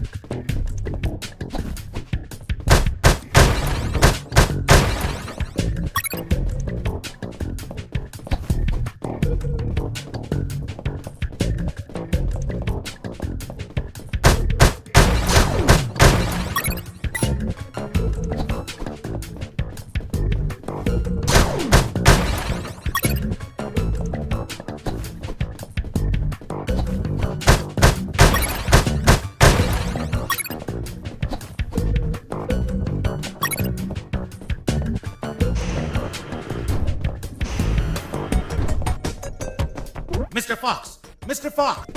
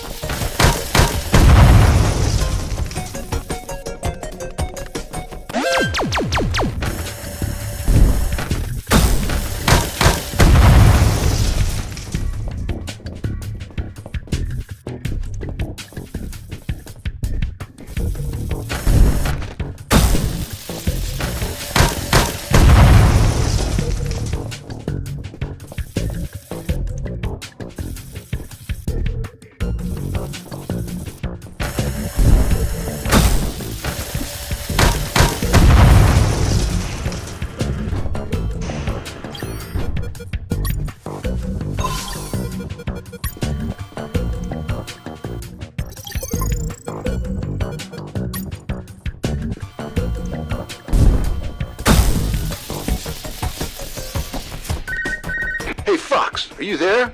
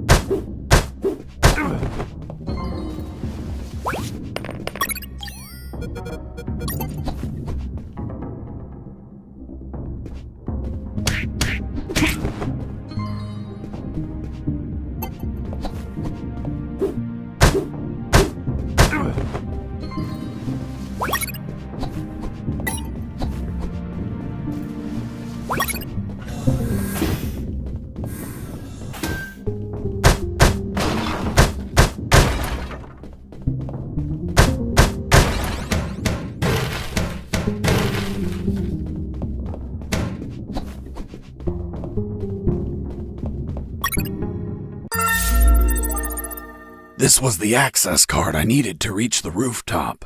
Now I just had to check if there were any helicopters up there.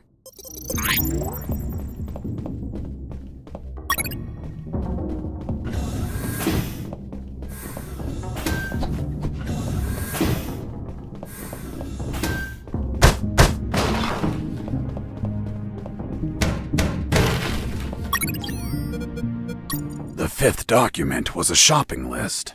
A collection of military vehicles they bought from the Soviet Union when it collapsed. Trucks, tanks, armored vehicles, helicopters, and nuclear submarines. Submarines like the one that attacked me. Now they have one less. The fourth document was the log.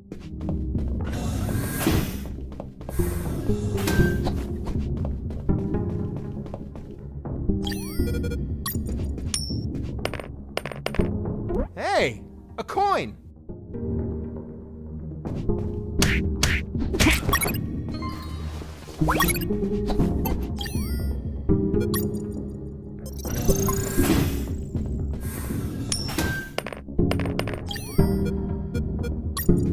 Hey! A coin!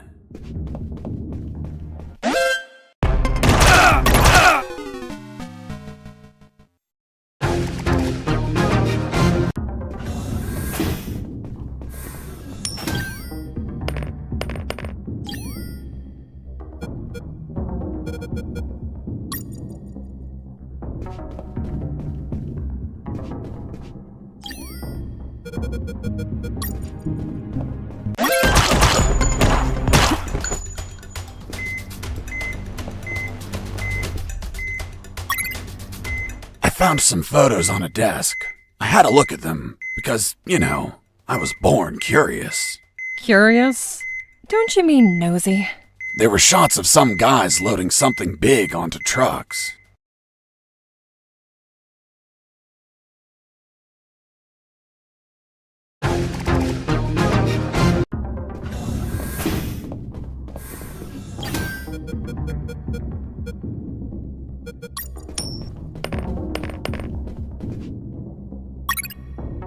I found some photos on a desk. I had to look at them because, I was born curious. Curious? Don't you mean nosy?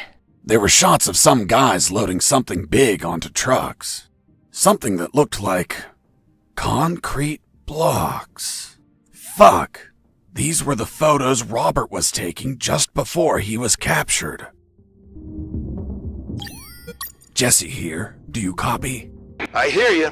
Guess what I found? The love of your life? Your photos. Oh, really? They didn't destroy them? No, they must have Diogenes syndrome. Are you saying my pics are trash? Man, these pictures leave a lot to be desired. Did you take them with one of those disposable cardboard cameras?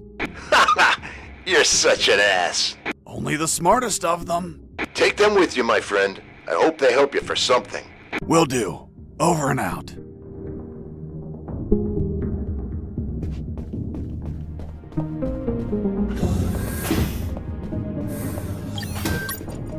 Robert, still there?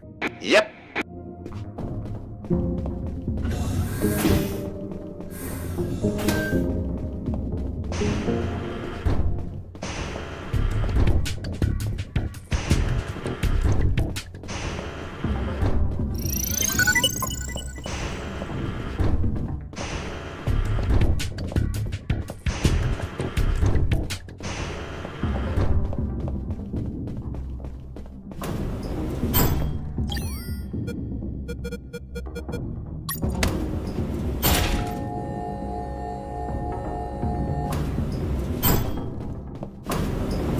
I was on the 3rd floor. There were guards keeping watch on the whole level. But these were not your run-of-the-mill guards. They were Japanese mercenaries. Were they also tougher than normal guards? No way. On the contrary, they were weaker.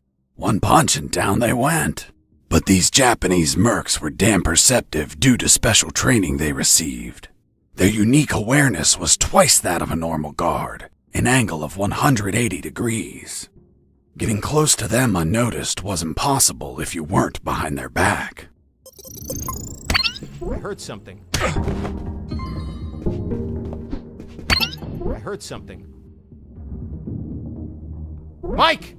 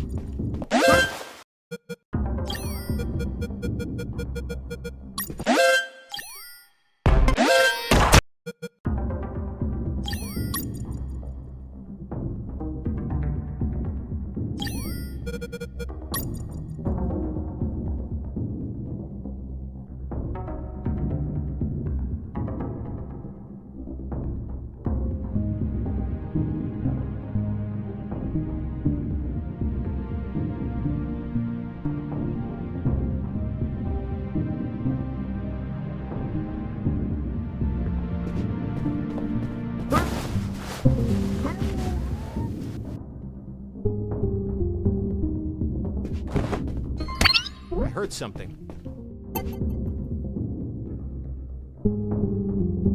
Mike!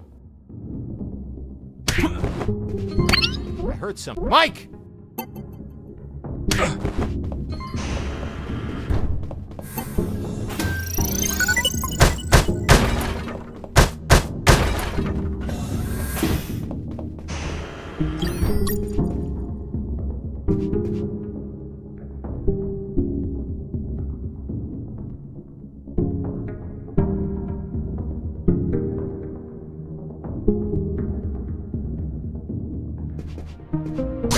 I heard something. Mike! Are you okay? Wake up, Mike!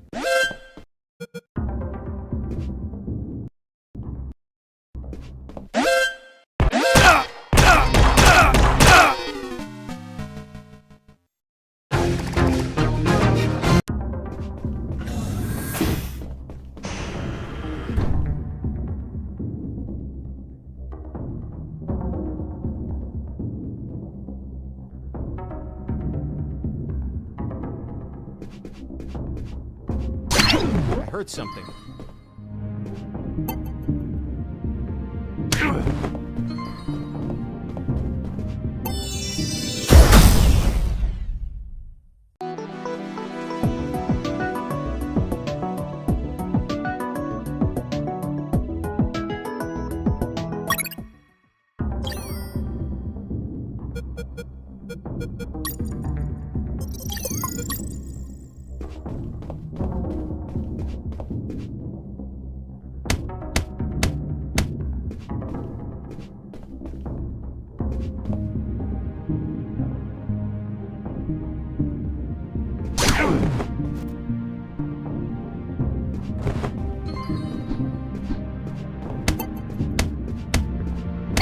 I heard something. What was that? Mike! Are you okay?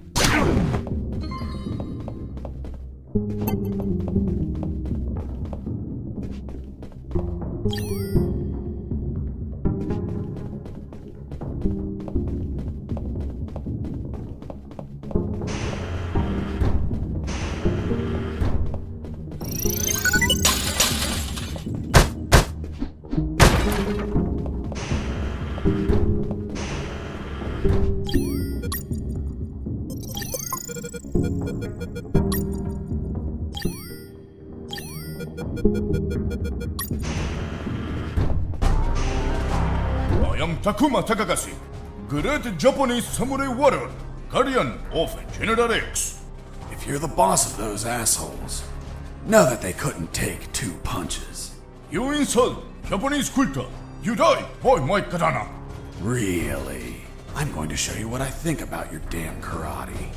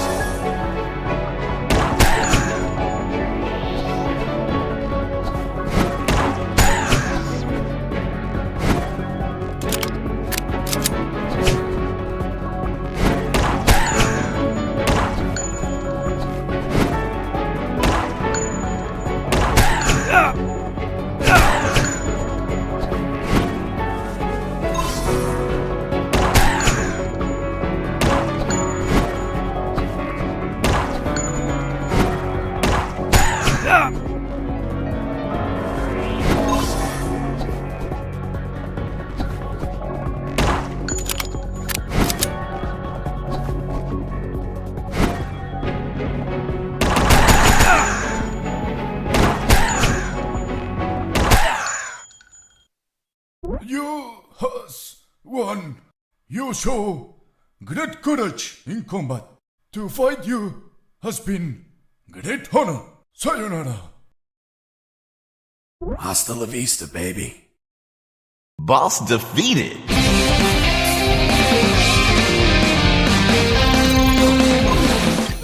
Robert, do you copy?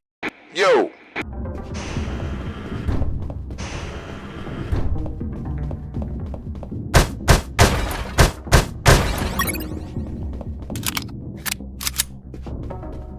Hey, Mike!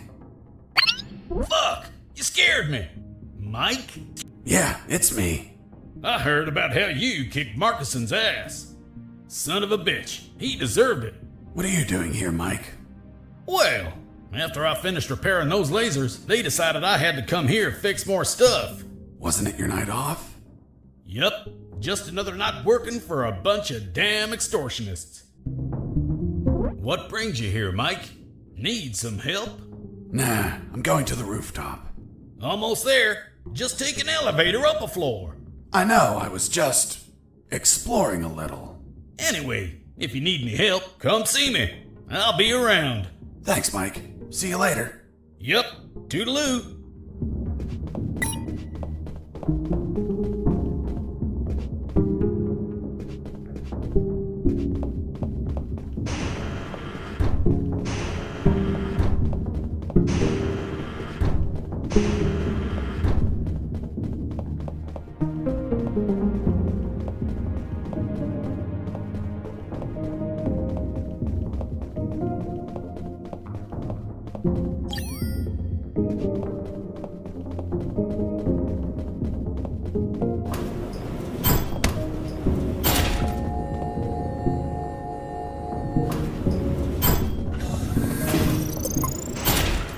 Finally went out to the rooftop.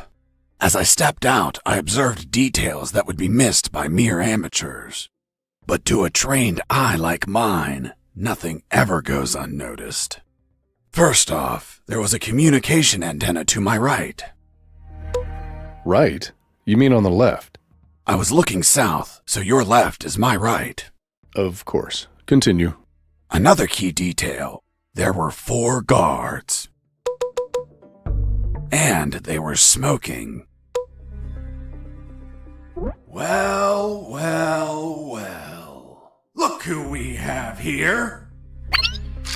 Hands up. You have no fucking idea who I am, do you? Who the hell are you, scumbag? I'm the man who's going to shove my boot in your asses so deep that you'll all be shitting leather for a month. I'm the fucking work inspector.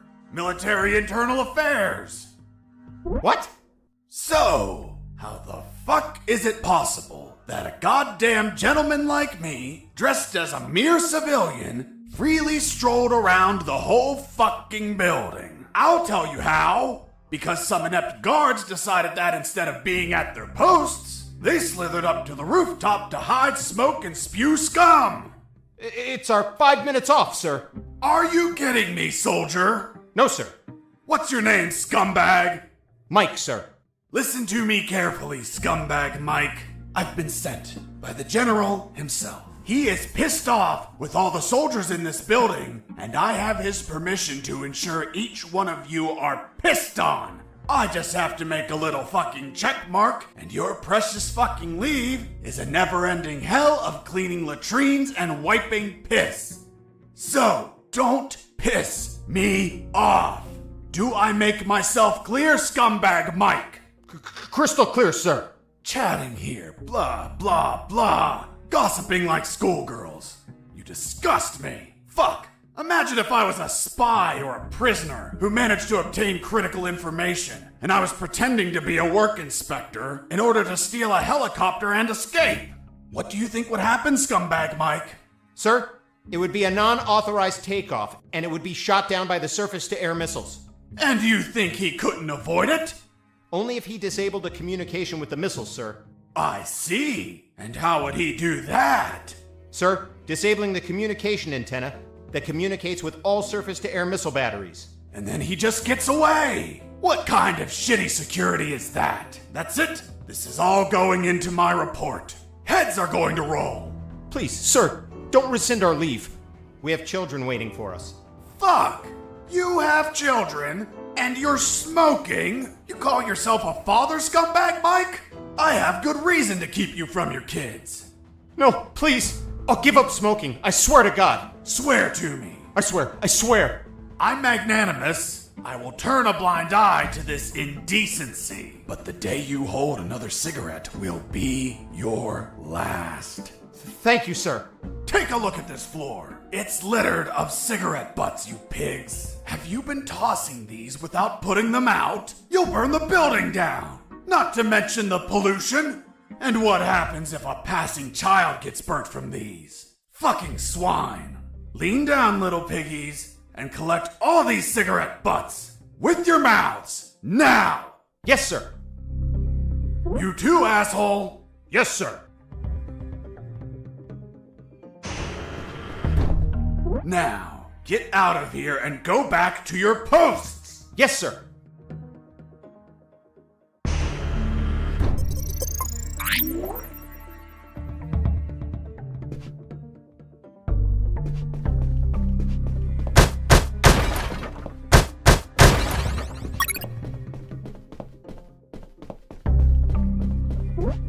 Here it was, the antenna. I searched for wires to cut. Good news, I found some wires. Bad news, I found something else behind them. What, Mr. Fox? A bomb. A bomb in a communication antenna? Exactly. I thought someone before me placed it there to sabotage the tower. And that person was captured or killed before he could set off the bomb. However, a label adjacent to the bomb solved the enigma. It read, Communication Antenna Sparky SGL-65B Anti-Vandalism System. Anti-personnel bomb explode if person attempt cut antenna signal.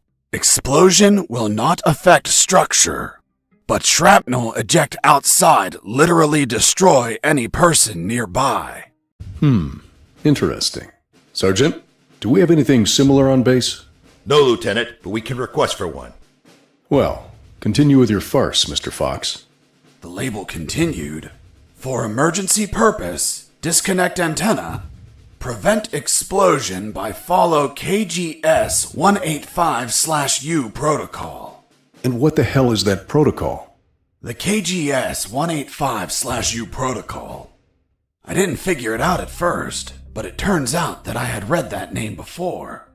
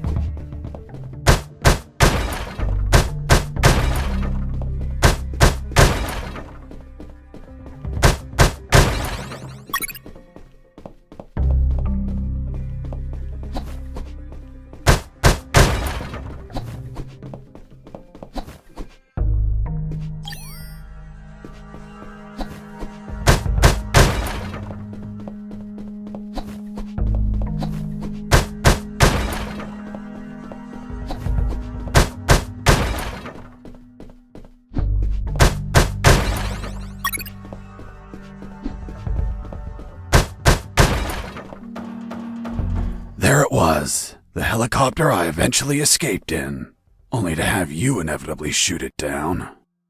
But fuck, if I flew away, the surface-to-air defenses would shoot me down. I had to disable that communication antenna so they wouldn't receive the command to fire. This would, instead, provide you the pleasure to take me down yourselves, you bastards.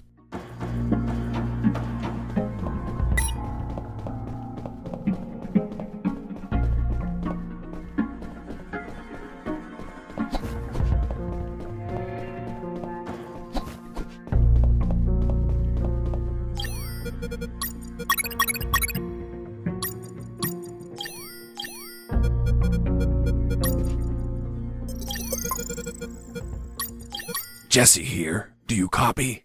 I hear you.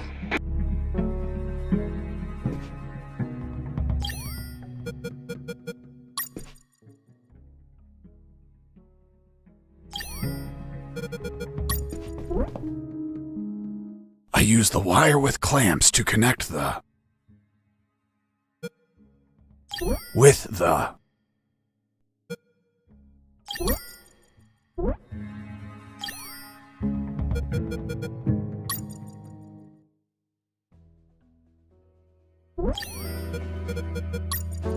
I use the wire with clamps to connect the... with the...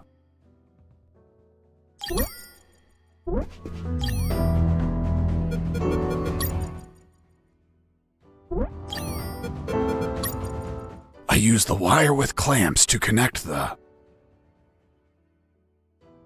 with the...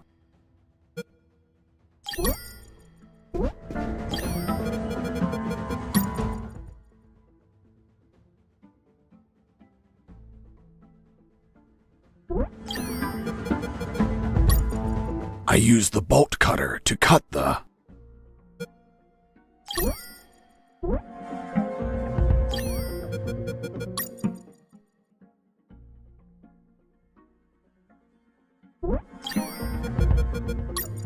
I use the bolt cutter to cut the...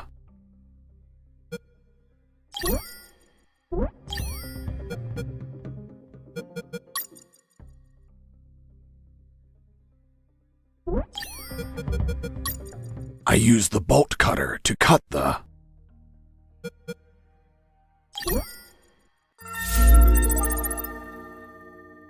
Done. The antenna was out of action. The surface-to-air defenses would never activate if I hit the skies. Now, I could finally get that damn helicopter and escape.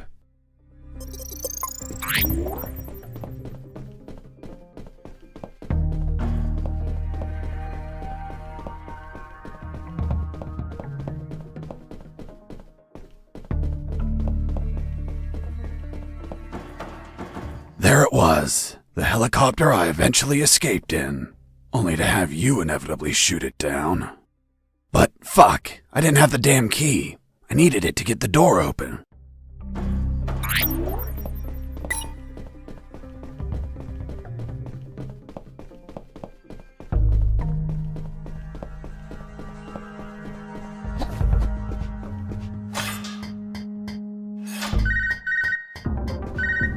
Hey, Fox, are you there? Here I am, Robert. You find a chopper yet? Found a helicopter, but I don't have the key. Can't you hotwire it? I can't even open the outer door. Work your magic with the radio. Maybe you can hear something useful. No problem. Let's see if a guard can be tricked into telling where a spare key is. Thanks, friend.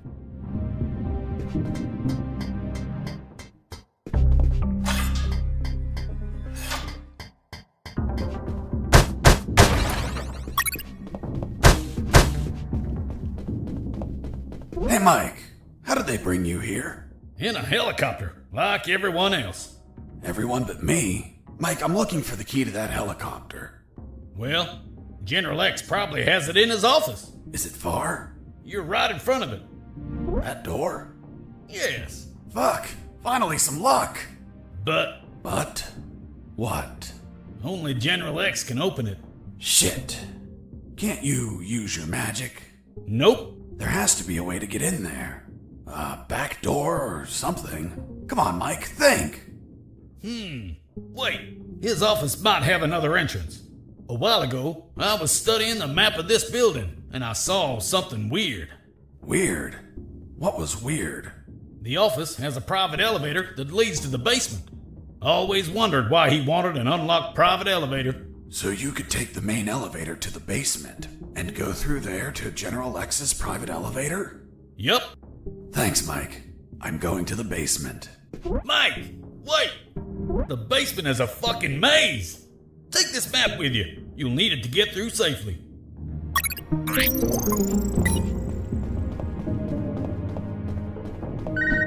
Hey, Fox, weren't you searching for a helicopter key?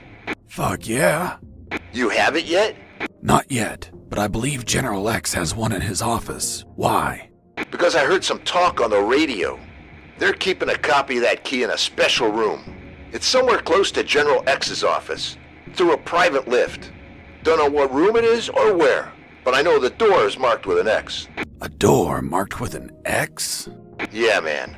Fucking weird. Thanks, Robert. If I don't find the key in his office, I'll look for that room.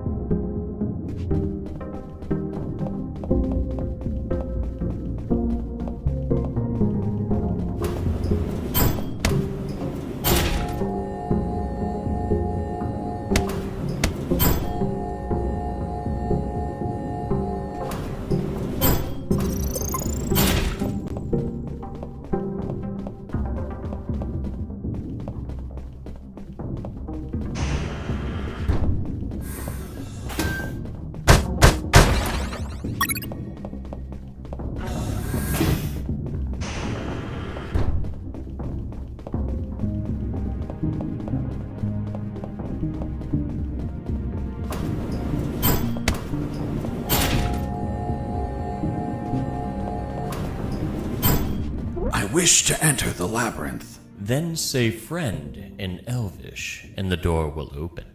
Friend? In Elvish? Shit. Turns out the mental patient was a fucking Lord of the Rings geek. What person in their right mind knows how to say friend in Elvish? Well, I don't know the word. Can you give me a hint? I'm afraid I can't grant any assistance to this enigma. What if I grant you a punch in the face? Fruit. Big, sweet. You eat it in the summer? Watermelon? It lacks water. Melon?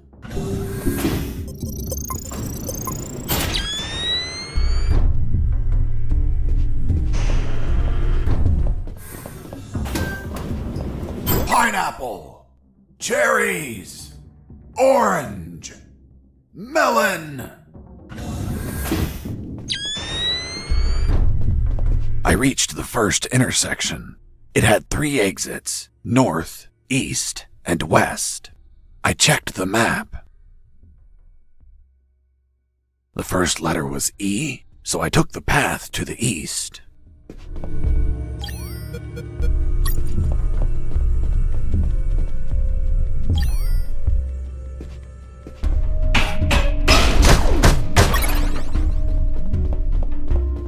I reached the second intersection. It also had 3 exits, north, east, and west. I checked the map a second time. The second letter was also an E, so I took the east path. I would make an effort to check the map at every intersection as I proceeded.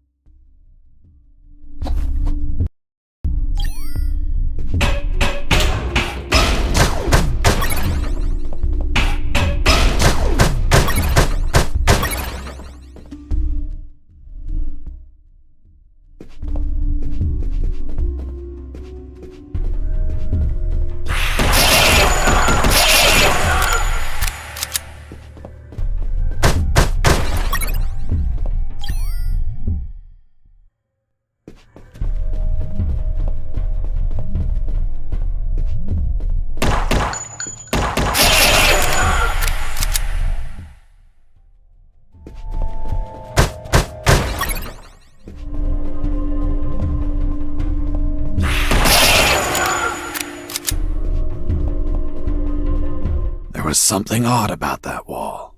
I found a suspicious brick that smelled like turkey. I pushed it, and...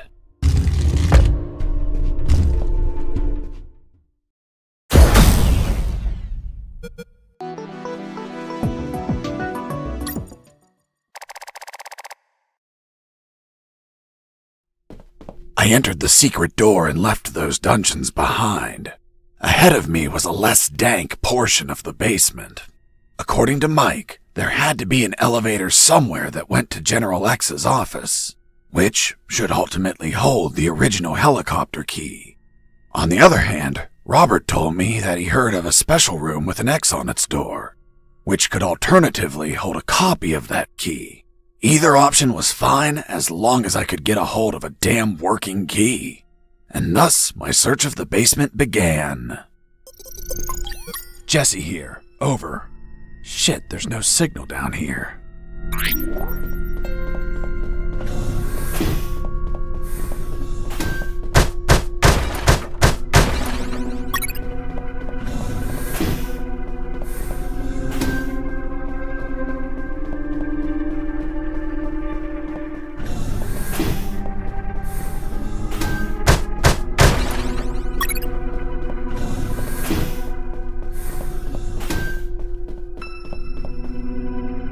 There it was, General X's private elevator.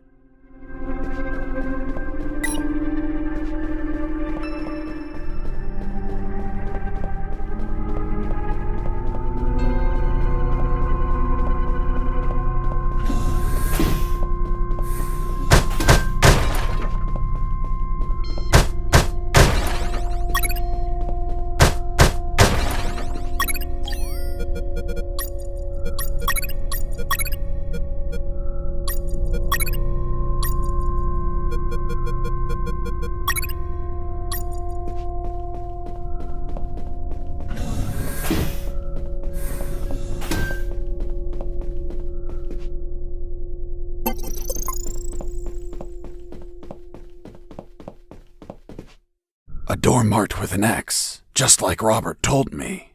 There it was, the secret room where they kept the helicopter key. Why would they keep a key in such a creepy place instead of an office? The more I thought about it, the more things felt out of place. I had a strange feeling, like a gut feeling that something was just wrong.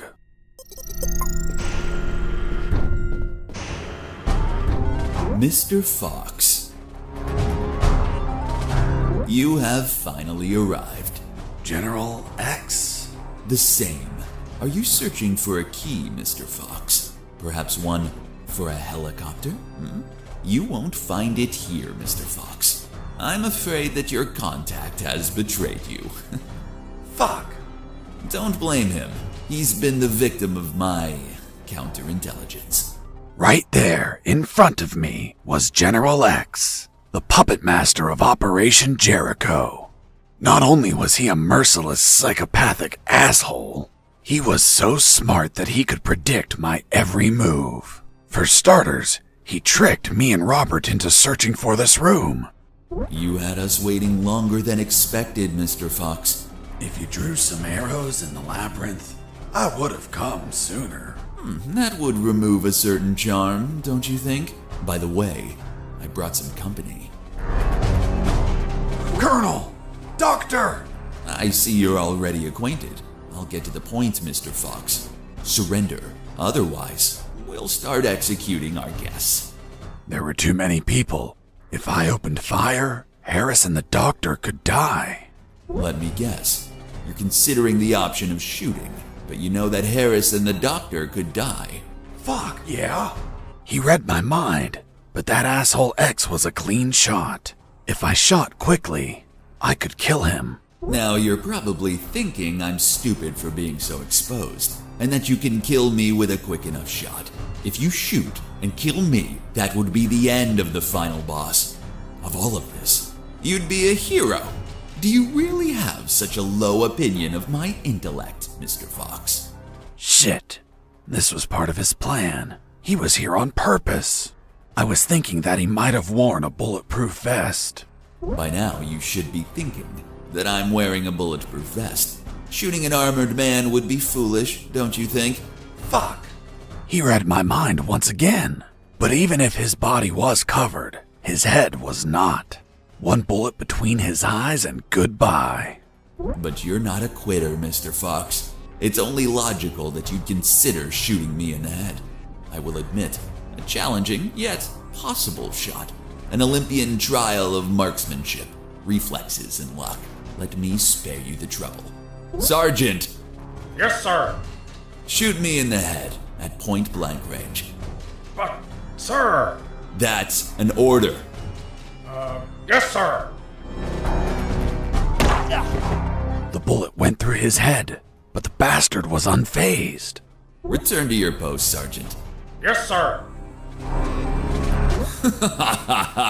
What you're staring at in awe, Mr. Fox, is a projected image of myself.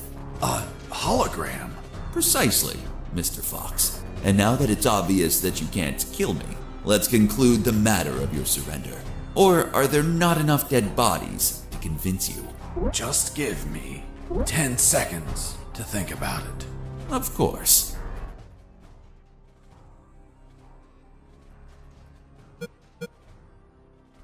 Do you believe in God, General?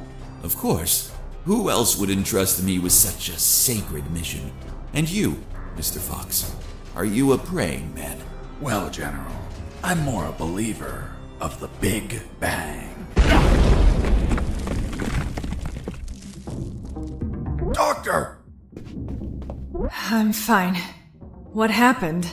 An explosion. The guard behind you received the brunt of it. Colonel! He's alive. Looks like he just blacked out. We have to leave before reinforcements arrive. I'm taking Harris with me. It's best not to move him. We don't know if he has any fractures or internal wounds. I'll take the risk. He can't stay here.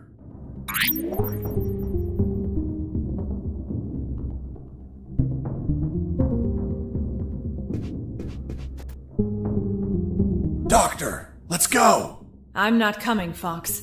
Why not? There are injured that require my attention, and I don't want to leave my father alone. What? They were going to kill you! No, they weren't. It was just a trick to catch you.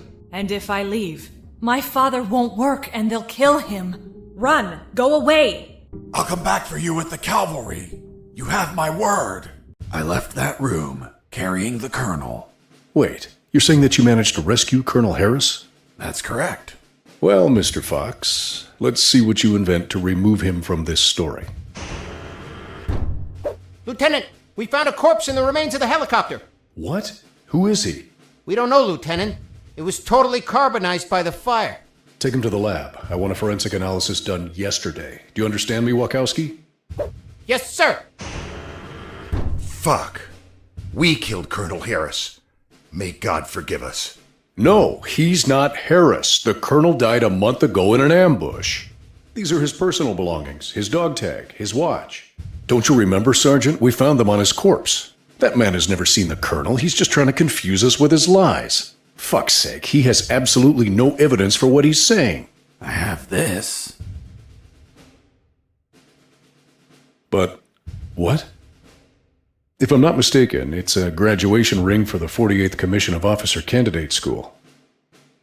Colonel Harris graduated in the 48th Commission of Officer Candidate School. Sergeant, you don't believe him, do you? With all due respect, sir, I only said that Colonel Harris graduated in the 48th Commission of Officer Candidate School. He's trying to fool us, Sergeant. I remind you that there are more rings like this one. Yes, but not with the same smell. It reeks of shit. Sir, permission to smell the ring? Fuck. It smells just like Colonel Harris's anus. What? How the hell do you know what the colonel's anus smells like? I'm not authorized to reveal that information, sir. Fuck. This is getting out of hand. Mr. Fox, continue your story. Let's see if we can finish this once and for all.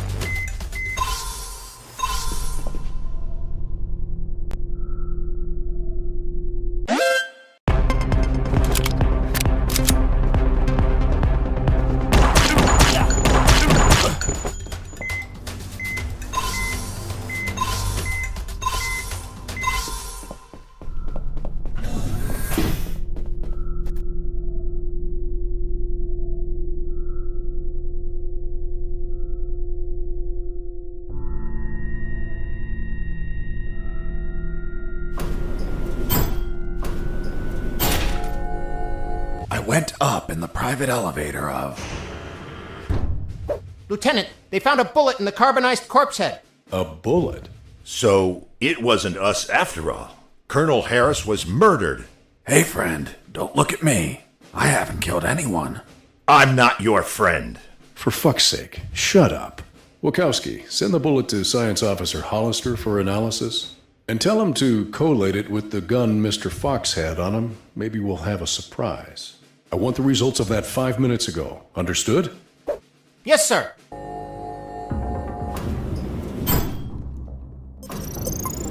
Wow! That asshole General X had some cool music equipment. Multi-band equalizer, auto-amplified subwoofer, and... No way.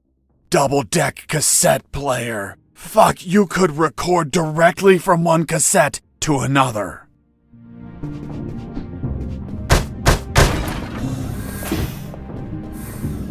Fuck. I found out that bastard kept a fully stocked armory behind his office.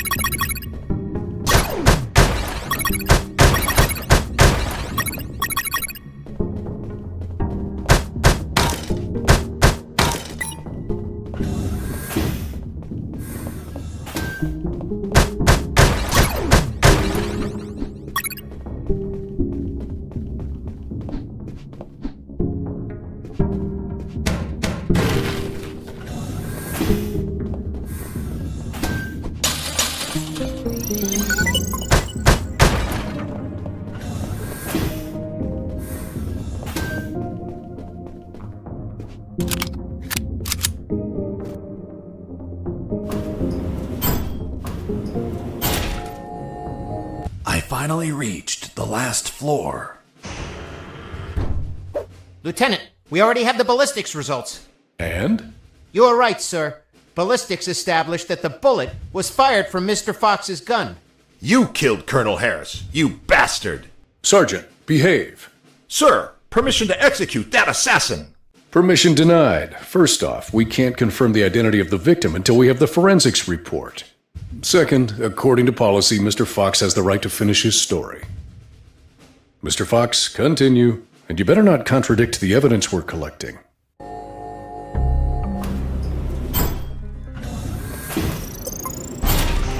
Mr. Fox, leaving so soon and without a farewell. That's not very neighborly of you. And what's that on your shoulder? That's personal property, Mr. Fox. Haven't your parents taught you never to steal? General X stood in my way, assuming it was really him and not another hologram. Are you asking yourself if I'm another hologram? Well, yeah. No, not this time. It is I, in the flesh. Good. Then I'll... Put a bullet in my head? You read my mind. Please tell me, Mr. Fox, how does one shoot that which they cannot see? What? What the fuck? Do you like my new device, Mr. Fox? Optical electronic hollow camouflage, the latest in nanotechnology. Obviously, if you start firing randomly, there's still a chance I may be hit. I believe dumb luck is a concept you're fond of? So if you don't mind, I invite you to expend some ammunition with some friends.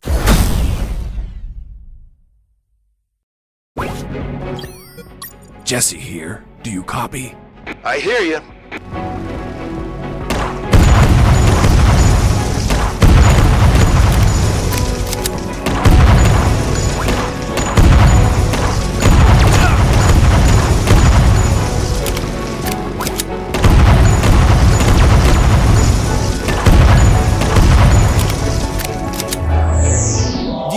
Many bullets left, Fox? I imagine not. I suspect you've stashed some grenades, though. Let's find out.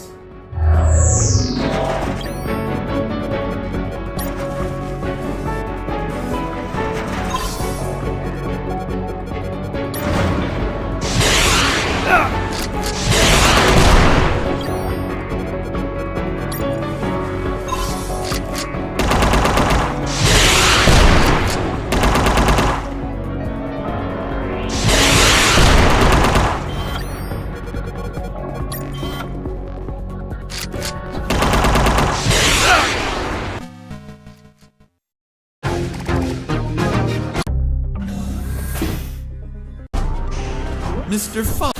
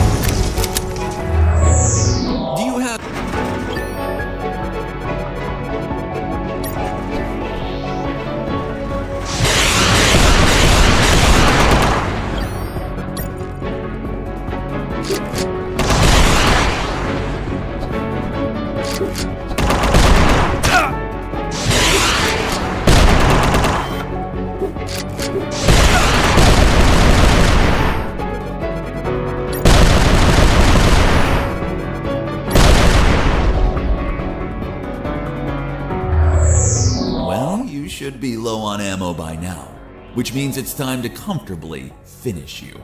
By the way, I'm sure you may have noticed by now, while you were distracted with my friends, I took the liberty to follow you around and recover some of my stolen property.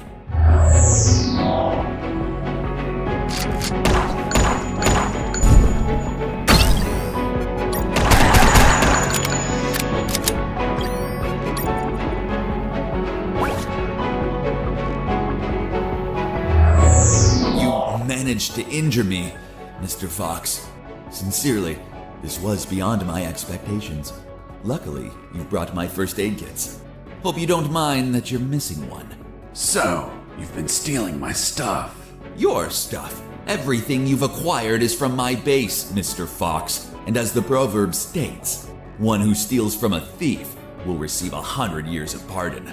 That bastard had been stealing from me while I was busy destroying his machines. And I'm sure he was going to steal more stuff as he needed it.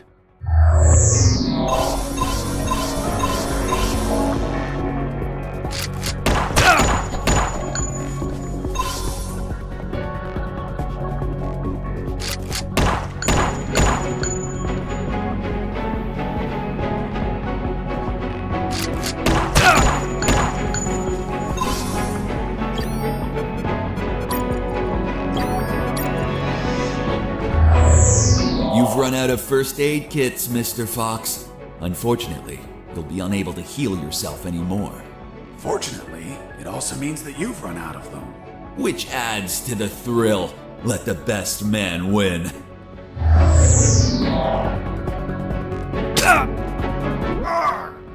What the fuck? You bastard! Mr. Fox, first you complain because I remove your belongings, and now you complain again when I return them? What? Cheer up. I simply gave back your rusty wire. Although, maybe I've been a little brusque. You can find it between your ribs. By the way, Mr. Fox, let's see if you can kill me before bleeding to death. Good luck.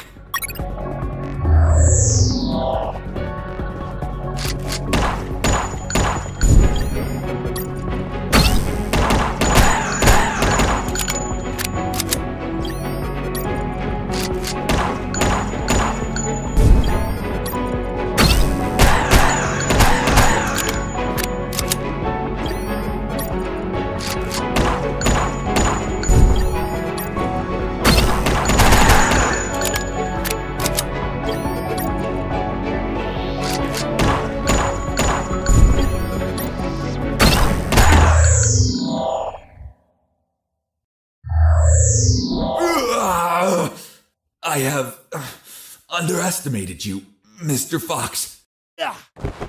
Boss defeated.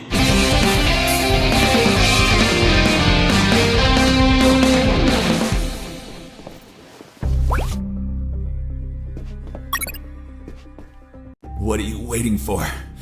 Finish me. Time without paying for your crimes? No way. I'll take you to a trial so they condemn you and lock you in a cell to rot for the rest of your life. I see. Tell me, Mr. Fox, how are you going to take me if you can't move? What? You're so predictable. I knew you wouldn't kill me or let me die. Just like all of my other subordinates, they consistently led you directly into my trap, Mr. Fox. Honestly, I hope you were going to surprise me again, like that little spark in the basement.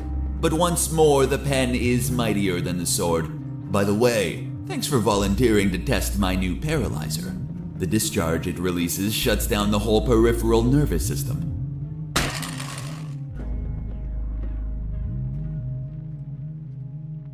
You should have killed me when you had the chance. See you never, Mr. Fox. See you never, General X. Are you alright, son? Don't worry. The effects on the paralysis will wear off soon. But it's not prudent to stay here. Come on, stand up, Fox. I'll help you walk.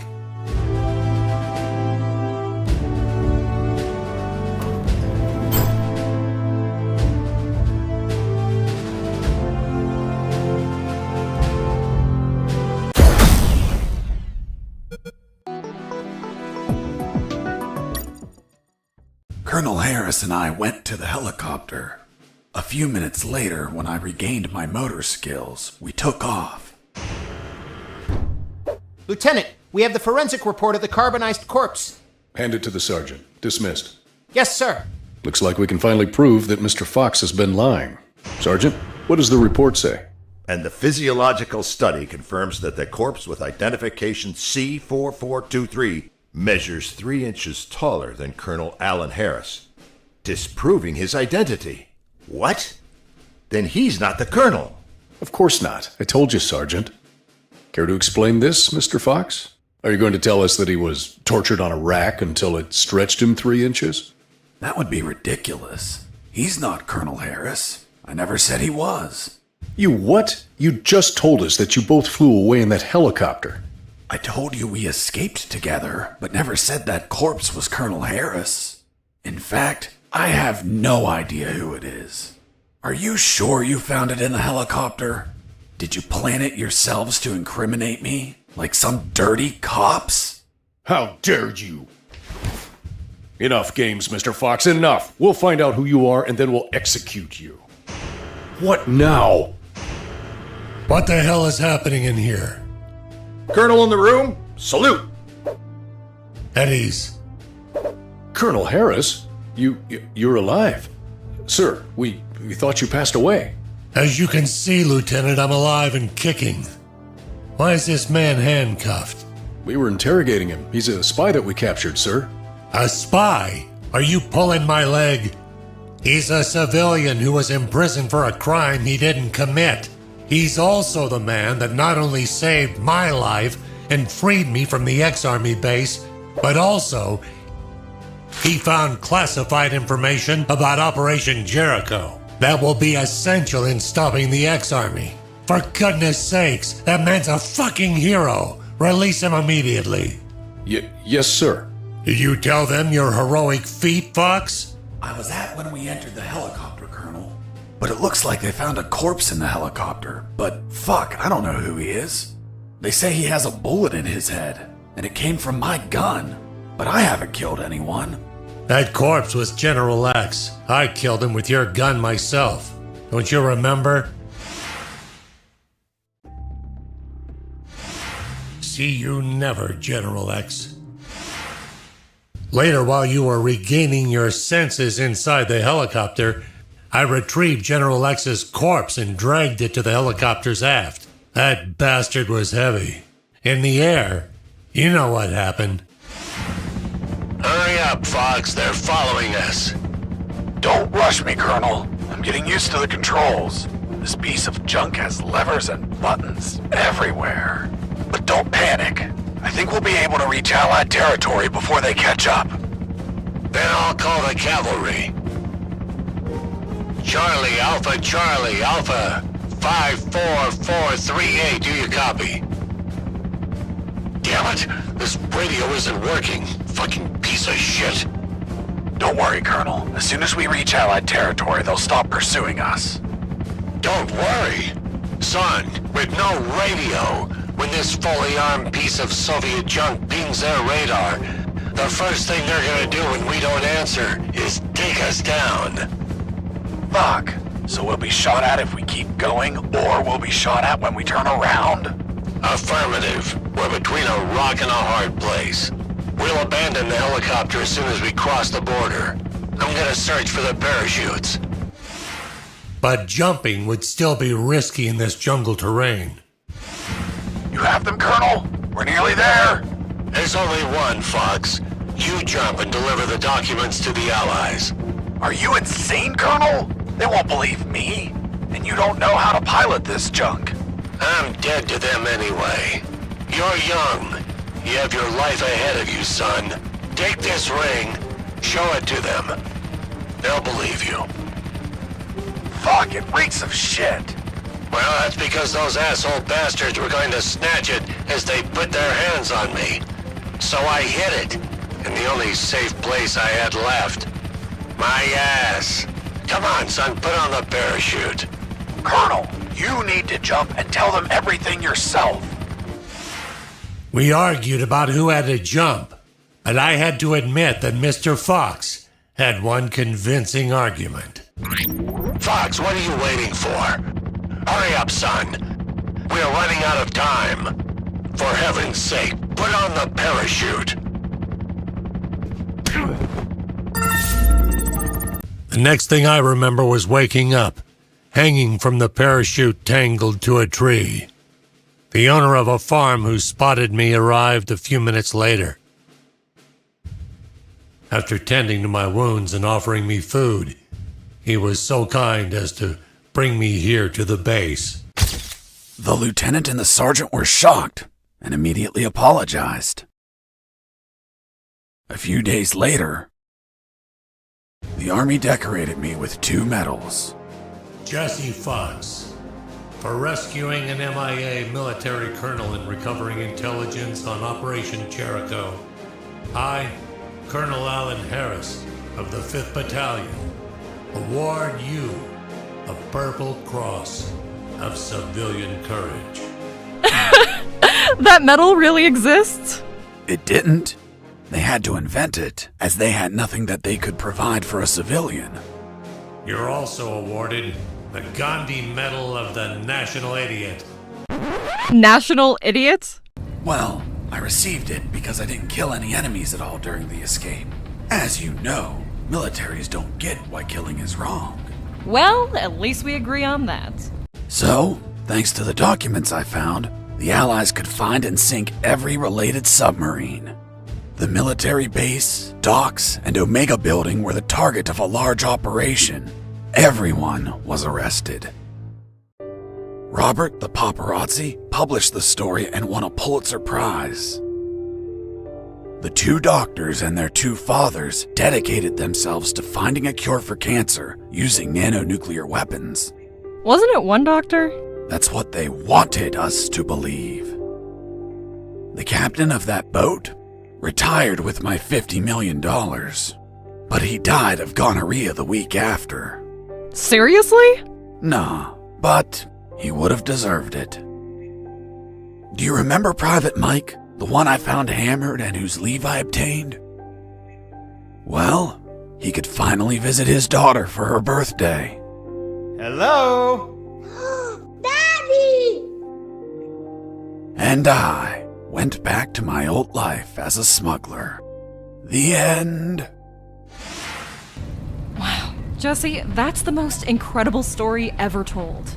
My god, you have an amazing imagination. You should be a video game writer. You don't believe me? Not a word.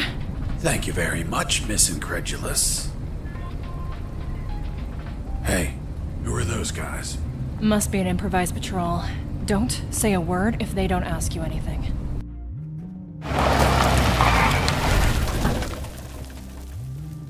Good morning. May I see your passports, please? Good morning. Here you are. Very well, let's see. Fuck. You're Jesse Fox! Yeah, that's me. Holy Jesus, I can't believe it! Hey, Jimmy, who is that guy? Fuck, Mike, he's Fox! The one who rescued Colonel Alan Harris and prevented the nuclear attacks! I really admire you, Mr. Fox. You're a fucking hero. Thanks, soldier. Here are your passports. Go, drive carefully.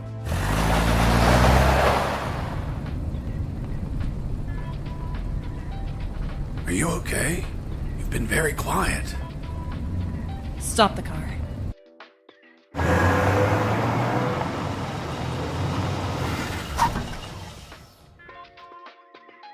What's up? Then it's true.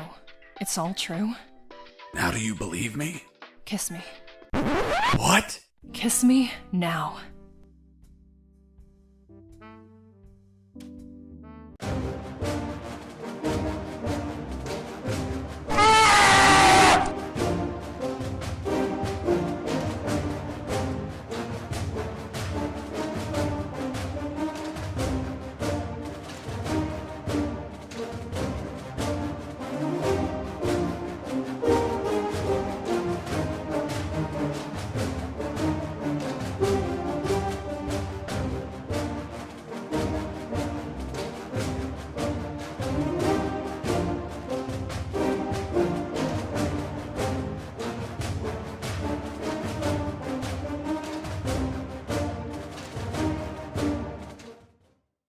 Hey, Jimmy, who the fuck is this Colonel Alan Harris?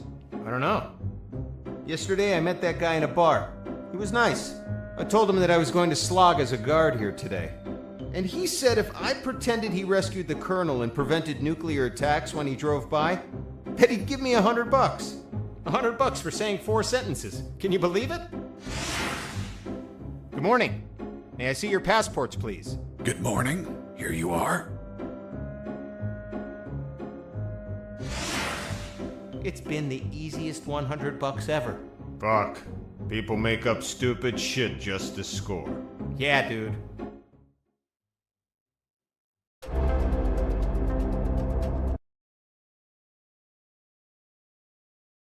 In 1972, a crack commando unit threw me in a prison for a crime I didn't commit. You're under arrest for a crime you didn't commit!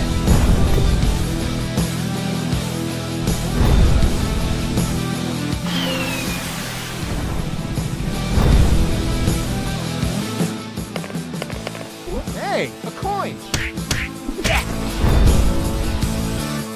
Hey, buddy, I have no paper. Here you are. You saved my ass, literally. You stole a one. Meat. Soda.